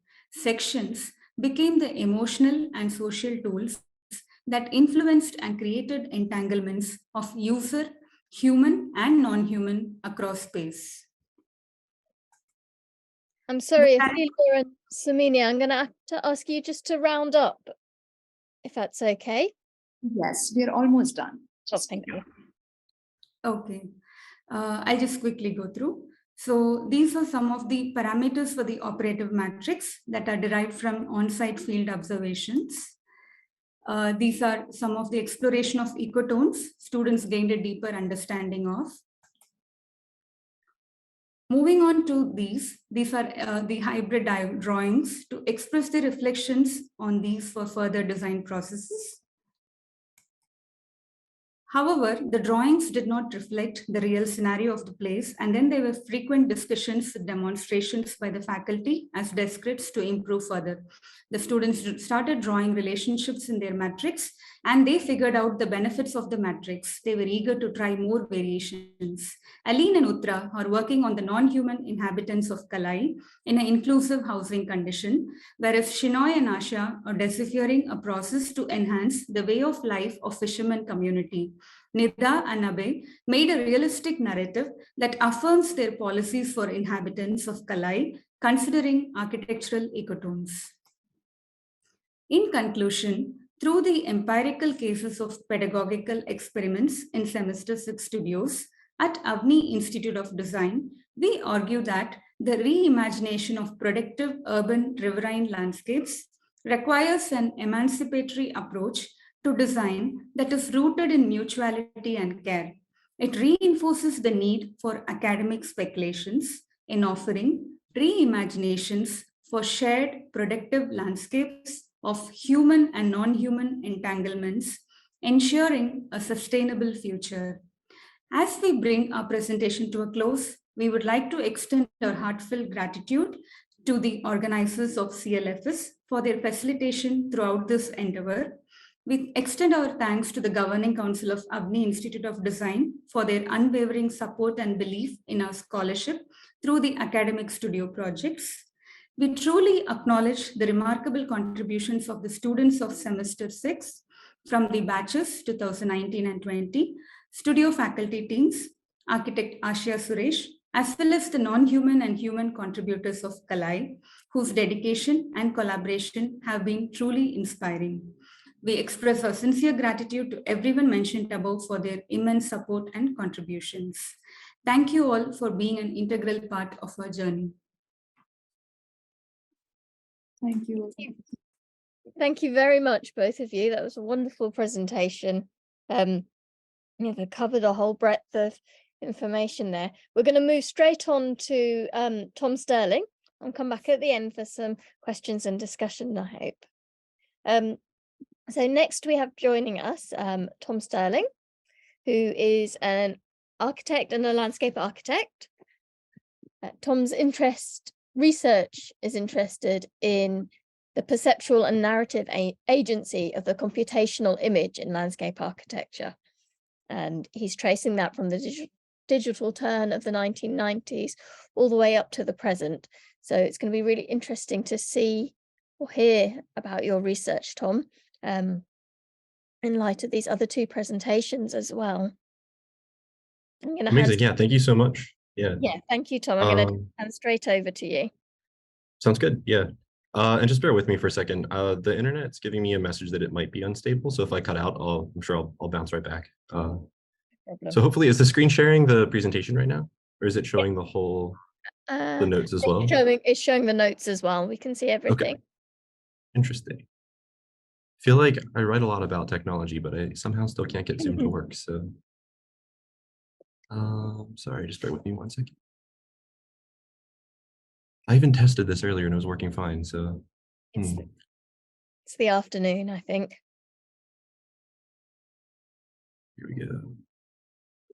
Let's try this one more time.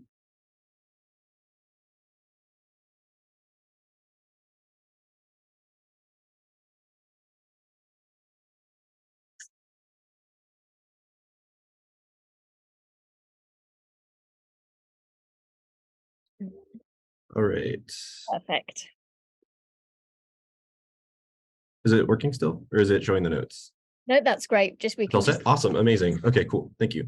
Yeah, so I just want to start by thanking everyone for the invitation to present my work, and also thanking the other contributors for sharing all of their inspiring projects. And then second, I just want to start with a disclaimer, and that is that this presentation is in no way intended to be interpreted as a manifesto. So I'm a first-year doctoral student. This is all sort of in formulation. And so this is just a moment in kind of the process of beginning to articulate these ideas. So just bear with me, please. And so the presentation is titled Split Agency, the Model, the Simulation, and the Cloud. And so just for the introduction, this provocation is based on one simple imperative. In light of the ongoing proliferation of digital tools in landscape architecture, we must critically reflect on how and to what ends digital platforms are operationalized within landscape architecture design processes. In particular, we have to think more carefully about how these platforms mediate our perception of the landscape and influence our capacity to negotiate increasingly complicated entanglements between fellow human and more than human kin.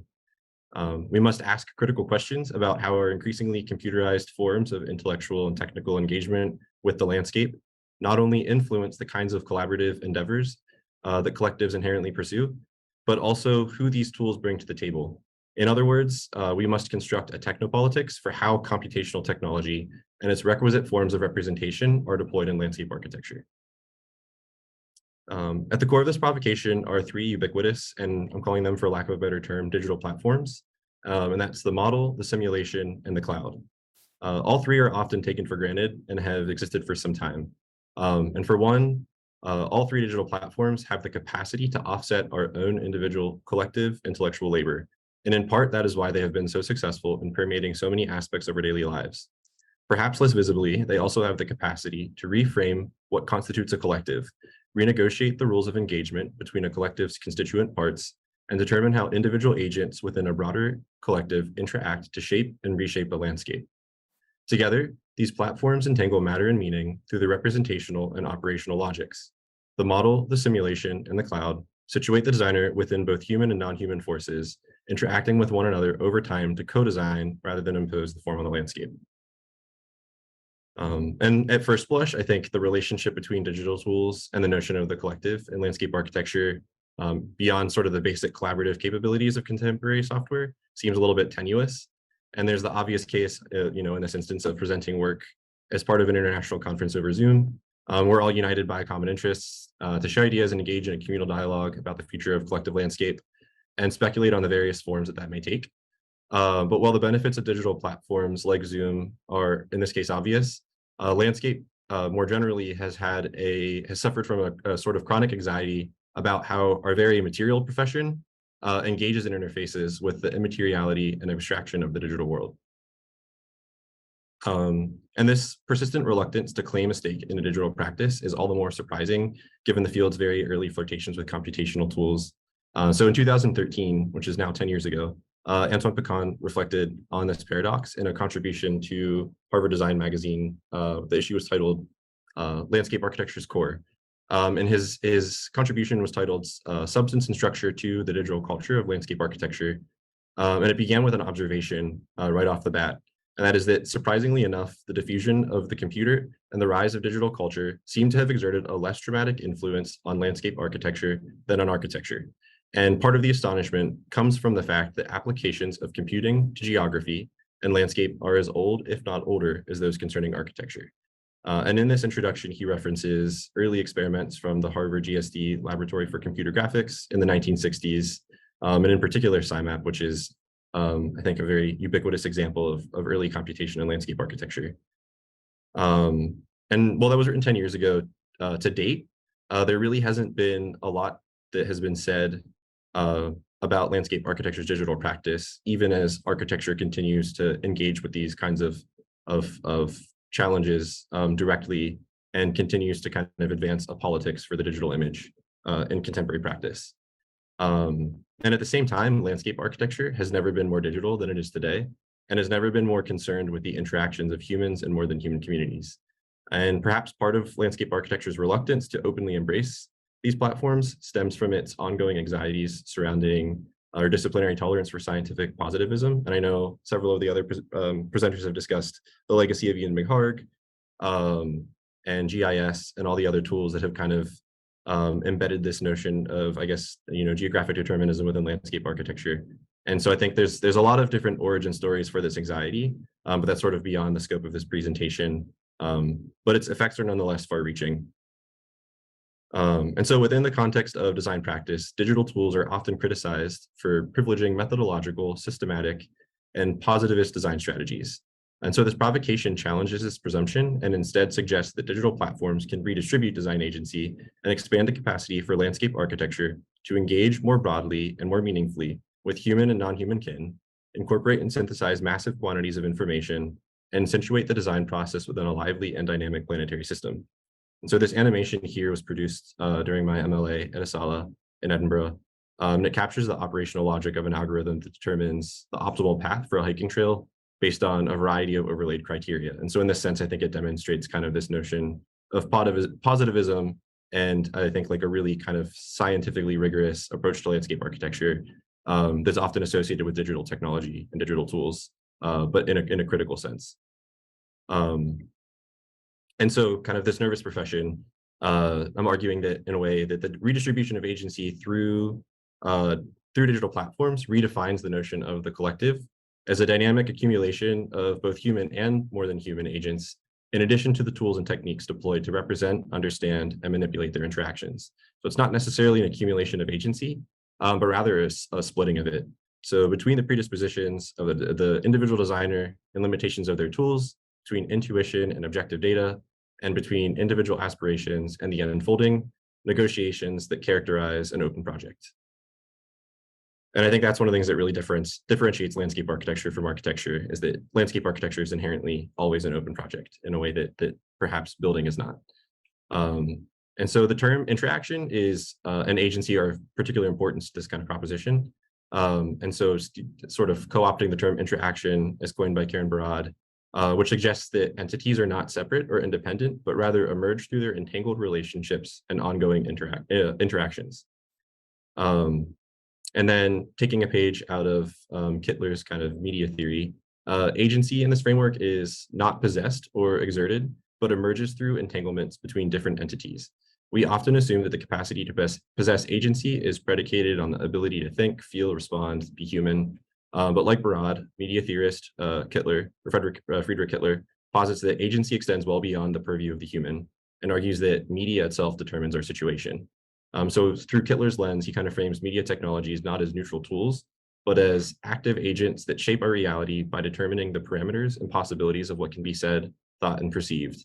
And that really places the applications and the utility of these tools in a very significant and privileged position within not just landscape architecture, pedagogy, and practice, but also the discourse and its ability to impact the material landscape as well as the conceptual landscape.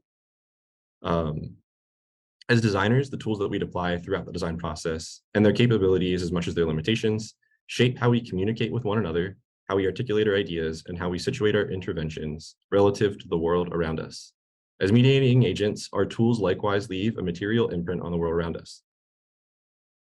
Technologies of mediation shape the discipline of landscape architecture and its conventions of representation to produce profound social and material effects. How and to what degree digital tools and their associated conventions of representation and the operational logic that they support can transform both landscape architecture and the landscape depends on how and for whom and to what ends these tools are deployed. Like interactions, collectives are constituted through entanglements between entities. A collective cannot operate without agency, and agency cannot exist absent the conditions for interaction, and so on. And so while technology is never neutral, the challenge ahead is not deciding if digital tools are good or bad, if positivism is good or bad, or if these tools even are better or worse than our previous ways of thinking and making. And I think a lot of the discourse tends to be about this lamenting the loss of drawing and orthographic or pre-digital ways of thinking. That's really not what this argument is about. Instead, the challenge is to think more critically about what new kinds of interactions are revealed in working with and through digital tools. We need to consider that in their difference from our pre-digital way of thinking about shaping the landscape, these digital tools undermine or reformulate the composition of our ever-changing collectives and the agency that those collectives possess within the design process.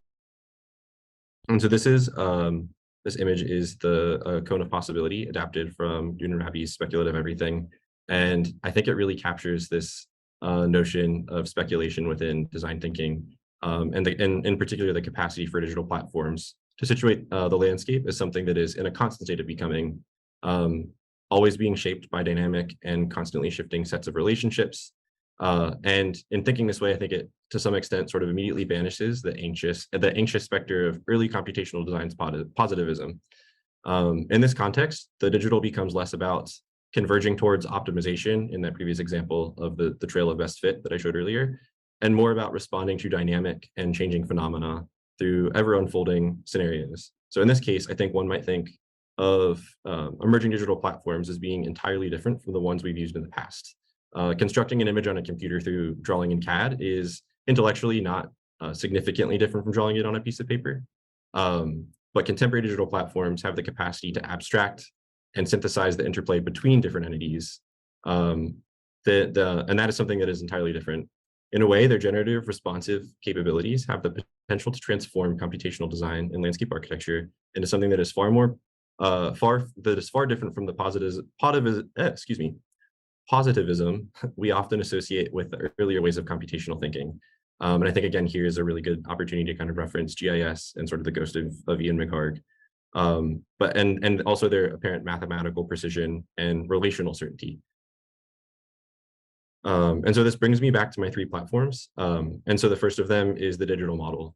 And the digital model is the operative ground of digital landscape architecture practice. They're open-ended assemblages of entangled, overlapping elements. They reconstitute data into an abstract, infinitely malleable, and mathematically precise and theoretically infinite series of three-dimensional objects. Software interfaces negotiate how designers navigate and manipulate landscape features in real time and can instantaneously render all possible views.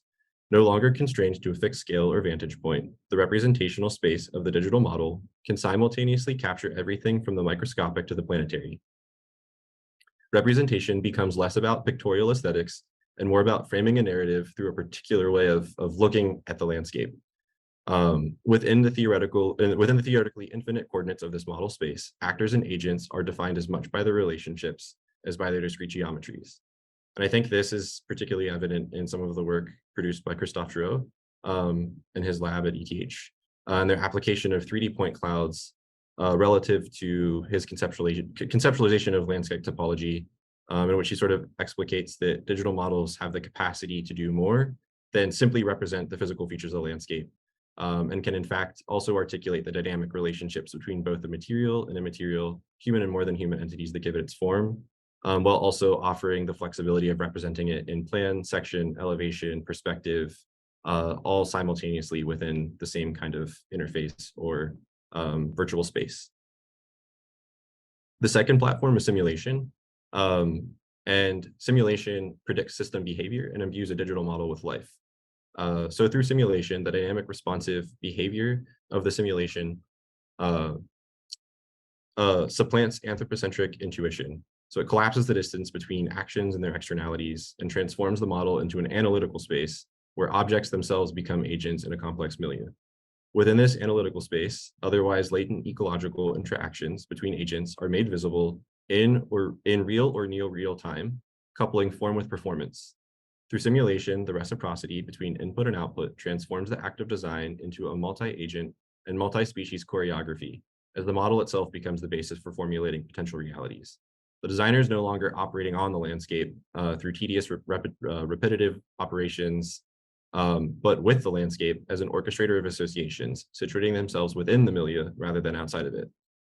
And in the image above, also from my time in Asala, this was generated through an agent-based simulation model that approximated the natural propagation of native Laura silva trees in the Azores. And so this was designed to basically take into consideration all the different topographic challenges, watersheds, tree spread, and propagation success rate to sort of start to understand how it could shift in the landscape and sort of redefine the fabric of the island over time and the texture of the island over time.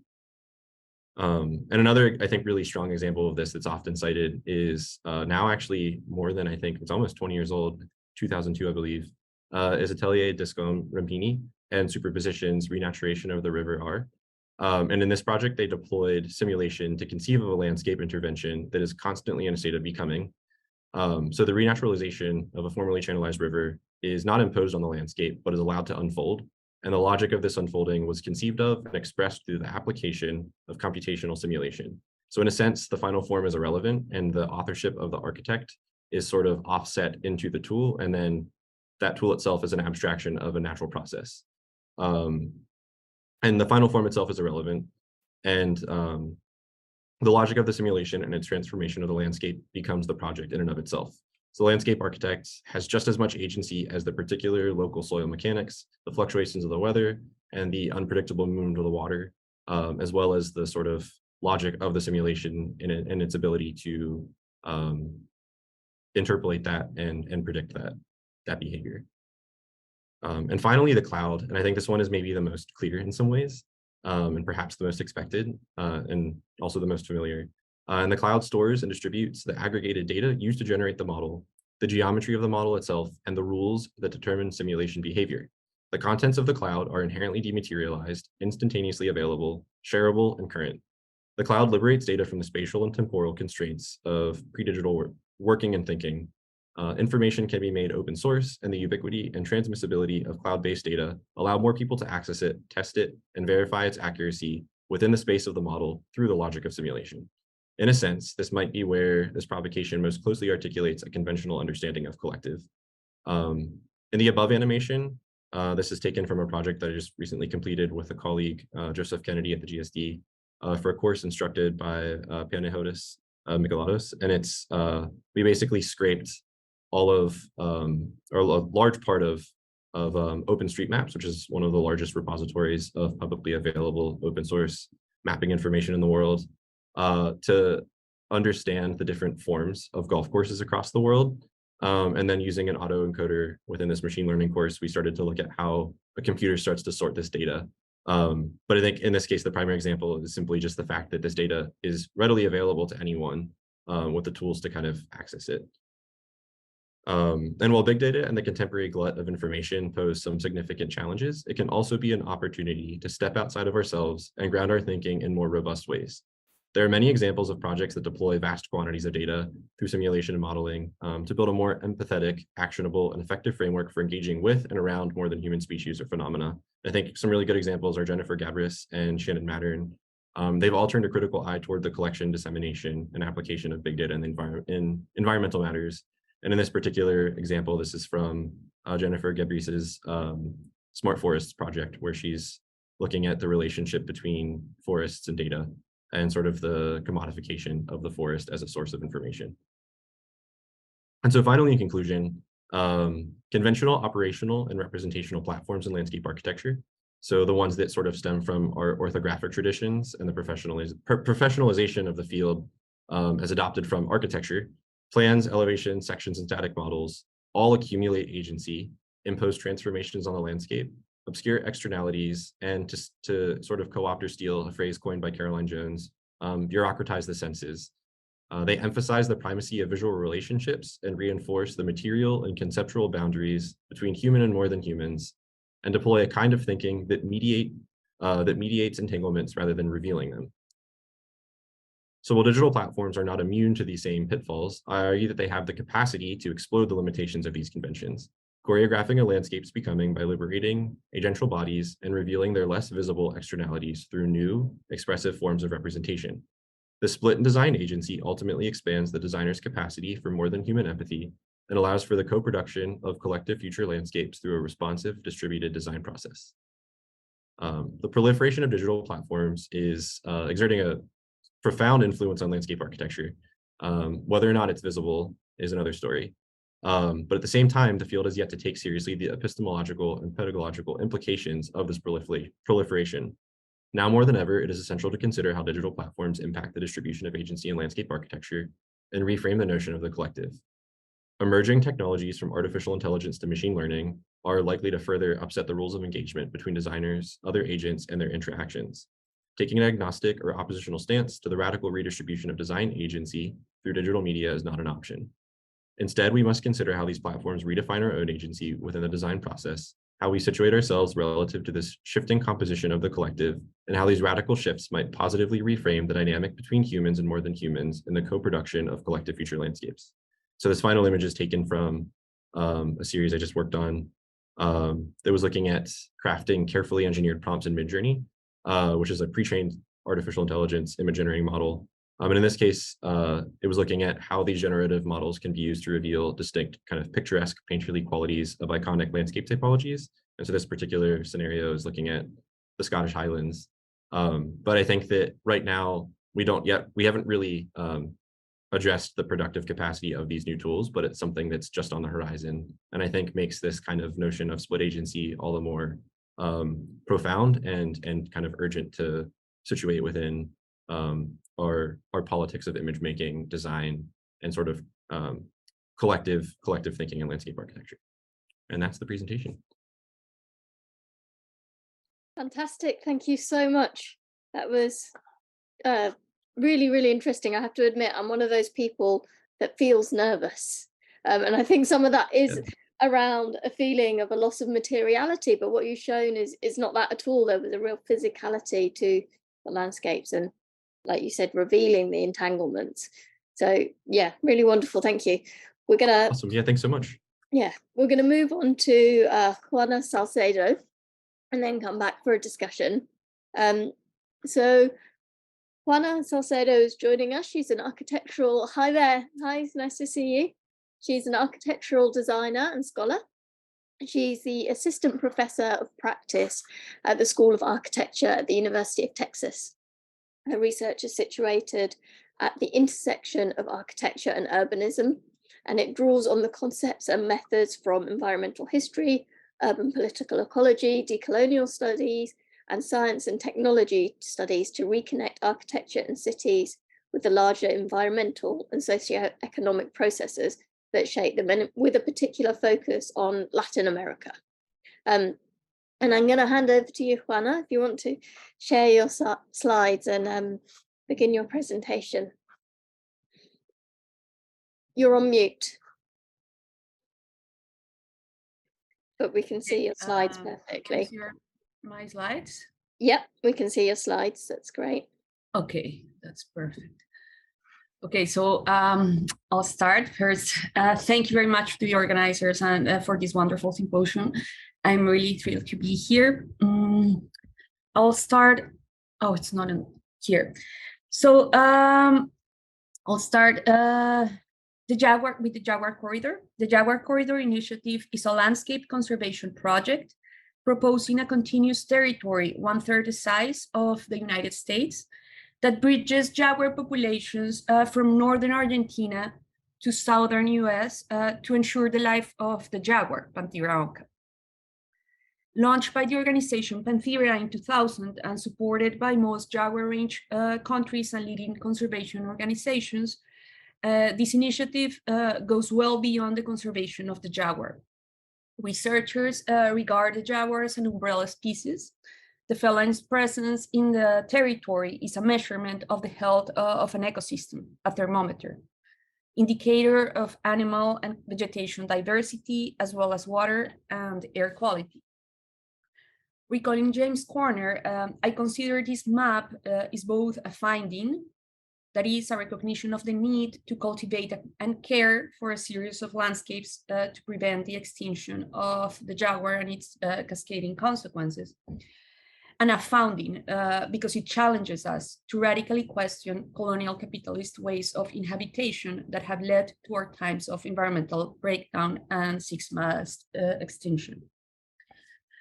So the corridor has remained largely under the radar of urban and landscape architecture researchers, despite urbanization processes and urban life are deeply entangled with this idea of hemispheric integration. The exception, perhaps, is the Atlas for the End of the World, where Richard Wellard includes the corridor as part of the 38 large-scale landscape conservation projects seeking to restore and reconnect fragmented ecosystems. The most viable habitats for the jaguar are proportionally inverse to those linked to the extended processes of urbanization. Aside from elevation, because the jaguar mostly lives under 2,000 meters below sea level, biologists include measures such as cover type, percentage of tree and shrub cover, distance to roads, as well as distance to human settlements and areas of high population density as determining factors in the presence or absence of this feline. So recognizing mapping as an active agent of intervention, I have developed a cartography of interconnection that makes visible the entanglements and frictions between the processes of urbanization and the jaguar corridor. I do so by correlating the corridor with public data about the anthropogenic transformations and socio-environmental struggles that are symptomatic of urbanization processes. So in the first part, I would like to share some key conclusions of this exercise. And in the second, I'd like to propose to reinterpret the corridor as an infrastructure of care for the sustenance of both human and more than human life, and therefore as a deeply political and collective endeavor. So I'll start with the cartography. So the jaguar corridor provides us with a radiography of urbanization, one that challenges a city-centric view of the urban experience. Urban political ecologists Maria Kaika and Eric Sinwidow describe urbanization as the history of urbanizing nature, a socio-ecological process, they say, that of capitalism that unevenly incorporates, transforms, and commodifies all types of nature to support urban life over increasingly larger and geographically dispersed territories. Through the cartography of interconnection, the corridor emerges both as a stronghold against the extended processes of urbanization, while nevertheless connected to urban life, and as a contested territory in friction with its socio-ecological flows. So conservation efforts to protect the jaguar emerged during the mid-1960s when the fashion craze for spotted cat skins from wealthy industrialized countries turned the feline into a highly valuable commodity that led to a fast decline of the species. Latin American governments eventually forbade trade and signed the 1975 Convention on International Trade in Endangered Species of Wild Fauna and Flora, that is CITES. So protection meant stricter regulation, but not a complete end to trading. So in this map I made with the information collected in the CITES open database, I show how the complex web of jaguar trade covers all continents. It does so, however, in an uneven way. The US accounts for a third of the accumulated imports. The jaguar is commodified as a live animal, as skins and garments, and as jaguar parts, including bones, teeth, claws, and skulls, among others. Still, the main driver of jaguar decline has been habitat loss and degradation. So the correlation of the three global conditions for biodiversity, conservation, and sustainable use, and as well as the monitoring of tree loss cover with the jaguar corridor shows the region has been mostly urbanized from its southern and northern extremes, where most landscape connectivity areas pose higher risks of fragmentation.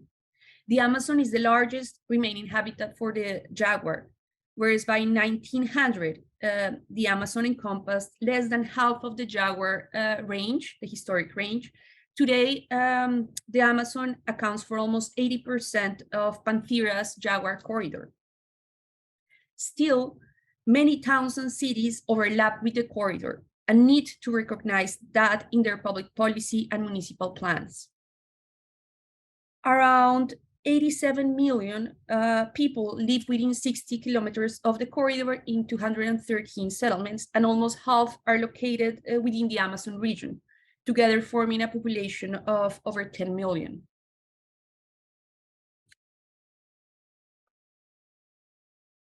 Close to 4 million people live within the corridor in 26 cities and towns with populations up to 1 million inhabitants.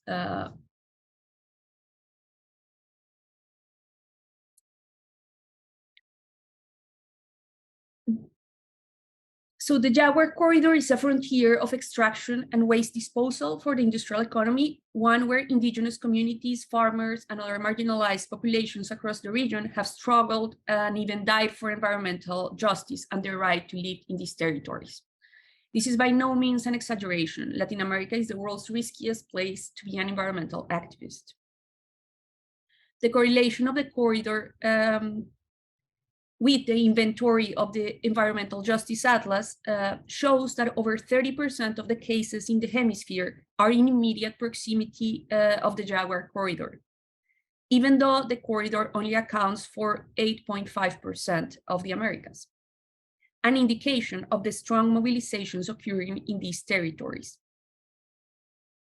The Amazon has become increasingly critical. Half of the IJA cases occur in this area and are mainly related to land grabbing, deforestation for natural products, itinerant agriculture, and the construction of hydroelectric dams. The top contested commodities at stake in the jaguar corridor are land, gold, crude oil, water, timber, and electricity. More than a third of the corridor is recognized as indigenous territories, and these groups are the most frequent actors mobilizing. Yet environmental economist and co-founder of the IJA, Jose Martinez Alier, argues there is an intersectionality in the socio-environmental struggles, exposing the disproportionate negative environmental effects of economic activities in terms of human health, livelihoods, and well-being on minority populations. Over 100 companies from around 30 countries are involved in the struggles at stake in the corridor. The countries with the highest numbers of companies are Brazil, the United States, and Canada. Some of these companies are involved in more than one case. Paradoxically, the main source of wealth of Panthera's founder and main donor, Thomas Kaplan, comes from mineral trading in precious metals, such as gold and silver, including in Latin America, the category with the highest number of conflicts within the corridor. The altruistic funding of businesses and corporations cannot be separated from the ecological impoverishment and violence that these enterprises also produce.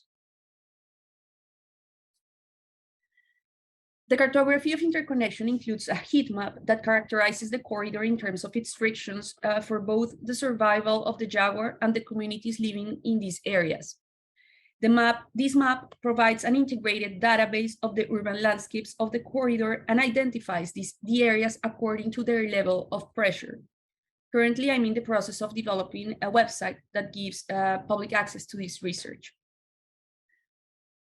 So this is sort of an initial sketch of the interface of the website. The idea is that this cartography moves us from an abstract idea of interdependencies to the identification of concrete and material frictions and the precise actors involved.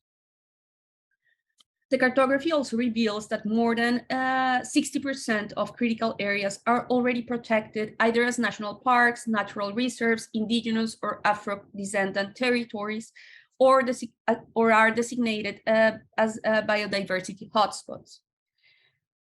This is an evidence that protection labels are far from sufficient to ensure the maintenance of the corridor. Yet, precisely because critical zones are the most detectable fragmented landscapes, these areas can also emerge as potential opportunities to reformulate multi-species terms of cohabitation. Political ecologist Bram Washer proposes a convivial landscape planning as a lens to rethink areas of habitat fragmentation. Doing so, Busher underscores, would entail learning to accept both nature that looks a little more lived in than we are used to, and working spaces that look a little more well than we are used to. The elaboration of a cartography of interconnection has been a way to move from a general view of the Jaguar corridor towards a situated understanding of the initiative. Taking this cartography as a departure point during the seminars, students follow a piece of infrastructure overlapping with the corridor. For instance, at UT Austin, one student traced the impacts that the Maya train and its tourist infrastructures will have on the Maya forest, which is the largest tropical rainforest and main remaining habitat of the jaguar in Central America, and on its indigenous communities. Back at Los Andes University, a group inquired on the connection between urbanization of the US-Mexico border and the construction of the wall in relation to the retraction of jaguar territory. Other group approached the Amazon River both as a main piece of extractive infrastructure for urban Amazon and as the most important limit for the migration of the jaguar. And this is a diagram connecting the extraction of natures with the commodities urban life depends on. In narrating and visualizing the stories of entanglement, cities are only part of the extended geographies of the urban, and the Jaguar Corridor Initiative is not an exclusive issue of wildlife conservation, but a contested ground, where various communities struggle against the conversion of their lands into commodity extraction frontiers. So the second part and final. Pantheria's initiative is making room for wildlife by weaving alliances at different scales, from aligning with the United Nations Sustainable Development Goals to pushing governments to include the project into public policies and programs, and supporting projects with private companies, landowners, and communities living close to the feline's habitat. Keika and Seawidow proposed infrastructures are mediators through which the perpetual process of transformation of nature into city takes place. The Jaguar Corridor can be seen as an infrastructure of care to ensure that a continuous landscape is maintained and transformed into nature. But far from a series of untouched natures or a series of landscapes to be managed by scientists and experts, the corridor is a deeply political and collective project. One embedded in relations of power that define how or if the corridor is shaped and taken care of, and whose lives are enhanced or diminished by this process. Care, as well as cuidado in Spanish, has a double meaning. Care means both sorrow, grief, and trouble, as well as serious mental attention. Cuidado is both a warning or a call to fear what can come, and a commitment to be attentive with the perfection required. In Spanish, the cuidado, the one who is cared for, is also the one who is loved. Caring then is being embedded in the tension of love and attentive cultivation, and a recognition that one's love can fail. Embracing this tension is part of conceiving the corridor as an infrastructure of care. To do so, the corridor might benefit from other forms of countermapping that render visible both the caring practices and struggles occurring in these territories. This search might be akin to the activities of the architects and artists of the Valparaiso School of Architecture during the 1970s, dissenting from government's impulses to conquest the Amazon. This collective embarked on a series of introspective expeditions and called to recognize the continent no longer from its border, but from its vast interior sea, the Amazon. In the poetic act of rotating the map 180 degrees and selecting the Bolivian city of Santa Cruz as the continent's reference point, the group launched the idea of Amereda, a continent conceived from within. So perhaps a first step is to move forward towards an understanding of sustainability different from those precepts based on tipping points, which suggest limiting development up until ecological degradation compromises the needs of future generations. Caring is more aligned to the concept of promoting life discussed in the Manifesto for Abundant Futures. This text explains that for the Anishinaabe society, the question of sustainability is not how much we can act before impairing the environment, but what we can do to promote more life. Caring for the corridor has then as much to do with nurturing the life of jaguars, whose presence reveals a plurality of other lives, as with promoting the diverse ways of living of the communities that struggle for their rights to live without being dispossessed or polluted by the demands of urban life. Thank you. Thank you very much for a wonderful presentation. Can we bring Tom, Mark, and Ophelia and Sumini back into the conversation? I'm not sure if now that you're not sharing your screen, you'll be able to turn your cameras on, if that will work, or if the storm is causing troubles. That's fantastic. And you can unmute yourselves, of course. So we're all here today. We're all here to talk about that collective nature of landscapes. And I find it really interesting that you've all proposed a way of dealing with that tension. It's a tension that's often felt at the boundary of one thing and another, and it sometimes prevents us from acting collectively. So I felt like these were all projects where there was, and to use a phrase from Ophelia, deliberate acts of deterritorializing. And I could kind of see that in all of the methodologies that you presented. Whether that was through engaging with speculative fiction or moving away from the traditional or rarefied modes of representation, moving towards new technologies, or this prioritizing of non-human ecologies at these contested spaces. I was going to say historically contested spaces, but actually very currently contested spaces.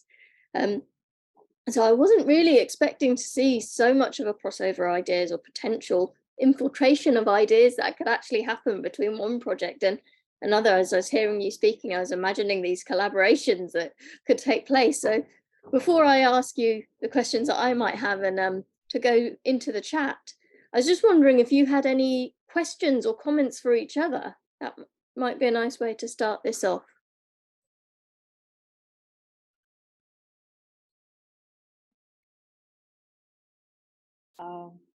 Anushka, probably it's not quite a question, but I found Tom's presentation rather very interesting because when you speak about technology, to be very frank, I am not very up to date with the technology that you're talking about. But what it opened up for, we were just discussing, Ophelia and I, that there are certain embedded knowledge that your fingers hold, depending on which culture, what cultural background, the forces of nature that you are used to and you're growing up with. But the moment you move that into a mouse or any other extensions of the digital world, somehow the connection between you and them sort of breaks, and the divide is much more than that which your hands can offer.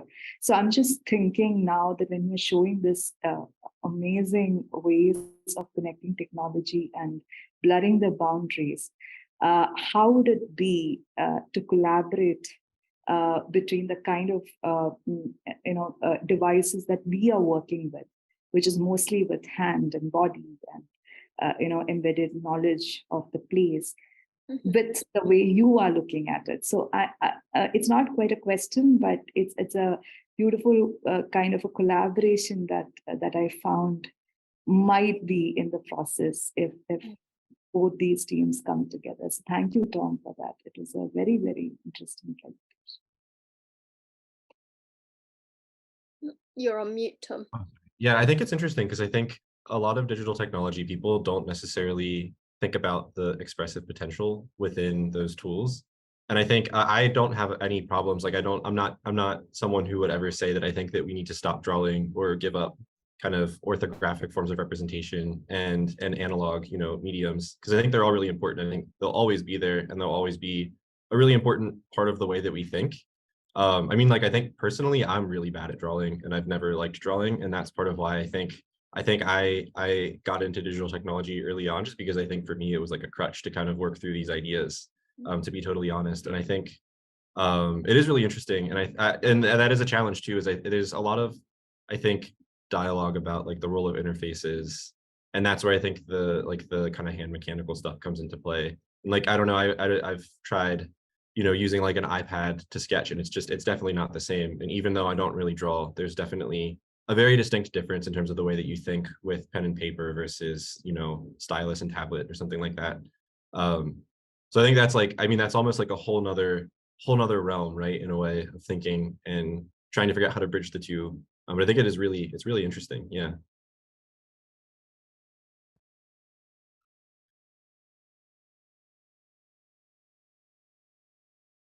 I was just, no, did you have something else to add there? I was really interested too in the way that Mark was kind of discussing fiction within his studio pedagogy. And I think kind of like, I think the original sort of proposal for like my research, I've always been really interested in like narrative agency.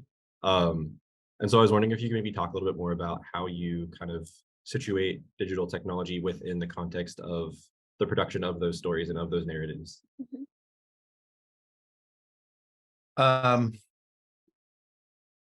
It's always kind of secondary. It's it's part of the mixed bag. Well, for me, it's secondary, but it's also part of a mixed bag in the sense that these are folks that have an assumption that they need to have skills when they walk out the door. And skills often are associated with what current technology do they need to know. So I'm always cognizant of that, and I'm trying to test and push those boundaries as much as possible. But for me, I'm less concerned with them knowing the technology and more concerned with them understanding how to critique the shortcomings of these technologies and being more cognizant of what's happening on the ground, because there's such a reliance on the assumed neutrality of whatever they're using that they forget that the stuff has some very, very real implications and impacts. Alluding to the last 3 images or the last 12 images of women using the same marketing prompt and just changing the ethnicity, right? Little things like that have a radical impact on how we perceive people or how we don't, depending on how we take that stuff for granted. So that's how I try and use it.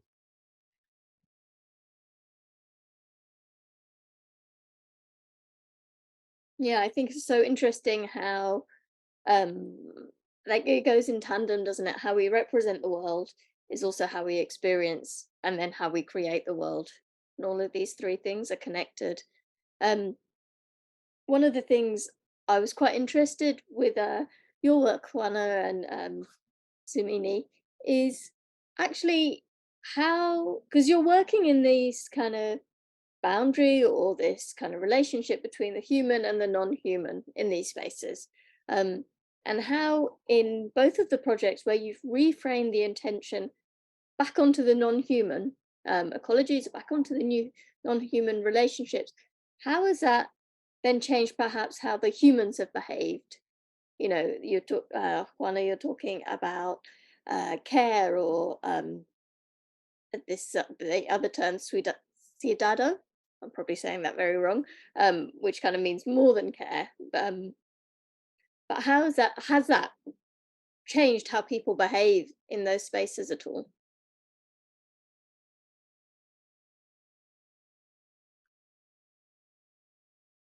Joanna, do you want to go first? Okay. Yeah, it's interesting because I started this research first through the lens of, what can thinking about or thinking about other living beings aside from humans, in the way they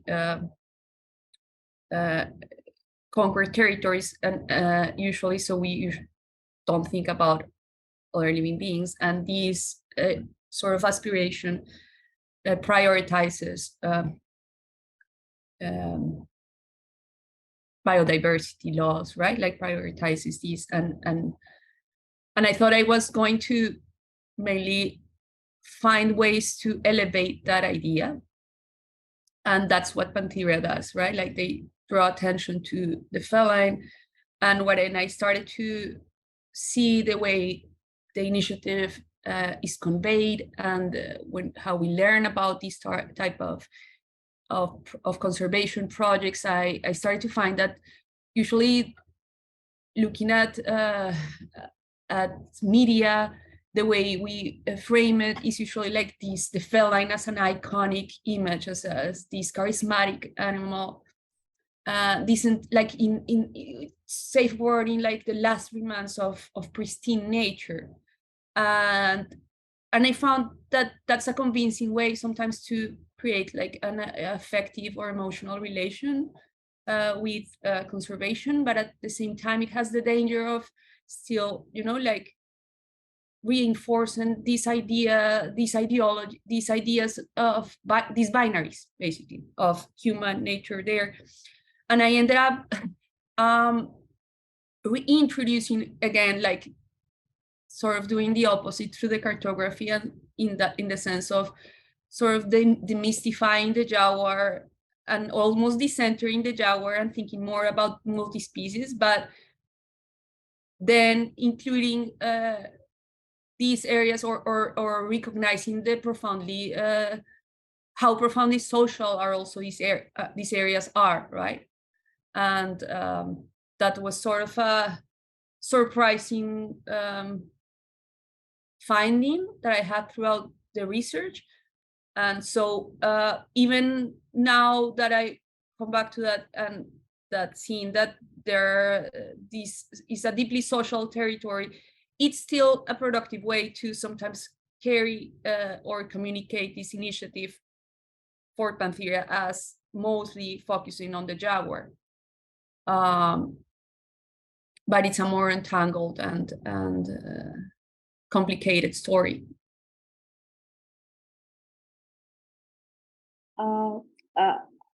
I would like to speak from the position of as a faculty of architecture at my institute, because while we were growing up, what we were taught in our school was to draw lines that would make walls.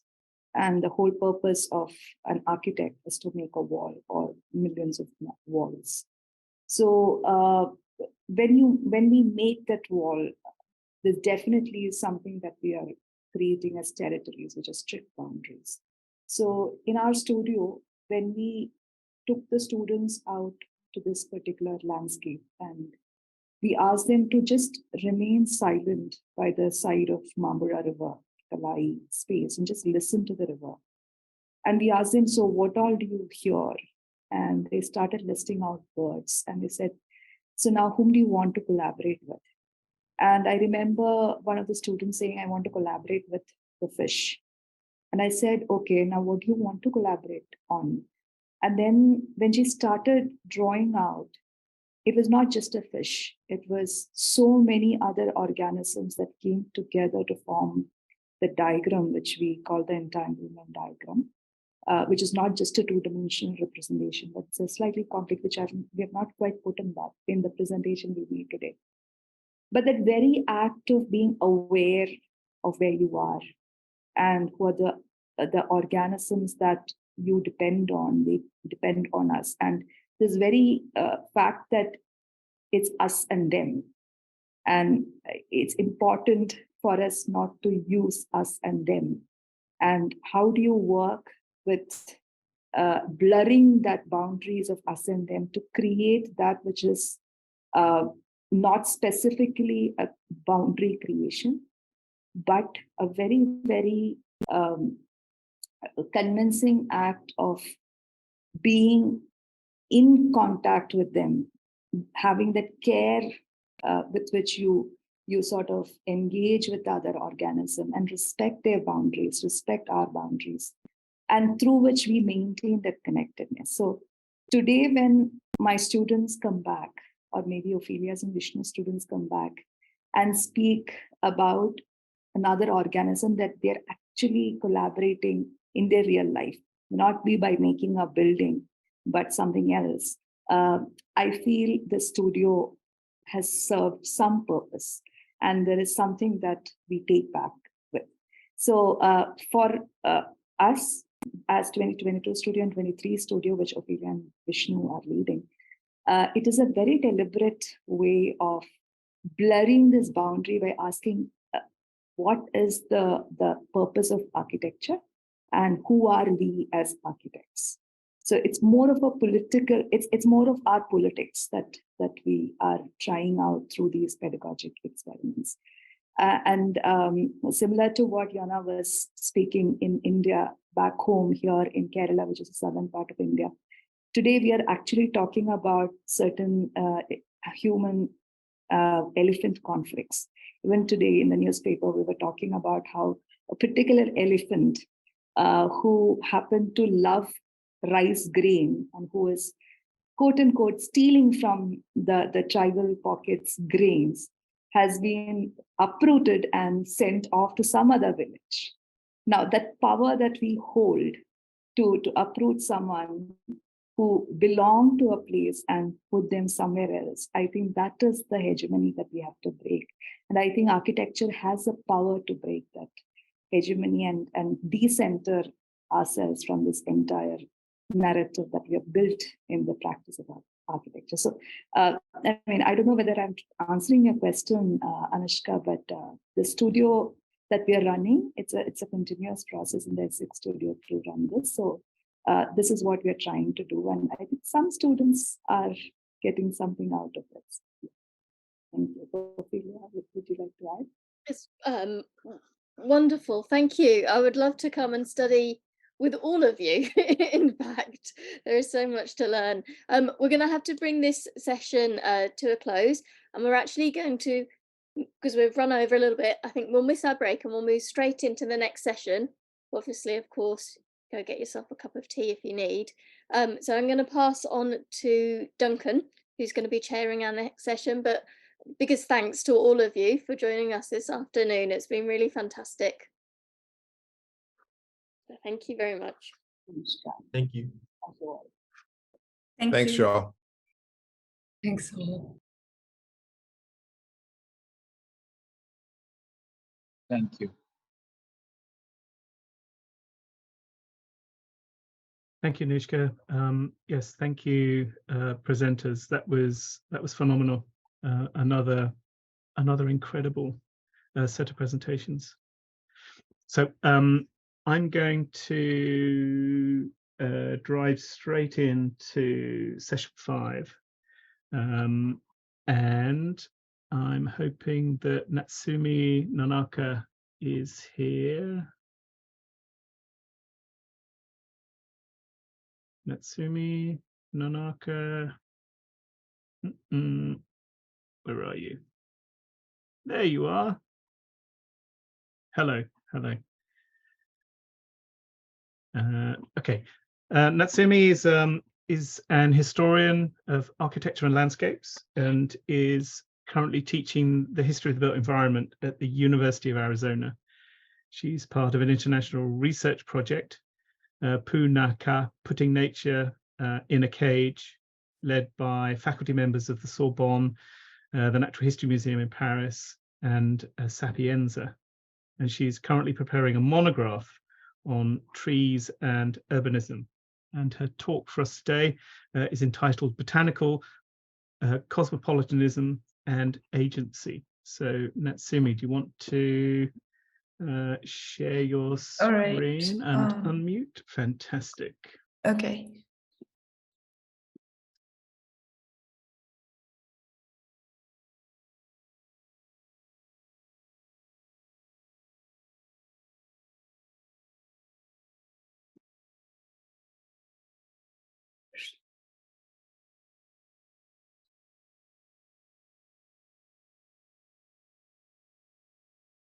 Great, thank you, Mark, and thank you to the organizers for this opportunity of presenting at this wonderful conference. So my talk is an ongoing project, and it's titled Botanical Cosmopolitanism and Agency. So, can gardens promote peace? Can gardens foster understanding and create unity amongst peoples? The Gardens of the World in Berlin is not only a garden design project that highlights the diversity of cultures manifested throughout history across the world. It was first and foremost a pacifist cosmopolitan project founded on city partnerships and collective endeavors.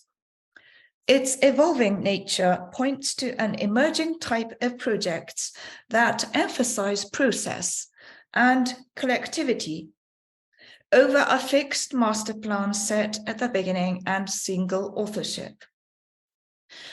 Plants being a shared component of all gardens, botanical agency was brought into play to initiate, revive, and maintain a dialogue among cultures, implement collaborative work methods, and promote understanding through sensory experience. The consistent approach of garden art as a mediator among peoples from different political, social, religious, and linguistic contexts has guided the course of the project in a fast-changing world and established the dialogue of cultures as the priority in human and global relationships. This paper investigates the gardens of the world in Berlin, where since the reunification of Germany, a series of gardens representing various cultures of the world have been planned and created as a case study of the framework of collectivity. An evolving project that embodies inclusion in design, it has already received recognition among practitioners and policymakers in landscape design while awaiting scholarly attention. Its development from a horticultural exhibition site to an international garden design project, promoting pluralism and diversity, makes it a unique collaborative endeavor on a global scale. Collectivity here can be applied in three areas: the makers, the receivers, and the content. The Gardens of the World is a recreation park located in the Marzahn-Hellersdorf district of Berlin. Its origins can be traced back to the 1987 Berlin Garden Show, which commemorated the 750th anniversary of the founding of the city. The East Berlin neighborhood was part of the Democratic Republic of Germany's urban greening initiative. The mobilization of citizens in community greening projects known as the Mass Economic Initiative not only served in the efficient execution of neighborhood tree planting, but also fostered a psychological attachment to the place in those who helped create it. The idea of involving the people in the creation of green spaces would form a consistent thread in the subsequent evolution of the gardens. The transformation of an ephemeral horticultural exhibition site into a large-scale park starts with the city partnerships between Berlin and Beijing 1994, Tokyo 1994, and Jakarta 1993. Jim Bowling from the Beijing Institute for Classical Garden Design developed plans. In 1997, materials including rocks were shipped from China. Some 60 craftsmen traveled to Berlin to work on the construction. The Chinese garden is by far the largest of all the gardens in the park. Named the Garden of the Recovered Moon, it symbolizes the unification of Germany and draws on the idea of harmony and unity of the world in Chinese political philosophy. The success of the Chinese garden led to the planning of other gardens for the purpose of promoting and understanding among peoples. In the wake of the 2001 September 11 attacks, an increasing sense of emergency for promoting peace found a viable solution in garden art as mediator of cultures. The Japanese garden was designed by Shumyo Masuno, 18th chief priest of the Zen Buddhist temple Kenkoji in Yokohama and leading landscape architect of Japanese gardens. Stones were locally procured from Krottendorf in Saxony, but the garden and buildings were constructed by Japanese craftsmen who traveled to Berlin to work on site. Masuno carefully instructed the plantings, species, height, position, trimming.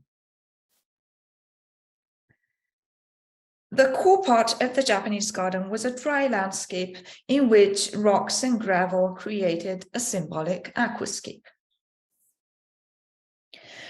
The Chinese and Japanese gardens, as well as the Balinese garden, and the Korean garden,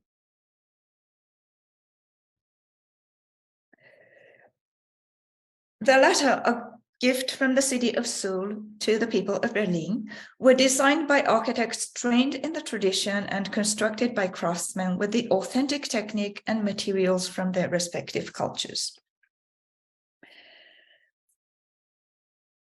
Subsequently, the Oriental Garden, 2005, and the Italian Renaissance Garden, 2008, along with gardens with heavy focus on plants, namely the Mason Labyrinth Garden, 2007, the Carl Furster Perennial Garden, 2008, the Christian Garden, 2011, the English Cottage Garden, 2017, and the Jewish Garden, 2021, were created. The gardens can be considered collective endeavors in all three areas of making, receiving, and content. In both inception and implementation, the gardens of the world supported collectivity. A favorable attitude towards collaborative activity may have also derived from the mass economic initiative, the socialist practice of mobilizing resident citizens in the community greening projects in the years prior to German reunification. The making of the gardens engaged trained professionals from an unprecedented breadth of geographic scope. During the construction process, not only the designers, but also the craftsmen traveled to Berlin from their respective regions to implement the creation with authentic time-honored techniques. Gardens speak directly to the quintessential and universal human desire to be in connection with nature. The reception of the gardens has been gaining momentum ever since the Chinese garden opened in 2000 and turned around the low visitor numbers of the 90s. Interest in the gardens among the public has not waned. The number of visitors only continue to increase. The recent additions after 2017 follow a master plan that includes facilities for accommodating families and young children, restaurants, and educational projects for children and young adults. The receivers of the gardens also have agency. Quote, the inquiries, comments, and additional information from all interested visitors, end quote, could inform the future maintenance and direction of the park. Moreover, the content of the gardens makes it a quintessentially collective endeavor. The park currently accommodates 11 thematic gardens and 9 artisan gardens. The adjectives are not intended to refer to the nation state, national origin, citizenship, ethnicity, or language, but more to cultures. The thematic gardens represent those of China, Japan, Bali, Korea, Italy, England, France, and Germany. The term culture is understood broadly enough to encompass religions, philosophical approaches, and ways of life, namely Islam, Christianity, Judaism, and as Atelier Lubalto interprets them, Buddhism, Zen Buddhism, Hinduism, and Confucianism. Together with the 9 artisan gardens, each designed as a cabinet garden for the 2017 Berlin International Garden Exhibition by landscape architects from Australia, Brazil, China, Chile, Lebanon, Los Angeles, South Africa, Thailand, and the United Kingdom, the Gardens of the World represents the broadest scope of global cultures. This collectivity is distinctly different from the encyclopedia of the Age of Enlightenment, in which a progressive and teleological perspective framed the view, or the enlightened elitism of the age of imperialism and colonialism that fell short of the standards of equity. Rather, it can be read as an ongoing series of cultural narratives founded on an enlightened collectivity. The Gardens of the World as an international and transnational project on a large scale to which it subsequently developed is noteworthy and exceptional, not only for the significant amount of public funding it received, but also for its lack of a master plan, resulting in its so-called sliding process of evolution. The Berlin-Beijing partnership in 1994, leading to the collaborative project of the Chinese Garden, is considered to mark the beginning of the Gardens of the World. At this point, however, no vision of a future park yet existed. There was no master plan until the 2017 Berlin International Garden Exhibition, at which point it acquired the name Gardens of the World. For more than 2 decades, the project would continue to develop, informed solely by the cosmopolitical strategy of initiating and maintaining a dialogue of cultures. This unusual mode of development also supported collectivity. During this period, human and global relations were heavily impacted by the advancement of technology and the emergence of an entire enlightened audience of tech users. The design of later gardens appears to reflect this change. 2 phases of garden design can be distinguished throughout its history. The first phase, 2000 to 2008, saw the emergence of gardens constructed according to tradition with emphasis on garden buildings. Thus, we call it the architectonic phase.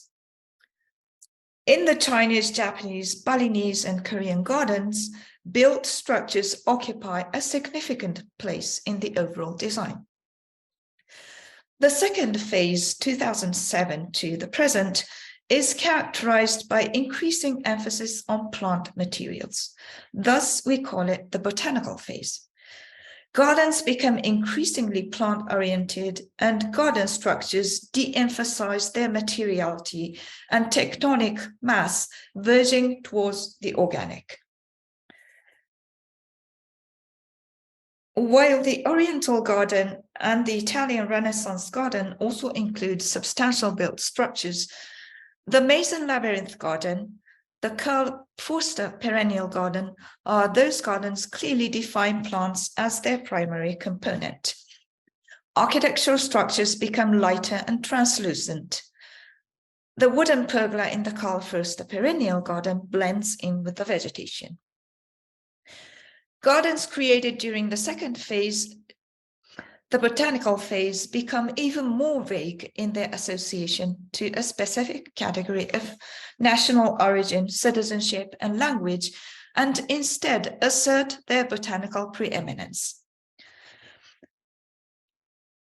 The Maze and Labyrinth garden refers to a broader cultural tradition that crosses over the categories of what may be called English, French, Gothic, Christian, Renaissance. The Karl Forster perennial garden pays homage to the great German horticulture specialist and garden philosopher, and recreates the garden created for the Berlin Garden exhibition in 1987. But it also shares many features in plantings and garden furnishings with the English cottage garden tradition, including the use of the pergola and perennials. In addition to emphasizing botanical prevalence, gardens also shift attention to more intangible content, namely philosophy, texts, and symbolism. The Christian garden is a contemporary version of the monastic cloister garden. Following the typical layout of a square garden surrounded by a covered walkway, Its modernity is manifested in the material and design of the corridor and the plant-filled central area it encloses. It marks a departure from tradition by substituting the arcaded masonry portico with an air-permeable light structure made of gold-lacquered cast aluminum letters that allows a view of the sky above and casts interesting shadows below. The cast aluminum pergola in the Christian garden collapses the boundary between nature and culture. A semiotic device which engages the senses as well as being a contemporary reinterpretation of the vernacular pergola, it recreates a remarkable place of spiritual contemplation. The letters form more than 60 passages of text from the Bible and Western philosophy and culture, dealing with the theme of human beings in nature, and engage viewers and strollers of all denominations to rediscover Christianity. The enclosed square is laid out with plantings of medicinal plants and roses and lilies, carried over from the traditional monastic gardens. The fountain, normally placed at the intersection of paths at the center, is here placed on one side as a water stone in one of the quadrants, leaving room for plantings of which either garden contains in more abundance than their historic precedents. Prevalence in botanical materials and cultural references are continued in the Jewish garden, where plantings form an overwhelming majority in the design. Located on the highest elevation of all the gardens, between the Christian garden and the Karl Foster perennial garden, with views towards both, it expands on the latter's horticultural commitment and the former's philosophical engagement, and continues the dialogue of cultures and denominations enriched by botanical materials. Atelier Lubalto, the designing firm, conducted a historical as well as an artistic literary research which informed the plantings and the choice of plants. Since references to the history and culture of Jewish life are diverse and cannot be interpreted directly, they require narratives that are expressed via the medium of plants. Utilitarian and ornamental species have been selected, including trees, fig trees, almond trees, magnolias, chestnuts, and elms, shrubs, perennials, and annuals. The selected plants are known from the literary tradition, poems, short stories, and letters by Jewish authors and authors close to Judaism. The two sculptural pavilions dematerialize and cede the primacy of place to plants.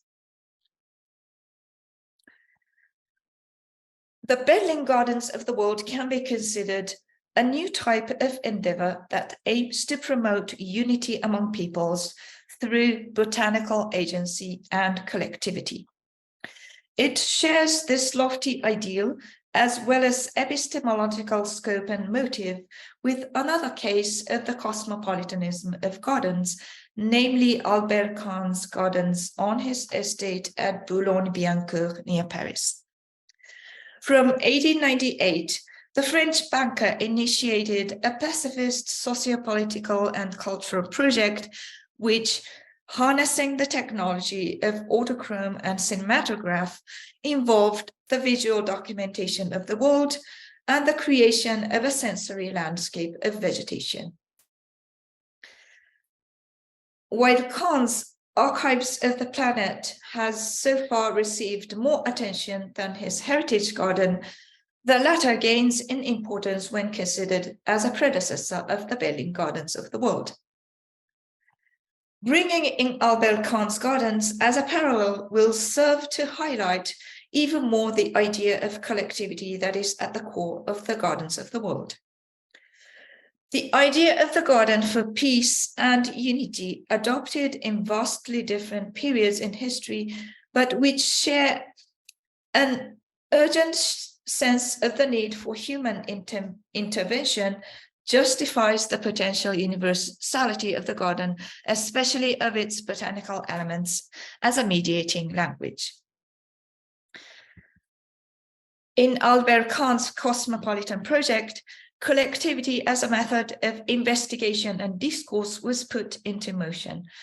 Kahn collaborated with prominent intellectuals of the time, including Henri Bergson and Jean Brune, to realize his vision of a cosmopolitan society. His projects, whether the archives of the planet, are realized by a team of camera operators, the Autour du Monde Society, and gardens were quintessentially collective endeavors. While Kahn's idealist cosmopolitanism in the context of imperialism and enlightened elitism had its limits, his perspicacity of engaging cutting-edge technology and the plant medium for promoting humanitarianism can be acknowledged as a legacy that is still valid in our age. If cosmopolitanism is a term imbued with the nuance of an elitism incompatible with cultural pluralism and diversity, we need to redefine the term in conformity with our time. Neo-cosmopolitanism is the ideal yet viable vision of the 21st century, the Anthropocene, the era of globalization and digital technology that has ushered in an enlightened collectivity. This enlightened collectivity as a cultural endeavor may be one of the feasible approaches towards peace and understanding in a world that is grappling with the dilemma of fast speed digitalization and globalization, alongside a reluctance to do away with some of its borders. In the Berlin Gardens of the World, collectivity has been a recognized feature of the project from its very inception, whether in the design, the reception, or the content, and has consistently remained so. There, botanical elements re-emerge as a forceful language that could take on a universal value, and botanical agency becomes key in the dialogue of neo-cosmopolitanism. Thank you very much.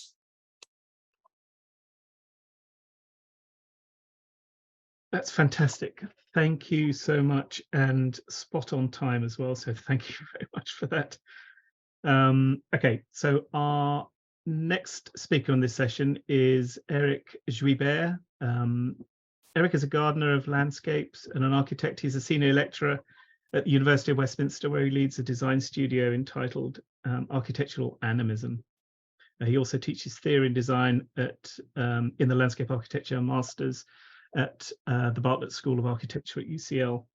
His research focuses on investigating regenerative approaches that design with the creative capacity of ecosystems through his practice of grown and built architectures, increasingly interrogating wilding design practices. So, Eric, if you're ready to go. I'm going to try. Can you hear this? Yeah. Can you maximize the screen? Not sure. That's looking good. That'll do. That's perfect. Thank you very much. Okay, over let's to you, try. Eric. Hi, and firstly, thank you for organizing this really thought-provoking event. I've really enjoyed the discussions on collective identities, pedagogies, and particularly David Morgan's making of wildness. I'm really sorry I'm not going to be able to attend tomorrow, and also not to be able to talk to the various people who have presented. Right. In a previous paper, I have been mapping various practices that are loosely called rewilding or wilding, and they form a varied spectrum, including wilding practices, usually focusing on animals, other conservation and or land management nature, and those focusing more on plants such as dynamic landscapes. In all of them, humans co-create with the agency of ecosystems and species. Ecosystems are feral. All right. Ecosystems are feral in the sense that they are neither entirely wild nor domesticated.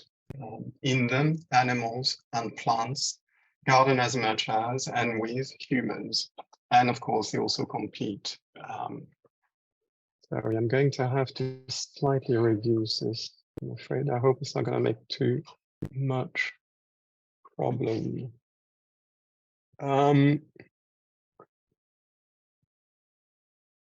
In them, animals and plants garden as much as and with humans, and they also compete. And this is a diagram that was trying to map these practices, and this feral area is a zone which is a yellowish on the diagram. And the diagram maps degrees of control from total control to the left to none to the right. How do you design with the unpredictable emergencies of ecosystems? What are the tools and techniques used in feral practices? What kinds of relationships and communities are defined between human and other, and between human themselves? How do you negotiate the inevitably differing needs of multiple beings and communities? A recent analysis of the key principles seen as leverage points, and this is using the lens of systemic design, define a primary paradigm of nurturing self-generation combined with balancing and reinforcing feedback loops created through various acts of insemination and population control of animals and plant species. This paper zooms closely on the acts of care applied by humans to enact on these leverage points, following the physical tools employed to co-create with these ecosystems.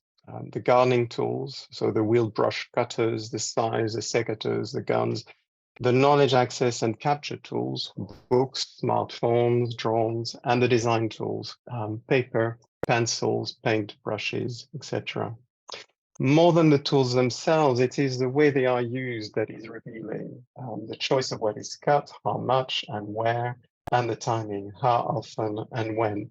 As it is through these actions on the ground that the relationships between the various actors, diverse humans, plants, animals, soil, water, are negotiated. This through reflective practice research reflects on my and other practitioners' landscape practices with a 3-hectare French rural landscape as key case study, where feral landscape processes have been applied for almost 20 years now. Concepts from new materialist, actor network, and modern animist theories underpin, at times implicitly, this reflection. So the scythe is used in 2 ways. It's used as a yearly disturbance ritual that removes hay and its nutrients, leading to a more open sward and as a result, more floriferous species. It is done between June and October at different times for different types of meadows and locations, as we wait for the seeding of the species we favor in specific places. It is also used for what we call selective scything, a punctual removal of overly dominant species such as lucerne and nettle, if we feel they are limiting others. The texture of regularly scythed area is softer and more colorful, prettier. And we contrast this with rougher areas that are cussed less often, and which as a result are refuges for animal species when we cut elsewhere. Our other favorite tool is our Pubert, and that's the name of the brand of this machine, which is an incredibly nimble and well-balanced wheel brush cutter.